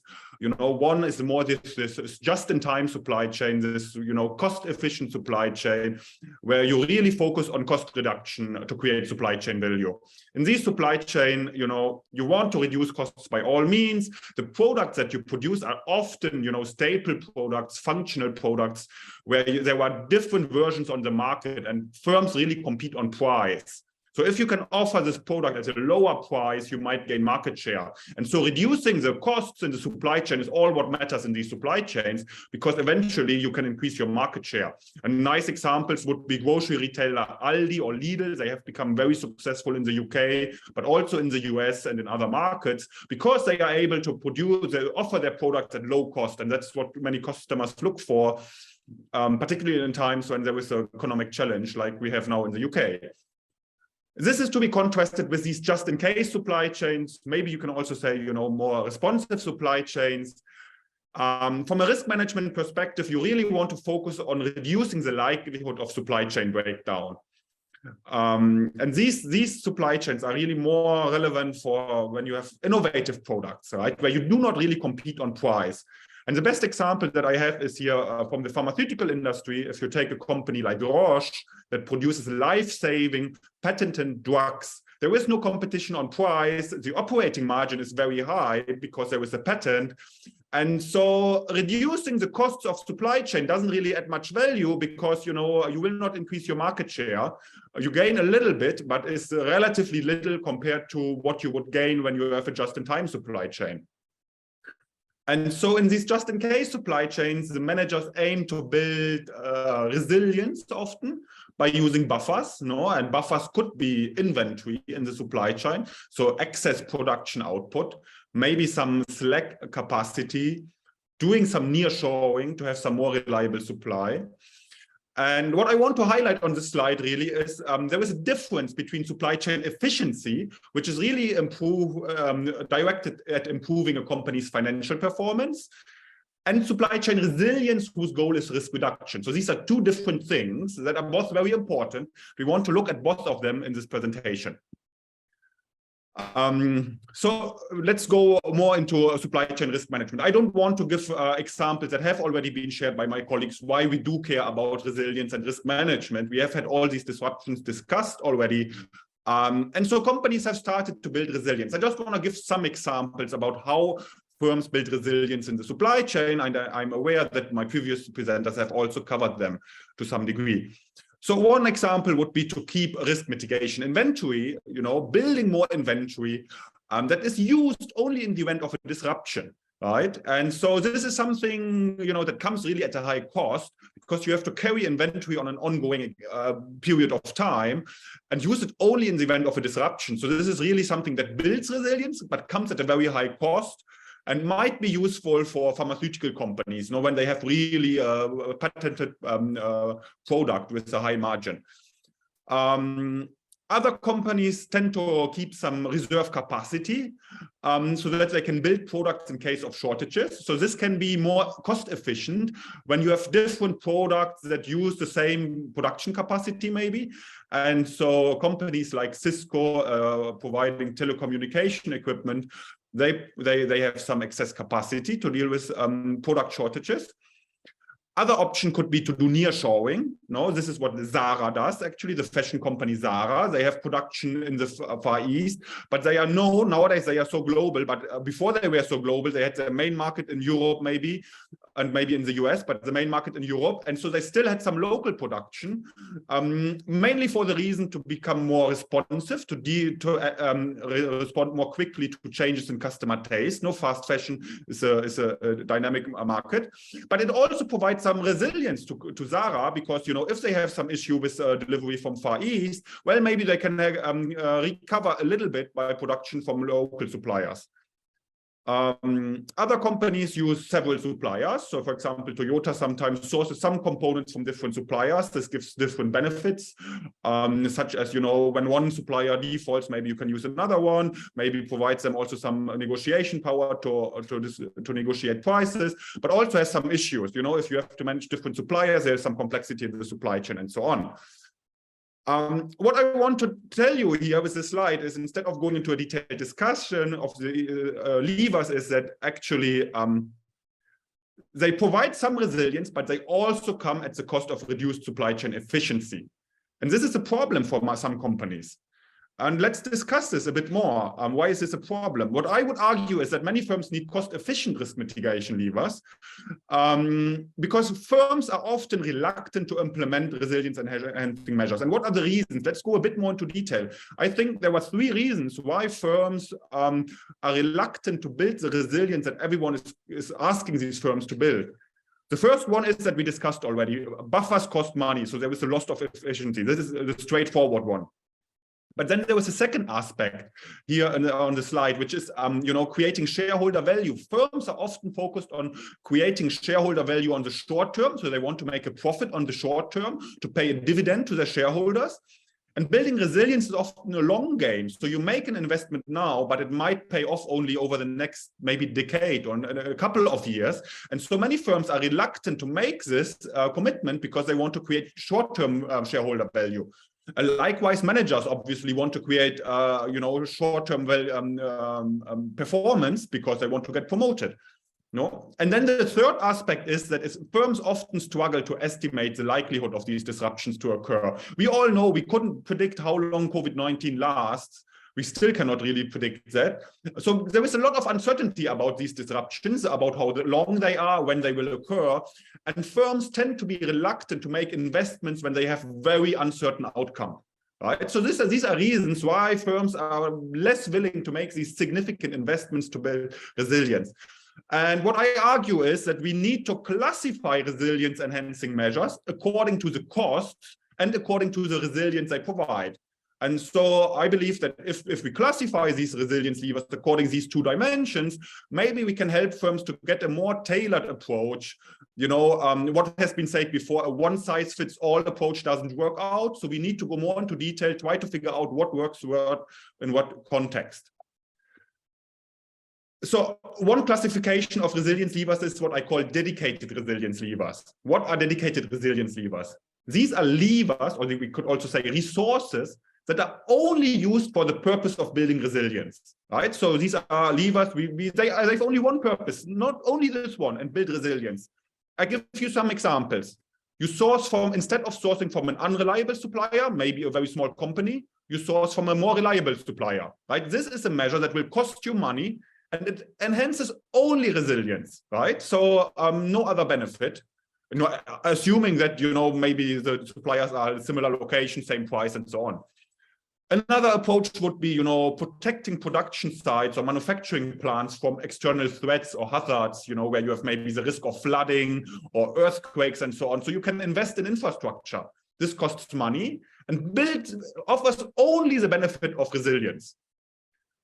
Firms can make investments in better estimating disruption probabilities. They can buy data from insurance companies. Indeed, pharmaceutical company Roche does buy data from Zurich Insurance Company so that they know how likely disruptions are. Again, this is a spend that helps only for the purpose of building resilience. Now, the good side about these dedicated resilience levers is that they provide some sort of guaranteed resilience, right? If I source from a more reliable supplier, I have an almost higher guarantee that this reliable supplier does not disrupt, right? So there is a clear benefit, well-defined benefit. Protecting production sites from external threats gives me a clearly defined threat. Certain kinds of floods or earthquakes will be 100% safeguarded, right? Spending money on better estimating disruption probabilities helps you to clearly better tailor your risk mitigation strategy, right? So there are clearly benefits, but they come only provided by the dedicated source. And this I want to contrast with shared resilience levers. There are other resilience levers that are actually not dedicated, but shared because they are shared for different purposes. The one purpose is building resilience, obviously, but they might serve a second purpose, such as helping to better meet customer demand in the absence of any disruptions. No, they might help to increase the customer service level. And examples would be safety inventory, right? If a firm builds up some more safety inventory, well, it helps to increase the service level, better meet customer demand in the absence of any disruption. But it might also add a little bit of resilience because, you know, if a short disruption occurs, and now we would go back to Carlos' presentation about what kind of disruption we have, but for some disruptions, having a little bit more safety inventory can be helpful. Similar discussion with excess capacity has a dual purpose. One side, building resilience, maybe, if you have to redesign your supply chain in times of disruptions, but also can help to increase service level. Lead time reduction would be very similar. Supply chain managers often like to reduce lead times because it provides all the benefits, but it can also help in the time of disruption. You know, pricing flexibility maybe as well is often a very political topic for companies. Can we increase the price when there is product shortages? In many industries, it's not possible, but sometimes firms can do that. And again, it provides benefit in the times of no disruptions, no, because we can manage our demand, but also in the times of disruptions. And what I want to say here, these shared resilience levers, they also cost money, probably less than the dedicated resilience levels, but they provide not a guaranteed level of resilience, right? The resilience provided is not guaranteed like in the previous case, because think about the safety inventory. It could happen that actually we have a high demand peak and a disruption at the same time. So all our safety inventory is depleted and the disruption happens. So it's not really a guaranteed the resilience, right? And so, you know, it comes at a lower cost, but provides, you know, some uncertain resilience. And now what I want to argue for is that going to the matrix that is a bit similar to what also Carlos Cordó has showed, that if you are in this just-in-time supply chain, what you really want to use is these shared resilience levers, Whereas when you are in the just-in-case supply chain, you want to use maybe more dedicated resilience levers. There is anecdotal evidence that this actually is happening like this, like companies like Roche, they are having this just-in-case supply chain, and they spend money really on dedicated resilience levers because they have the financial means to some degree, and it's for them, also a political important topic. You produce life-saving drugs. It's only one pharma company producing these drugs. There's a regulator and so on. Whereas firms that are competing on price, they might not have the financial resources to invest in these dedicated resilience levers, and they need to find these win-win situations, right? Let's call them win-win situations that are helpful for building resilience, but also provide some other benefit. And so the other benefit can kind of help to subsidize investing in resilience. And so that's a bit my key message. And for the remaining 10 minutes, what I suggest is to go through some examples, mostly related to the shared resilience levers, and also discuss how the government can be involved. Okay, the first example takes us back to the beginning of the COVID pandemic. We have Zara and H&M. I pick these companies because they are quite similar in terms of products they produce, in terms of customer base. To some extent, price-sensitive customers that want to have fashionable clothes. And so they had a very different performance during the pandemic, right? When the lockdown came, H&M was hit quite heavily by the lockdown. They had profit loss, decline in sales, and so on. But this hit was not that big for Zara. And what was the reason? Well, Zara developed just before the pandemic a relatively sophisticated omni-channel solution, in contrast to H&M that did not have this sophistication in place. And so this omni-channel solution really helped Zara to serve customer demand even during the disruption, during lockdown, because they could use these stores for a customer fulfillment, order fulfillment. So they used the stores to ship the goods to the customers through their online channel. And they could do this quite efficiently, whereas H&M would struggle with that. And so they came through the pandemic efficiently. But the observation is Zara did not develop this omni-channel solution for the purpose of risk mitigation. They developed it earlier because they wanted to better meet customer demand. They said we need an omni-channel because that's where customers buy, online, offline. And the best way to serve this customer demand in the absence of any disruption is to have a omni-channel solution. And so it just came as a surprise that the omni-channel solution would also help to build resilience during the disruption. Okay, other examples. We can take other big companies, and we've heard this, right? Big companies have resilience in place. Take large companies. I have them from the US now: Walmart, Amazon, Target. These are all large companies. Amazon was hit by warehouse closures due to lockdowns during the pandemic, but it hasn't really hit their profit, right? They have flexibility. They have a huge network. They have warehouses in every state in the US. And this internal flexibility helps them to overcome these disruptions. One state is in lockdown. They can ship goods from another warehouse in another state to another customer. Right. And so they have this kind of, because of their scale, we can really say because of their scale, because they are diversified in different markets, and they have the flexibility to provide some resilience at low cost. Right. They want to have the flexibility in the absence of disruptions, but also the flexibility provides benefits when there is a disruption. And we have to keep in mind Walmart, Amazon, and Target. These tend to be firms that offer, staple products to cost-sensitive customers in tendencies. So this is really something that works well for them. Okay, now the question is, what about smaller firms, right? Smaller firms are an important part of the economy. And how can they achieve that? They don't have the scale of Amazon or Walmart or any other company. And so the idea is that they can leverage, across-company resources related to outsourcing. Right, so now there are third-party providers, that offer similar solutions than what Zara, for example, does. You have companies like DHL, UPS, Flex, but you could also take Alibaba. I think they provide e-commerce delivery and storage resources that are shared across competing firms. And so this allows also smaller companies to have an omni-channel solution, right? So a smaller company can suddenly access an expensive warehouse that they otherwise would not have been able to access to without the third party. And they can have this second sales channel so that they are not dependent only on the one sales channel by using the shared resource through outsourcing, right? A very interesting example from Asia is the Li & Fung. I think it's one of the favorite companies for any supply chain manager. They have such an interesting business model that's all about supply chain. And they offer the service of producing, mostly clothes, I believe, on a very flexible basis, because they aggregate orders across the world from different retailers. And they have this flexible production network that allows them on short notice to ramp up production. And they can do that also because of the scale, because they know some retailers will every year come back and ask for production orders. They don't know which customer it will be, but they know some customers will come because there is always some fluctuation in demand. And so they absorb this fluctuation. And that way, smaller firms can leverage Li & Fung and produce on short notice, right? And this happens when there is demand uncertainty, but also when there are disruptions.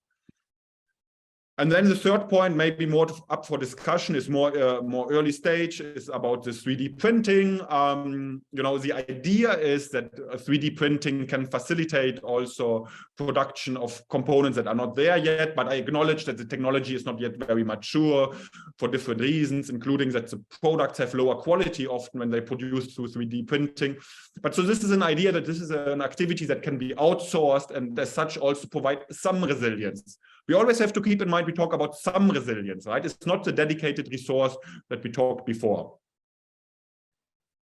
Okay, and finally, I want to talk about the role of government, because that's was one of the questions. The government actually plays a very important role in providing, these shared resources. There were some examples. There is a strategic national stockpile in the USA. And they have actually a storage of medicines and devices for life-saving care during public health emergencies. And so that in a way we can argue they have some resources that are shared for the entire population in a way. And they are there for when a disruption or an emergency occurs. A bit closer to business would be the petroleum reserve in the USA, right? We have seen it actually recently that the US released some petroleum to reduce the oil price because there was a lack of supply of oil due to sanctions and other countries not wanting to increase capacity. And so this is kind of a resource that, is too big for a single company to pay for, even if you are an Amazon, but it requires an entire country to make an investment into a strategic reserve that is provided in terms of emergencies. And the USA is not alone in providing these reserves. There were similar buffers that are held for by governments outside of the USA, in the UK, in Europe, but certainly also in Asia, I would guess. Maybe let me summarize a bit these shared resources. So we talked about three types of shared resources. One is the in-company resource that large companies have. They can make the investment sometimes make sense because they improve efficiency for itself. And sometimes, some sort of resilience comes along, maybe as a byproduct or at no extra cost, maybe at very little extra cost, right? So this is for large companies. Now we have these across company shared resources that are more for smaller companies. And here we really rely on outsourcing to third parties where they can make an investment based on returns for improved efficiency for client companies. But this third party also provides some resilience because it provides naturally some more flexibility in their supply network rather than relying, on a single flow for the goods, for example. And then finally, we have these government-sponsored shared resources. It's justified because it provides improved efficiency and resilience across industries, not only for single players. But it would be too big for a single company to make this investment. So it provides resilience for companies in many, many industries. And I think that I want to stop here, even though I have one more minute. I think I've been talking maybe too fast. So I'd like to thank you all for attending. For me, it was really a pleasure to be here and also to learn from the other presenters. So thank you very much, and looking forward to the discussion. Thank you so much, Mr. Lacker. Thank you for your paper, for very agile and dynamic presentation. Very interesting, as always, as all three papers. So no matter how diligent we were about the timing, and everybody kept really to, to the minute, despite that, it looks like we are a little bit late still. So if I can just ask patience of, first of all, our presenters, our panelists, but also your audience, and we still have actually quite a good number of people, almost same as we started, so nobody left. Thank you for your patience, and maybe if we can have a little bit more time, maybe 15 more minutes, that will be really appreciated. I think the discussion is very good. So without much ado, let me go straight to our discussant for this last paper, Dr. Arpita Mukherjee. So hello, Professor Arpita. It's very nice for you to be here. So let me introduce you very shortly. So Dr. Arpita Mukherjee is a professor at the Indian Council for Research on International Economic Relations. And she has over 25 years of experience in policy-oriented research, working very closely with the government in India, as well as policymakers in the European Commission and its member states, US Association of Southeast Asian Nations, ASEAN, and in East Asian countries. So she's really expert in trade and investment, trade agreements, services, special economic zones, economic corridors, and many more. Obviously, Professor Arpita Mukherjee has many publications, over 80 publications, including national and international referred journals, books and book chapters. She is also a member of various government committees and so on. So very rich bio of Professor Mukherjee. So Dr. Arpita, the floor is yours to discuss this paper. Thank you. Your presentation, it's full screen. It looks perfect. Yes. Thank you very much, Chair, and thanks to ADBI for inviting me to be the speaker on this very interesting presentation. So as you have heard, the presenter talking about dedicated and resilience levers and shared resilience lever, the two different routes to actually having resilient supply chain. This paper is a very different paper from the previous paper because it is talking about better resource management, while others were mostly concentrating on digital and use of technology. Now, when you read the paper is very different from the presentation, as I may say. So my comments are more with the paper rather than with the presentation, but I would bring forward the differences as we move along. So the paper is divided into 6 sections, and I think Florence presented mostly the section 2 here, which is categorizing the resilience enhancing levers under normal situation, disruptions, focusing on dedicated resilience lever and shared resilience lever. He also has a very long section in the paper on supply chain finance solution. You know, the finance risks due to supply chain, and when you have something like a COVID-19 pandemic, you're not able to meet the orders. How do you actually manage that? Then he has a section on literature review and gaps. Then he looks at the industry experience, which is actually the most tiny part of his report and was quite well described in the presentation. And then the conclusion and future research. From a reading of the paper, what I found it that, we always garble with the theory that, what kind of product should have what kind of supply chain. But he has been trying to argue that the share resilience lever is particularly helpful for supply chain that looks at cost efficiency. So you are doing, more mass oriented products that would go in for these kind of resilience lever. But when you talk about innovative products, you actually are talking about a dedicated resilience lever, which he also demonstrated when he was presenting the pharmaceutical example.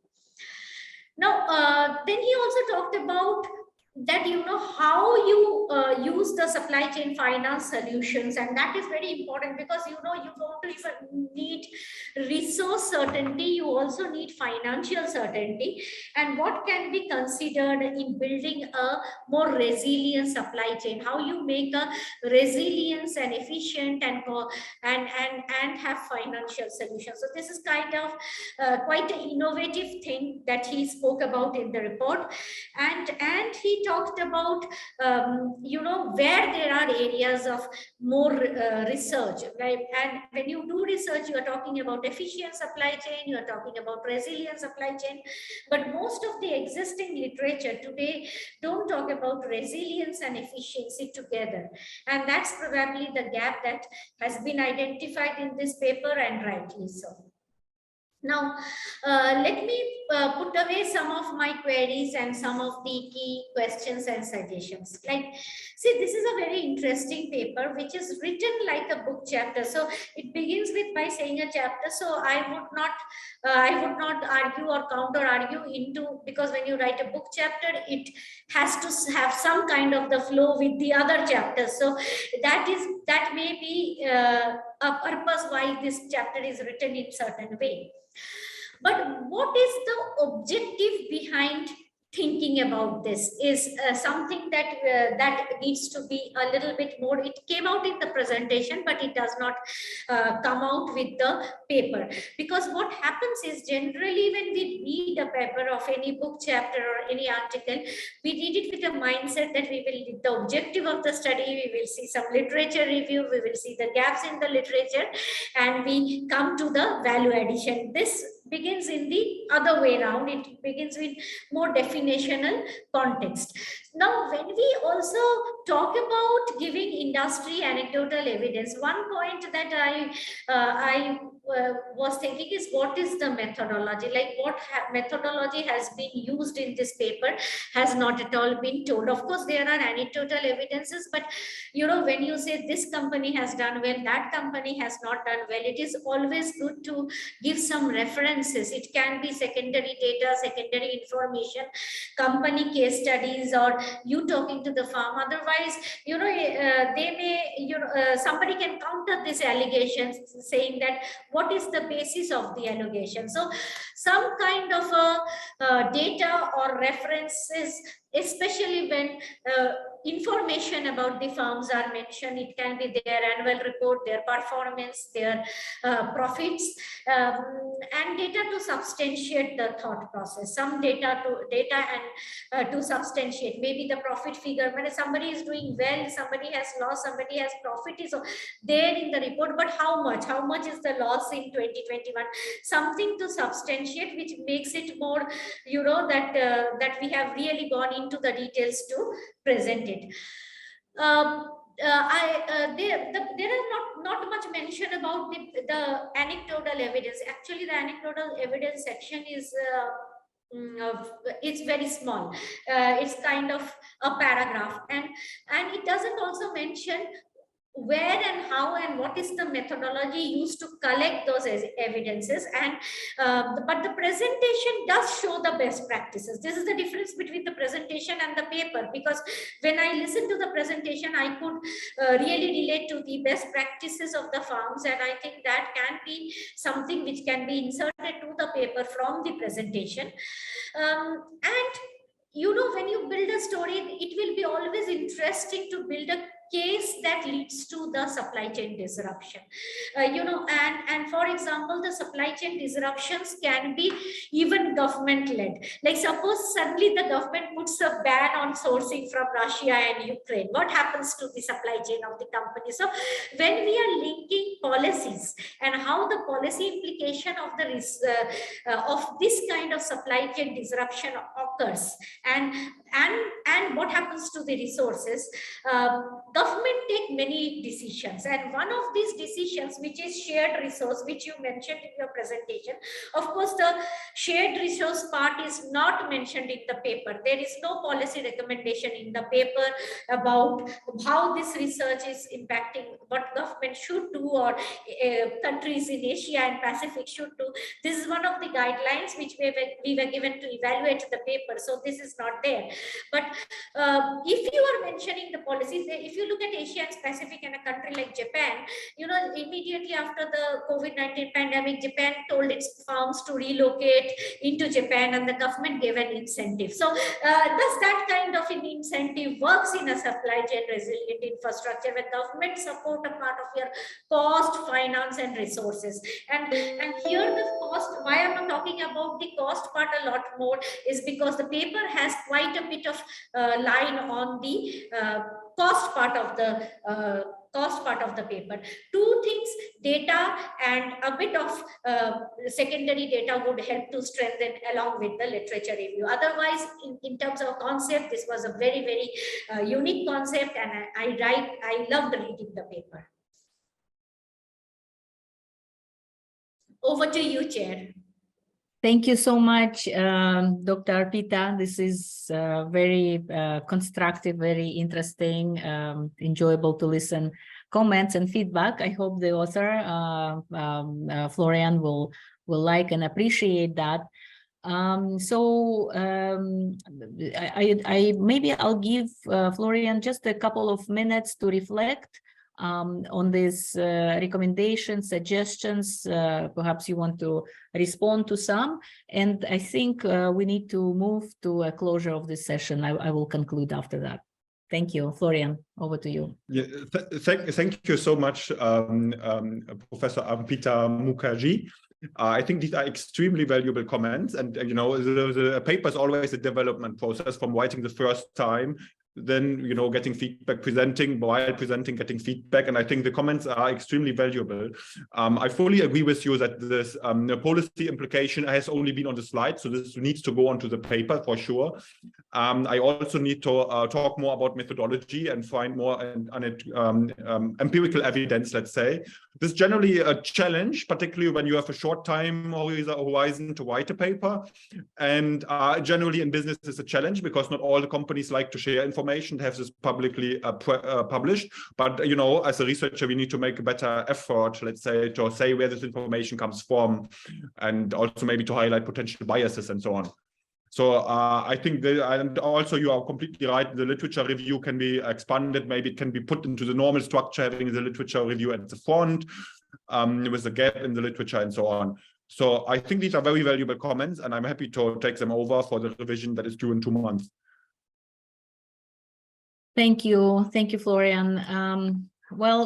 It's been really what a rich afternoon to spend here and to learn a lot about all the insights and research that 3 of you have presented. Also, actually, I have to say that a lot of insights we learned from the discussants. I think they did a really very good, thorough job, and we really thank you all for your time reading and reviewing, and obviously thanking ADBI for organizing this venue for discussions, and the agenda looks really rich for the next 2 days also. So I really call for our participants or our audience, those people who tune in to listen to today's session, to continue and to participate in next 2 days.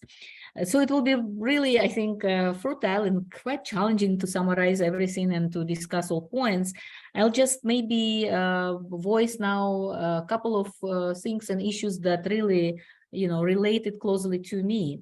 So I think today we've heard from all three participants, but also in the previous session, on categorization of various shocks that affect supply chains, on attempts to provide taxonomy, dichotomy, definitions also. So I think this is a reflection that this subject of supply chain disruptions is relatively fresh, right? I mean, of course, we all understand the importance of it and so on, but in academic literature, many of you are from kind of research and academic environment. And for many of us practitioners in international finance organizations, I'm sure also for governments and so on, this is relatively fresh. We are still at the stage of categorization, definitions, trying to understand, to unravel kind of concepts and improve our understanding of what we are talking about.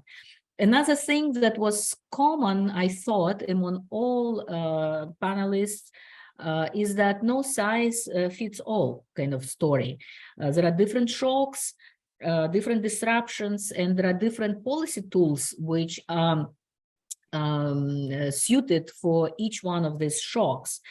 Also, a very interesting and very fresh perspective that some technologies are not all that conducive, actually, or not that useful, rather, for addressing supply chains, disruptions, and shocks. And we've heard that from Professor Carlos today. I think also in this category, there is something that could be discussed, maybe something for your future thinking. We start hearing not just about nearshoring that we've also heard from, I think, even from Florian or from some of the recent speakers, but also friendshoring, right? And we hear these things about friendshoring, this new concept of friendshoring, no less than from the Secretary of Treasury, Janet Yellen. I mean, at the very high political level, people start talking about that. Many think tanks start discussing this. So in the situation of that and the recognizing the importance of geopolitics, how our developing member countries of ADB, worldwide emerging economies, how do we react to this, and how do we adjust and think about our policies directed for supply chains, but also private sector, obviously. So this, again, another point which was common for all is this, for some of you implicitly, but you still talked about kind of private sector versus public sector, right? Like what each party should do and what are the basically role for governments. We saw that from questions supplied by our audience, a role for the government policies. Most of you provided recommendations for public sector agents and for also IFIs. I'm always referring to international organizations, international finance organizations like ADB, World Bank, and so on.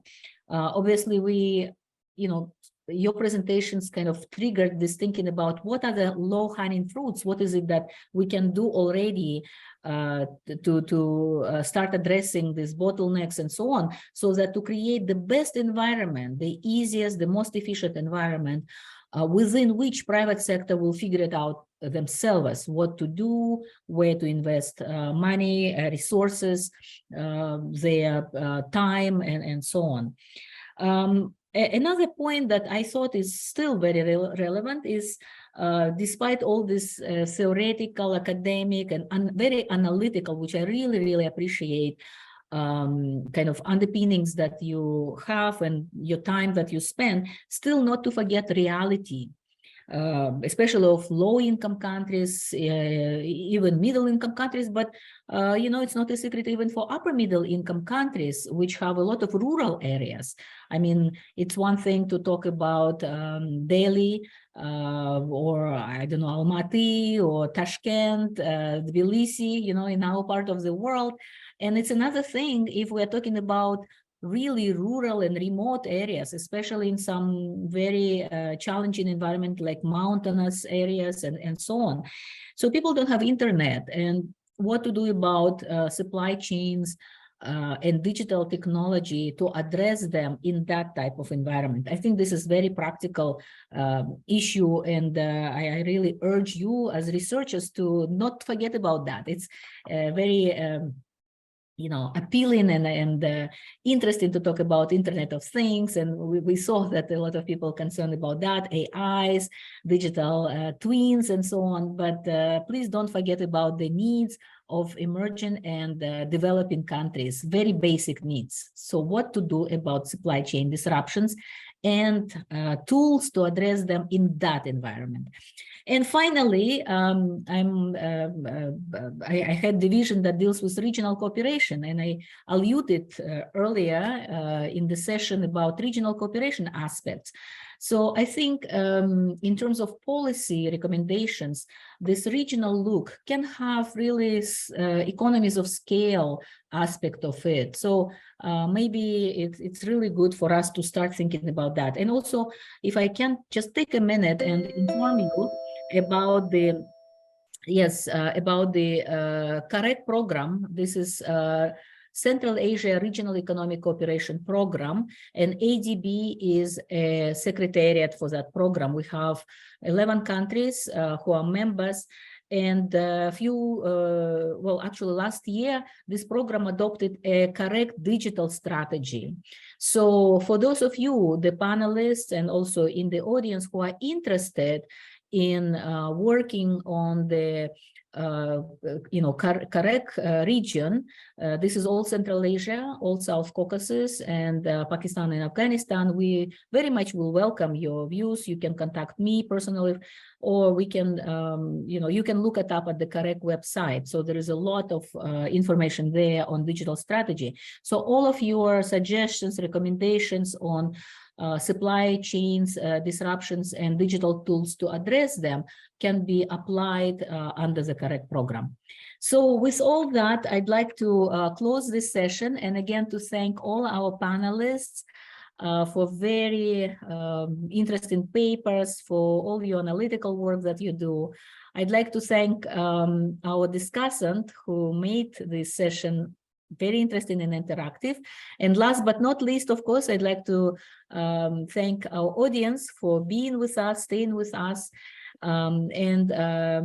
Yishin, many thanks to you specifically, and to Dina for organizing this event, and wishing you good luck for the next 2 days and a very good evening. It's almost evening here in Manila, in the Philippines. I think it's even 1 hour later in Tokyo, if I understand correctly. Yes. And for those of you who are in Europe, very good afternoon. Thank you very much. The session is closed.